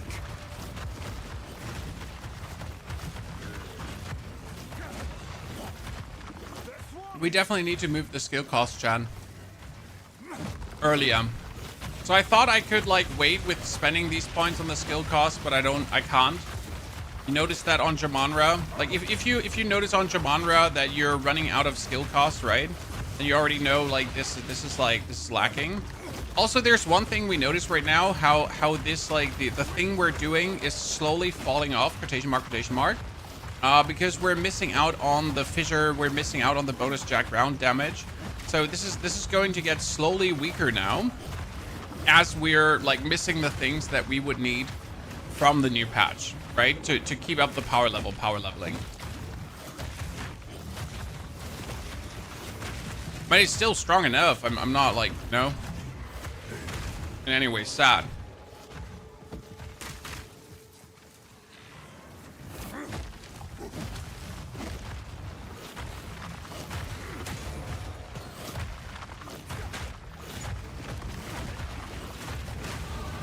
I wonder how much scaling Totem with weapon is. It should technically be better. I mean, right now my totems are dealing 68 base physical damage, and my weapon is actually doing 97 plus 33 plus 10. So technically, my totem should be dealing more base damage than it is right now, due to what I have. Right? Crush them!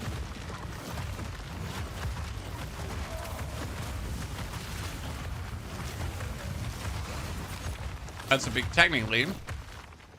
And we'll have to see.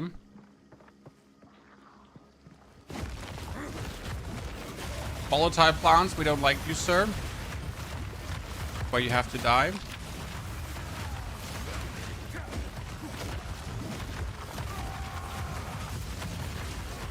At the end of the day, Perfect Strike is still the best thing to still have on top of whatever you're doing. How many elites do you want? All of them, it seems, Chad. Right? How many? Every single one. Let's reduce our skill cost. Is there going to be an OP build like Lightning Spear was? Yes, sir. There will most certainly be an OP build like Lightning Spear was. And also, Lightning Spear is still very strong. And nothing has changed about Lightning Spear apart from it losing some damage scaling, right? And it's going down by... We'll best you.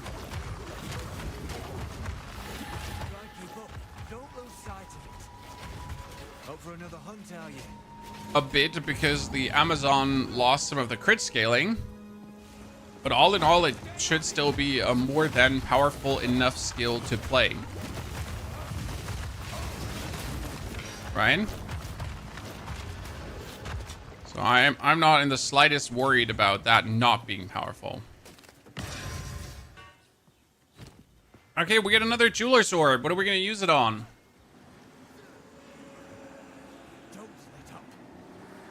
Perfect strike, probably. Perfect strike still OP.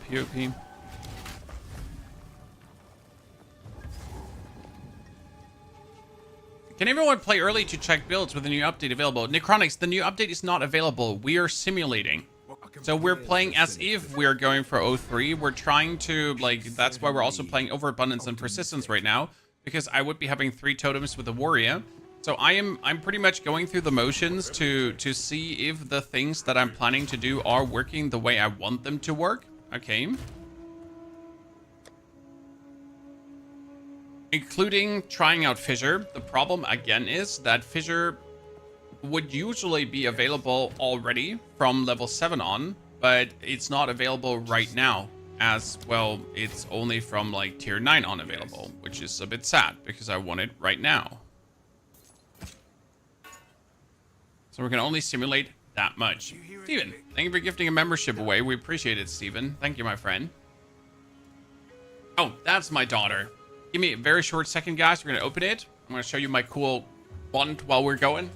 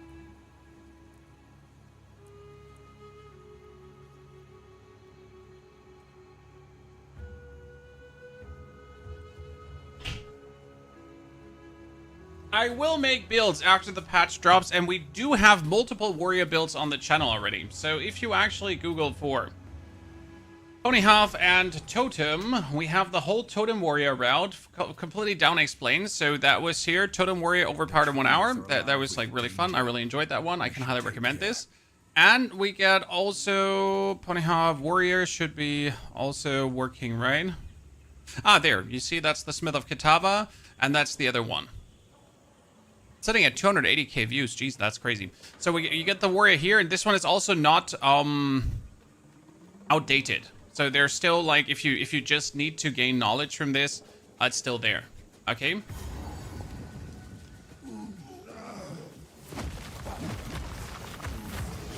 All these builds are still up to date. All these builds are still cooking, right? And the information in them is all decent. What do you think about Grenade Merc in the endgame? I'm planning to play Grenade Tactician with a Totem. So I am currently planning to play the Mortar Totem.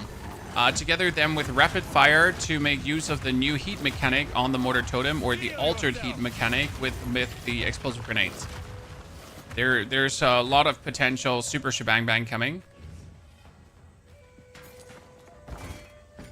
And I hope it works out the way I want it to work out. Nothing good here, only shit. And when we get a superior Temple Mall, which gets... Whoa!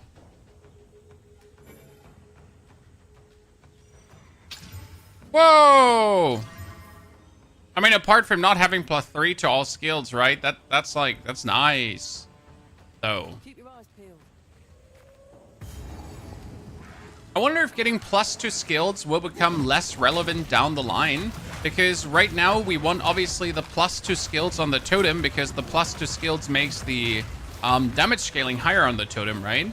But if now the if now the totem does get the damage from your weapon, how much necessary?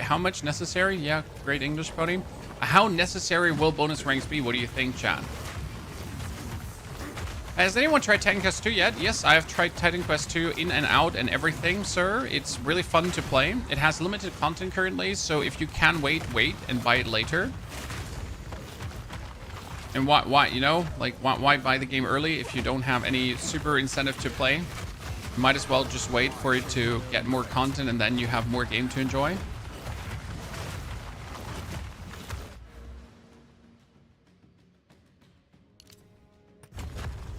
Getting better with the skill mana cost conversion. Generally goes for early access games, right? If you can wait, especially single player games, then don't buy them early. I mean, for me as the content creator, I obviously have to check everything out that's on the market. I can't just wait until the best version of it is out. I gotta play right now. Hey, I did not roll that. Yep. I wanted to say I rolled that, but I didn't. Because my roll is on my mouse button. Good, Chad? I did, in fact, not roll that. Crush them!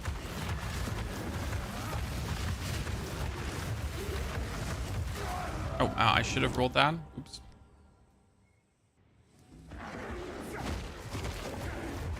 Oh, but yeah, I did again. Wait, I did not roll that, but I survived somehow?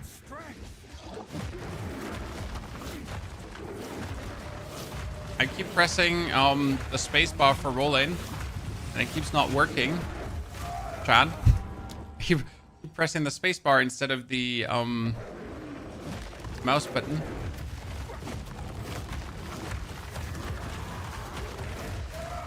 Oops. I should probably bind it back to spacebar only for this fight. Yeah, I should definitely... give me a moment, chat, before I keep not, like... Thank you. My brain is not adjusted to this yet.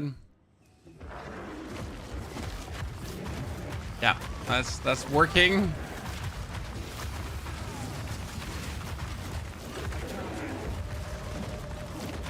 Excuse my tardiness.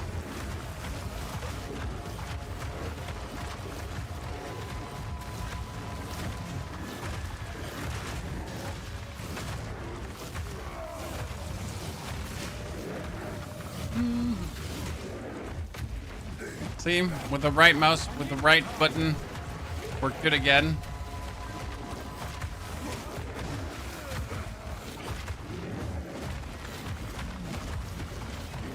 But I would really like to have the fissures, because we know we would just absolutely stampede this guy down, right? Get the fissures here now. So it makes me unhappy that we don't have the fissures yet. I want a tier 9 gem to try that out. Okay, now we have the full mana cost conversion plus the cost reduction, so that should work out very well. We need fissures. When do you get your first tier 9 gem, guys? Who remembers? Was it from a quest reward? Because that's technically when we have reached the end of what we can test, right? I don't want to play this into cruel. There's no sense in this. I want to play this until pretty much the end of like Act 3, that we have had enough time to like test it all down. And I want to like test how the fissure works like in this level of power, right? Obviously, it's going to be a weak fissure because you have to play fissure with an unlash currently. Which is kind of shit because you don't want to play it that way because it makes the fissure tremendously weaker. I'm frozen! Mom!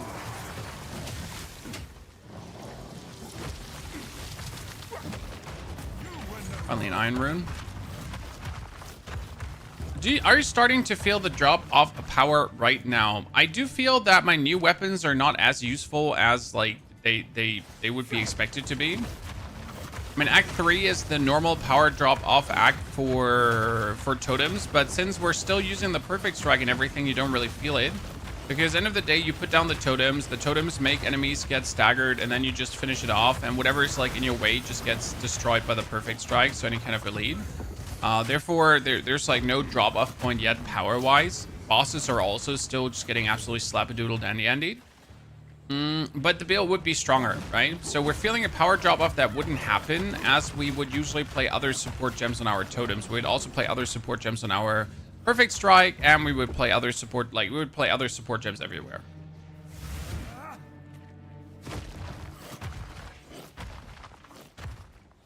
Crush them! And we could be playing Earthquake because the jack ground damage would be insane, right? And we would be having like our fissures with also jack ground. So there's like so many levels of power that we're kind of like not having here.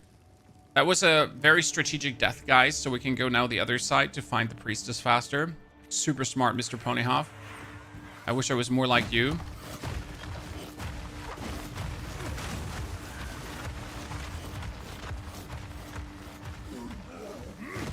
Give me a chance strategically just returning back to sender. Totems are always hard. I'm currently trying out a new build from scratch again. They really nerfed them a lot by really using them. Nah, I don't think totems are hard. Like the biggest issue right now is that like the only power you can gain in the beginning is really from getting bonus ranks to totems, right? So if you want to get ahead. Like if you're obviously lucky and you get something with plus ranks to the skill, that's great. But what if you're not lucky, right? What if you never see a single plus weapon rank item? So that's kind of like a stinker that it's like your really only way to get a meaningful level of power. And that's why I'm like really looking forward to the alteration of my weapon damage being part of the totem's damage, because now I have like another way to power. I just find a weapon that does more damage, and then my totems also do more damage, which should allow totems to just natively feel better. So you just gotta like a weapon variety. You get like more chances to reach powerful levels, as you should. Plus this is a warrior using totems and the power of stuns to do very much damage.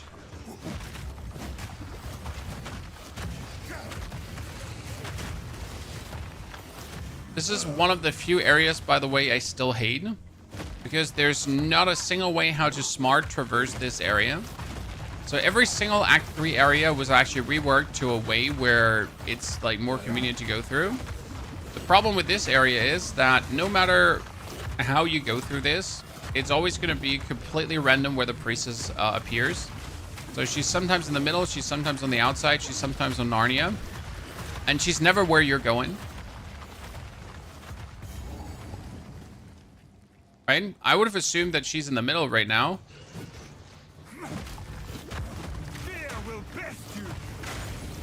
So we're hoping that we can find her soon. My satchel is full. Blizzard scale boost.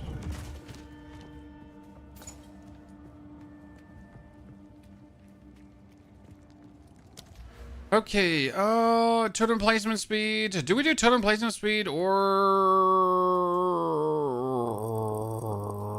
I guess I go for more damage first. Let's assume she's in the middle for a second.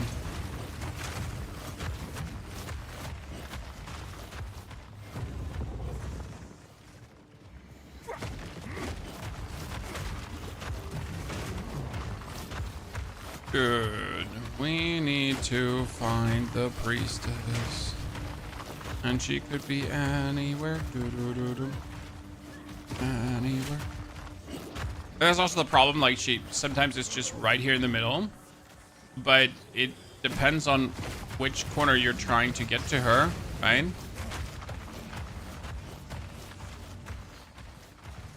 There she is. Goodness Christ, do I hate this. Is the game dead? Yes, Path of Exile is absolutely dead. It couldn't be worse off until the new content comes out, Demento. Like, in case you are not aware how ARPGs work, they're either dead or alive, but they're never anywhere in the middle. So, right? It's like either dead or alive. There's no middle ground for ARPGs. It doesn't exist. Okay, there's no like anything in between of these two things. The wisdom of the tribe. Like Going ham or being completely useless. Nothing in between. wait for a fight first. That does so much damage. It's kind of beautiful. Watch your step.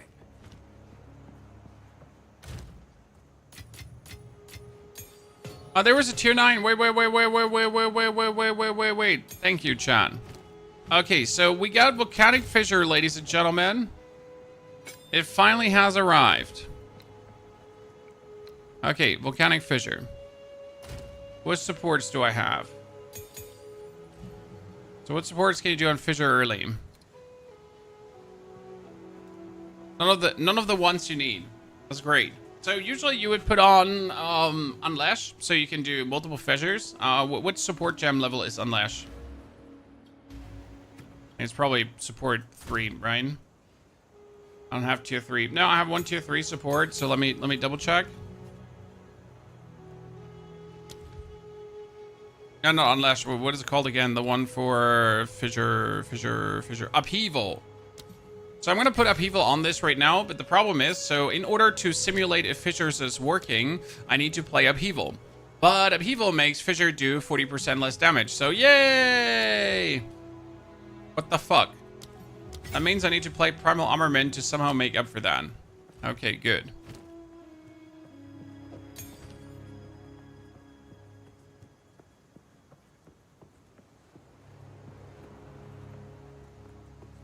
But yeah. See, like, it's hard to simulate this because how am I going to simulate, like, a skill working completely different? Did the last 3 acts already get released? No, we're getting Act 4, and then you get 5, 6, 7. And 5, 6, 7 are going to be current intermediary acts. So the plan is currently summon Totems, chat, okay, and then Fissure. Because now the Fissure is going to be fissuring.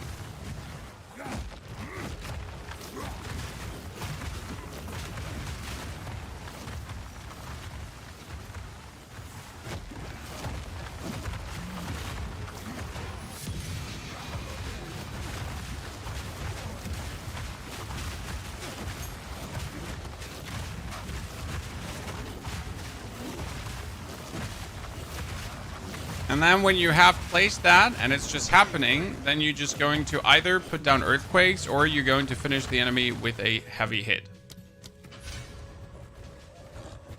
Now, sadly, obviously, your Fissure does currently 40% less damage than what it was possible to deal. So that's a big eh.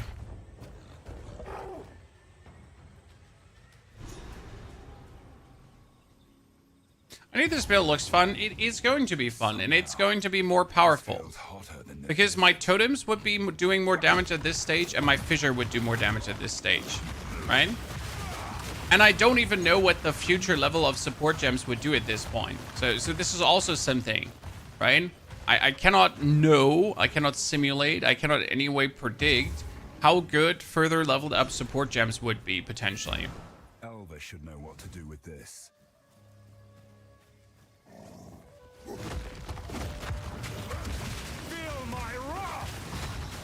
That's something I can barely quantify.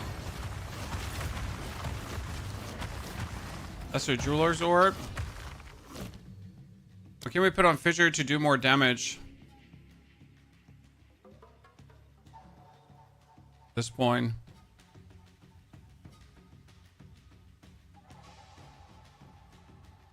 Fire damage? Should you fire infuse it? An ancestral boost it for now. At least the first fissure is going to be more powerful because you're going to do 1, 2, right? And then you're going to fissure. The first fissure is ancestrally boosted. Speccing into fire damage nodes should help with fissure too. Yabba dabba doo.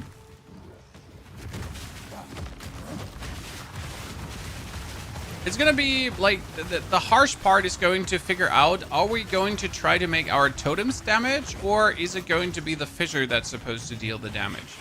So what is then going to be the driving factor, or are we going to split it all into, like, you know, everyone deals like a portion of the damage? What are we doing for it?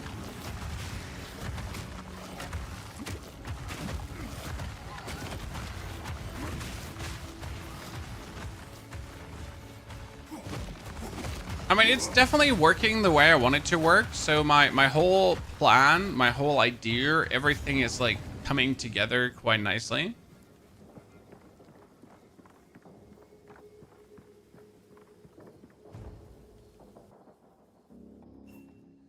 Okay, let's try to get to the boss. That'd be a nice test for what we're doing. Reeks of death.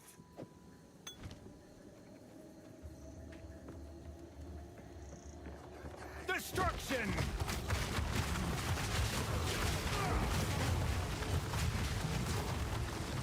Should I recharge my potion before I go? Yeah, I should, absolutely.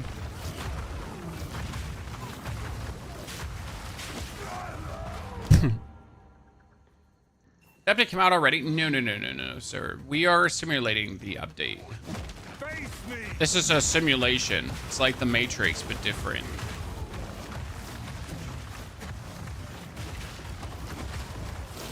We're pretending the patch is out, and that's also the way how we're playing. And I gotta say, I mean, we're 4 hours in. We're sitting at, or we're not even 4 hours in. We're sitting halfway through Act 3. I'd say, like, builds cooking. Haha, you know, cooking because of the fire. No? Tough crowd. No bad jokes, just tough crowd. Probably a bunch of Germans, no humor. I should know myself as a German.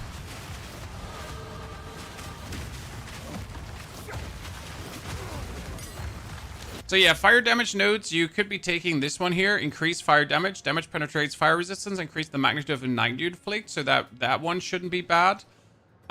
We got the fire damage here on the side. There's also another fire damage in that direction. There are a couple of fire damage possibilities.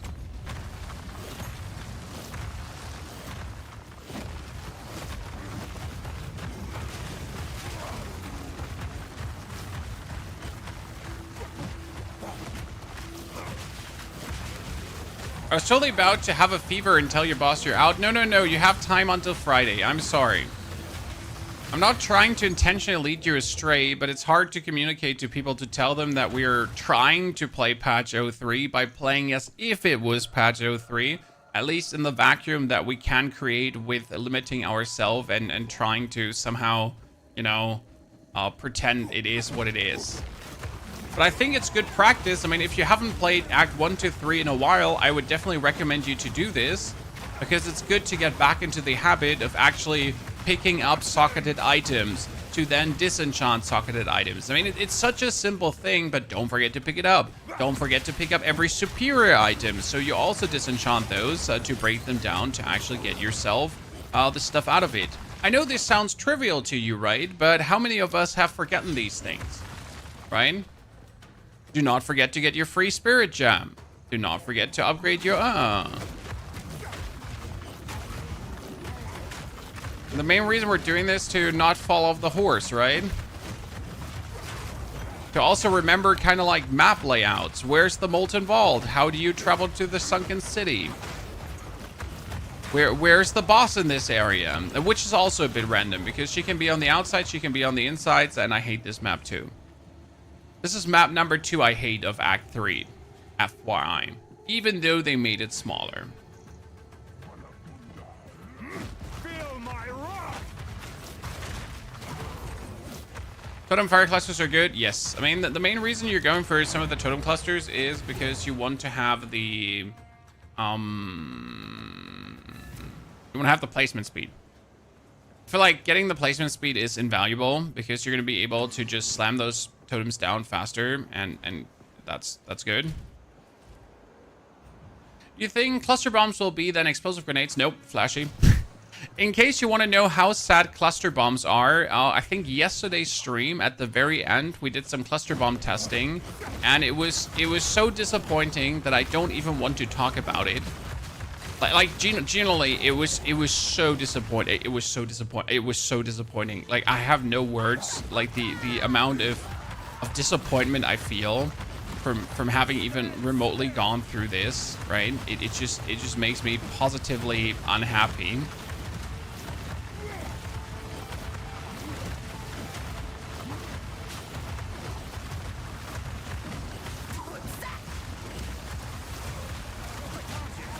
See, like, alone the damage right now just from the fissures and the totems, guys. So I'm not doing perfect strike, okay? This is just fissures and totems.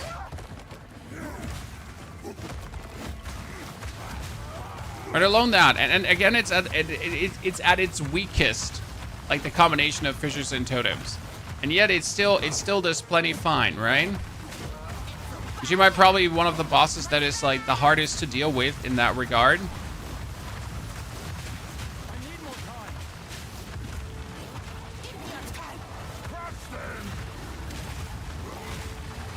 See, like, so it's definitely working.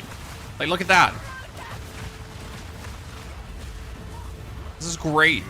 Honestly, this is great. And it's at its weakest.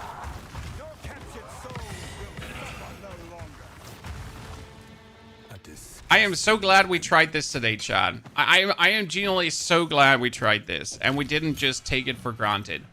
Which other spirit skill would we take? What do you think, ladies and gentlemen?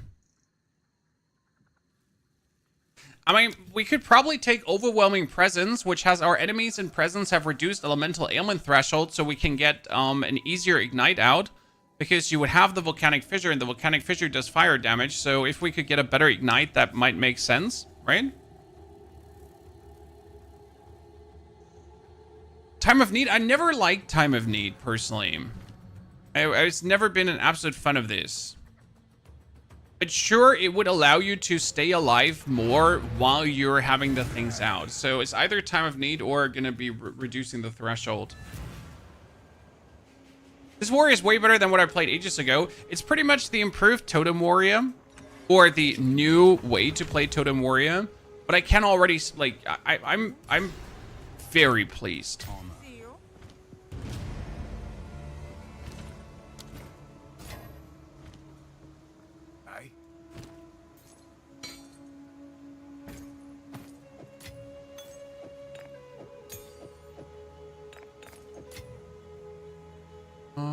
More damage. Okay, what do we have? 75 to 98 damage. Holy moly. These things are the wow, Chad. Look, it has 100 to 135 damage. Again, if my totems would now scale with maximum damage, that's a super jackpot, right? That's not like a little jackpot, that's just like the jackpot. We need some random regals now to just splurge on that item and then go absolutely crazy. Do I even have a single regal now? I have a regal, chat! Do I have another, like, here, do I have an exalted chance? Exalted, here. No! No! I just, oh, it upgraded to 91 physical damage. Woohoo! Ladies and gentlemen, look, get up to 91 because of the acc rating bonus Bonus. Nice. All right, that's pretty mean. Like we gotta get that level up quickly so we can test out that weapon, huh?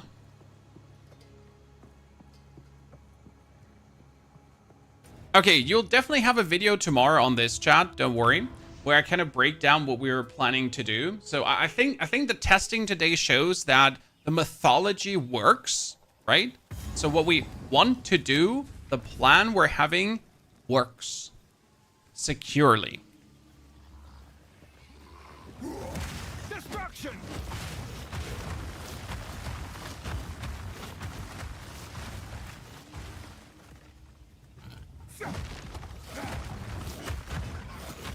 Now we just have to play it for real on the patch 0.3.0.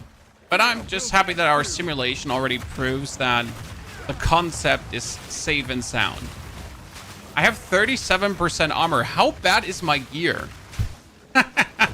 Chad, I have 37% armor.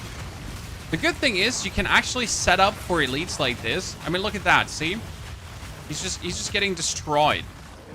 Awesome. So I can set up for elites like this because you can like just put everything down, and as soon as you just summon him out of his like little cage there, he just gets slammed. Wait, hey.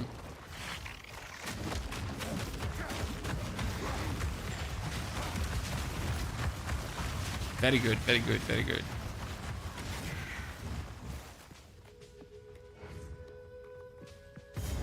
Oh, the camp, yes, ladies and gentlemen. The best thing you can find, because potentially there's killer stuff coming your way. Oh, damn, look at those boots. Slight improvement to what we have right now, huh? Ladies and gentlemen.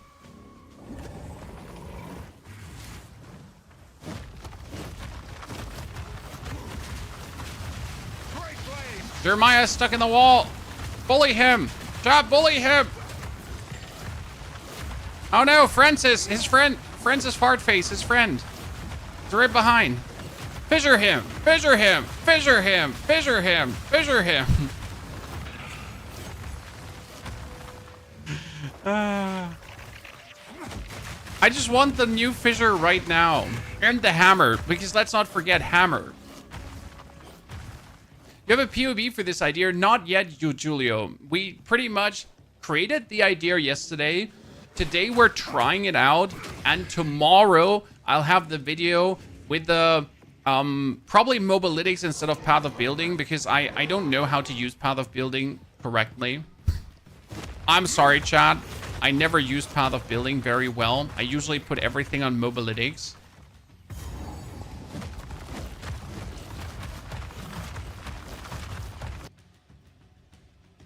Okay, I kind of want to smash the Chimera.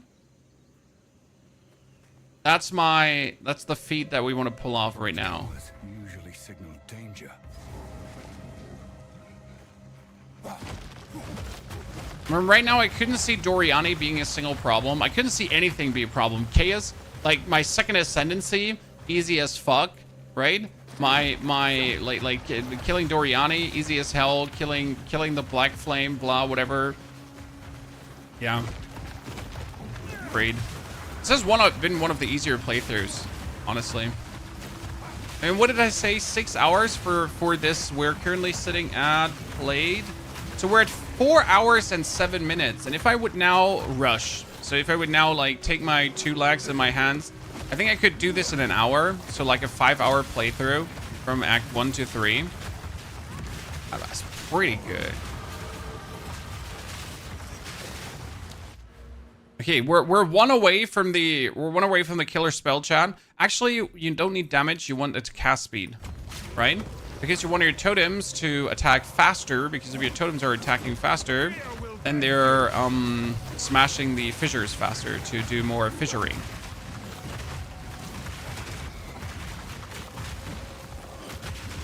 Let's not forget. This is very important, chat, because I think you forgot already. Every area thing. Okay, Chad? Every area node makes fissures longer. Because we all know size matters. So instead of being like this tiny 3-prong thingy, they're gonna be ginormous. They're gonna be like, where we're talking about, like, I don't know what you think is long, but many meters long, right? Or feet, or whatever you prefer, like what makes you think it's like, probably we should measure in feet because that sounds longer. Or inches, I guess inches, like, right? We should measure in inches because that's gonna sound humongous.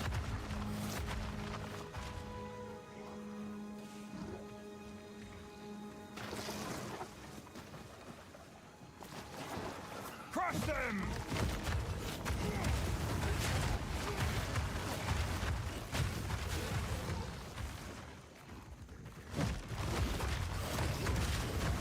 Warcry after Forge Hammer, dude, like I can't wait for the Warcry to be the Forge Hammer to be added to this. Because now on top of the fissure, you have to imagine that we're throwing a Forge Hammer and the Forge Hammer puts down this fissure spiral, and then my totems are going to trigger the fissure spiral from the Warhammer, and on top of that we're making the fissures, so you're going to have that exploding, and then you're going to have the fissure exploding, and then you have like everything exploding into each other. Yay.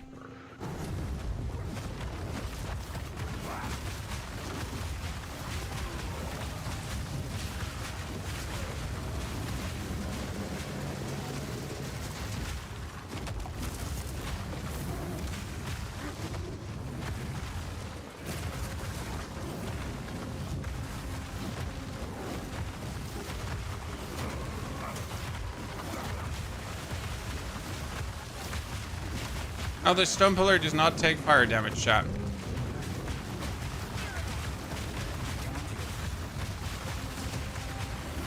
See, and in between, you're still like slamming in those perfect strikes because they're still good, right?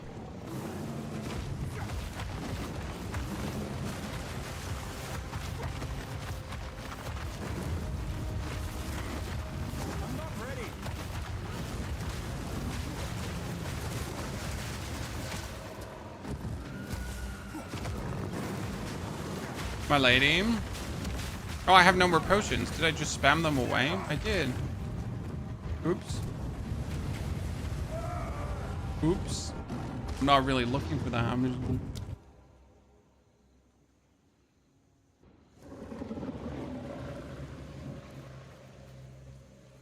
Add some crit and it will be OP. Right now, crit would be useless because we have to play Resolute Techniques.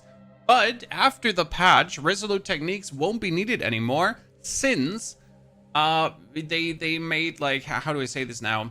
They improved the accuracy of Warrior.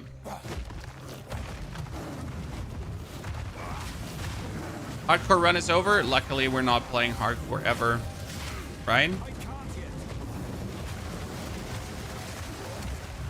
Hardcore never been my field of interest.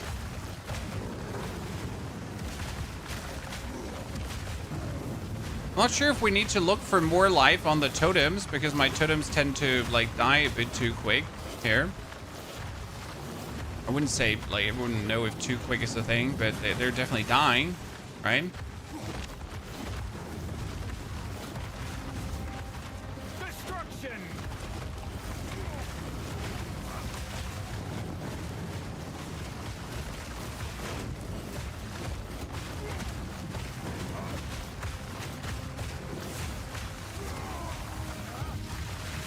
Oh wow, he just hit me with a full broadside. Chan. Got it.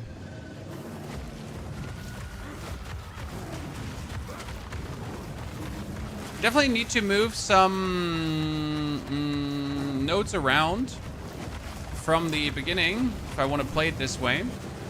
Because what we're noticing is how the, like, we're currently playing the, like, skills cost life, right?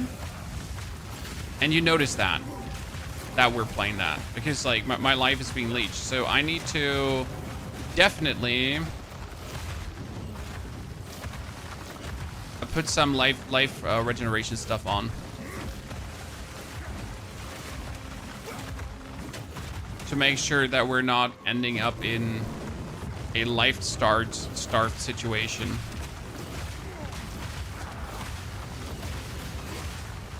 Yeah.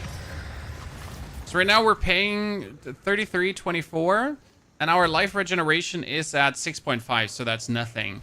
Obviously, our gear's trash, but if I look at this right now, correct? We need to definitely think about like moving some points. I mean, alone these 3 points. You should probably go for 1, 2, 3, 4 and at least pick up this, right? Regenerate 0.5% max life per second. 0.5% is at least something. I mean, right now we're sitting at like what we have 6.5 and we get 705 times 0.005. That'd be another 35.25 life per. That'd be insane, right? DPS seems low. Well, sir, this is not. This is the version, the simulated version that works at like, I don't know, half the efficiency. The patch is not out.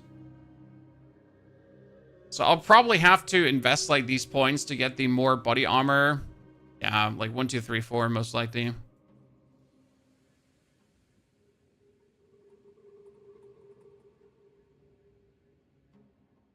As soon as you like pick up the price of freedom. I mean, that being said, these 1, 2, 3 points that we have spent here would exactly be these 1, 2, 3, 4 points if I remove this one, right? Oh, that's 5%. Sorry, you're right, Argith. We masked wrong. We masked wrong by 1 decimal. That makes a big difference. Ah, there's my armor. Thank you very much. So we're finally having some kind of armor going. Let's actually pick with level 33 up now the other things that we have. Is it possible to start with Fissure Warrior as League Starter? Is another class better? Mage. This is going to be my League Starter, my friend. I'm not just doing this like to bamboozle you, right? So this is not like I'm trying to sell you some snake oil. I'm doing this because this is exactly what I'm planning to do. Right? This is exactly the thing I'm planning to play.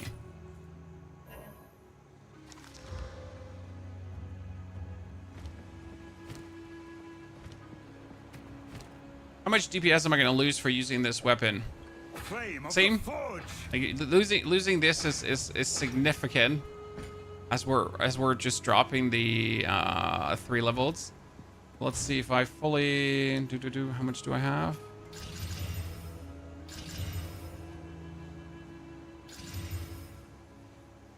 Not put an iron rune away.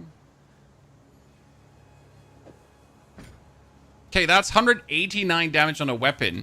If we now consider that totems are taking my weapon's damage, holy fucking F, right?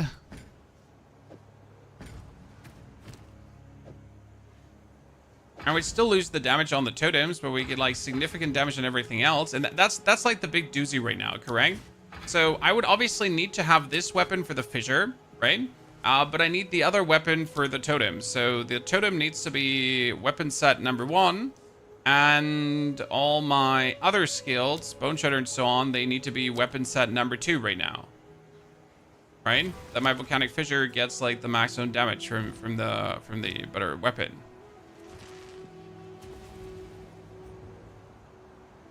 You start a new build for the patch? Yes, you're gonna start from level 1 on. Again. By the way, they made weapon swapping instantious, guys. So weapon swapping currently has a very slight delay. And you notice that whenever like I do my totem, right? You notice this slight delay and then I do this. But they actually made the weapon swapping instant now. So that's really cool. We make a starter guide before League start. Yes, sir. We will make a starter guide before League start. No worries. We got you covered.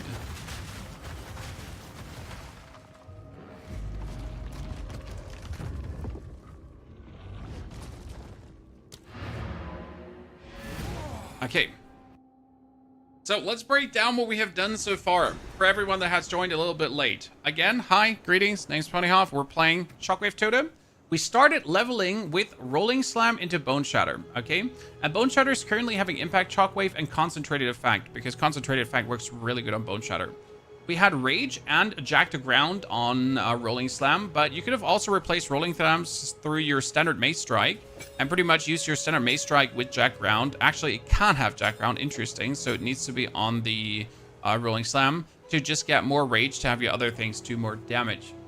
Then we added on level 3 the totem, the shockwave totem, and it was instantly good with martial tempo. So that works obviously really well. I think through Act 1 we were in less than 1 hour without even rushing. And obviously we get Infernal Cry with Premediation and the Herald of Ash. Then as soon as you have like tier 5, you add Perfect Strike with Window of Opportunity and Magnified Effect. The thing is, we don't need Magnified Effect anymore, and you know why? Because Perfect Strike is going to get more melee range. Right now it gets only 14 melee range. It's going to be 35 melee range. And if you get 35 melee range, you can take the concentrated effect from the boneshatter, and you can actually slam that on the goddamn Perfect Strike for another 30% more area damage. In our case, that would be 200 more damage, right? The Perfect Strike is like at 3,000, and before it's like at 2.2. So that's a big chunk of damage bonus for this. Super nice. Now we also get the Volcanic Fissure edit with the Upheaval, Primal Armament, and Fist of War, but you won't need the Upheaval anymore because that's 40% less damage. Look at this, chat. My Fissure does currently 208 DPS, but if I put it away, it's 430 DPS. But you have to consider it's 430 DPS with one single Fissure, and after the patch, it's going to be 3 Fissures that do this, right? It's instantly 3 Fissures. Boom! In your face. You little shit.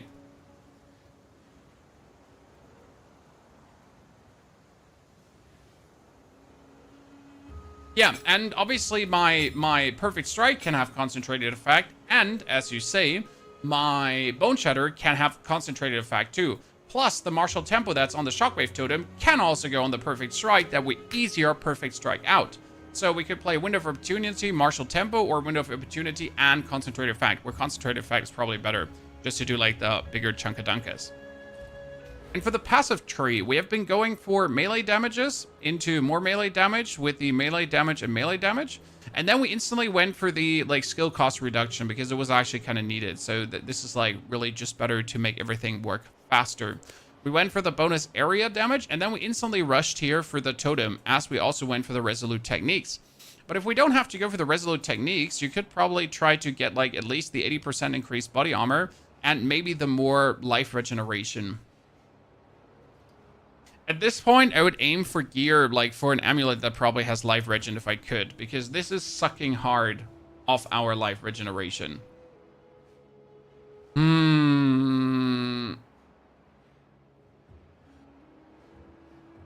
mean, I would really hate to go through this, so you don't want to go like bop, bop, bop, bop, because you're going to be missing out on so much melee damage on your totems and on your fissure. It would actually be significant just for more survival. So I don't think you need to do that.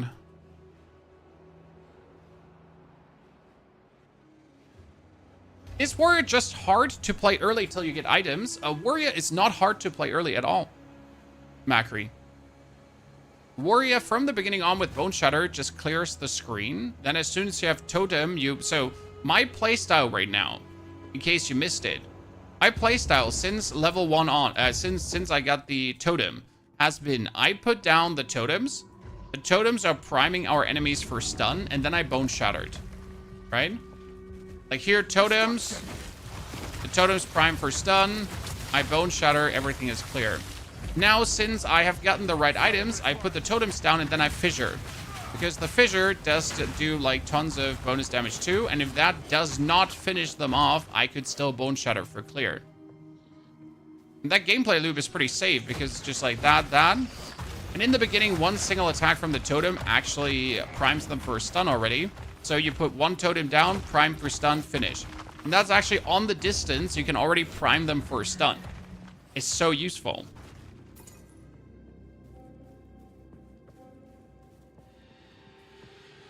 What about endurance charges to generate more totems? Endurance charges are only for ancestral warrior totems, for nothing else. Those ancestral warrior totems are the totems that are casting your mace skills. I'm not even sure if we're going to play the Ancestral Warrior Totems yet, because the Shockwave Totems might be doing all the work on all the fissures. Okay? Like, I would not worry about endurance charges at this point, or at all, as there might not be a world where we even need to worry about endurance charges, where endurance charges don't even make sense to play in what we get going on here. Okay? I can't say yet.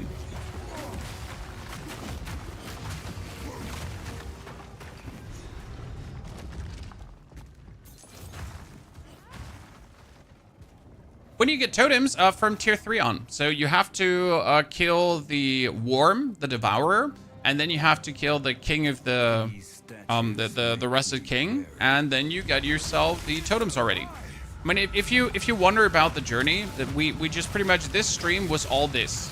Okay, Chad? This stream was just leveling this warrior from level 1 to this point. We have now officially played 4 hours 23 minutes, and we could like wrap the whole thing here up in like another 40 minutes or so, and just like blast through and get it done, which makes this pretty damn good fun and great. Is this like a test build? Yes, this is the build I will play on release. This is my build to play on Friday. I have settled, I have decided that after today's play session, it is going to be Warbringer with totems, volcanic fissure, boneshatter, and perfect strike.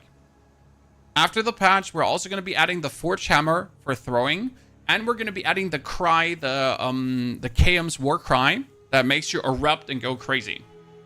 That's the plan. Now that being said, we might have 1,000 viewers, chat, but I am tired from our day, from our stream. I'll end it here, and I instantly sit down to create the path of building, to create the mobilytics, to get everything for you done, that you tomorrow morning have a fully flashed out build. And now I'm going to encourage you to go out there and watch my video on the Ascendancy changes that we have out, and to watch the video on the 12 mayor changes that you might have missed or not been aware of. So do that for me, please. And I'll hope to see you all tomorrow to the stream again. Tomorrow, we might actually test something mercenary-wise, because I need to know something, okay? Therefore, take care, and I wish you all have a great, good rest of your day. Thank you.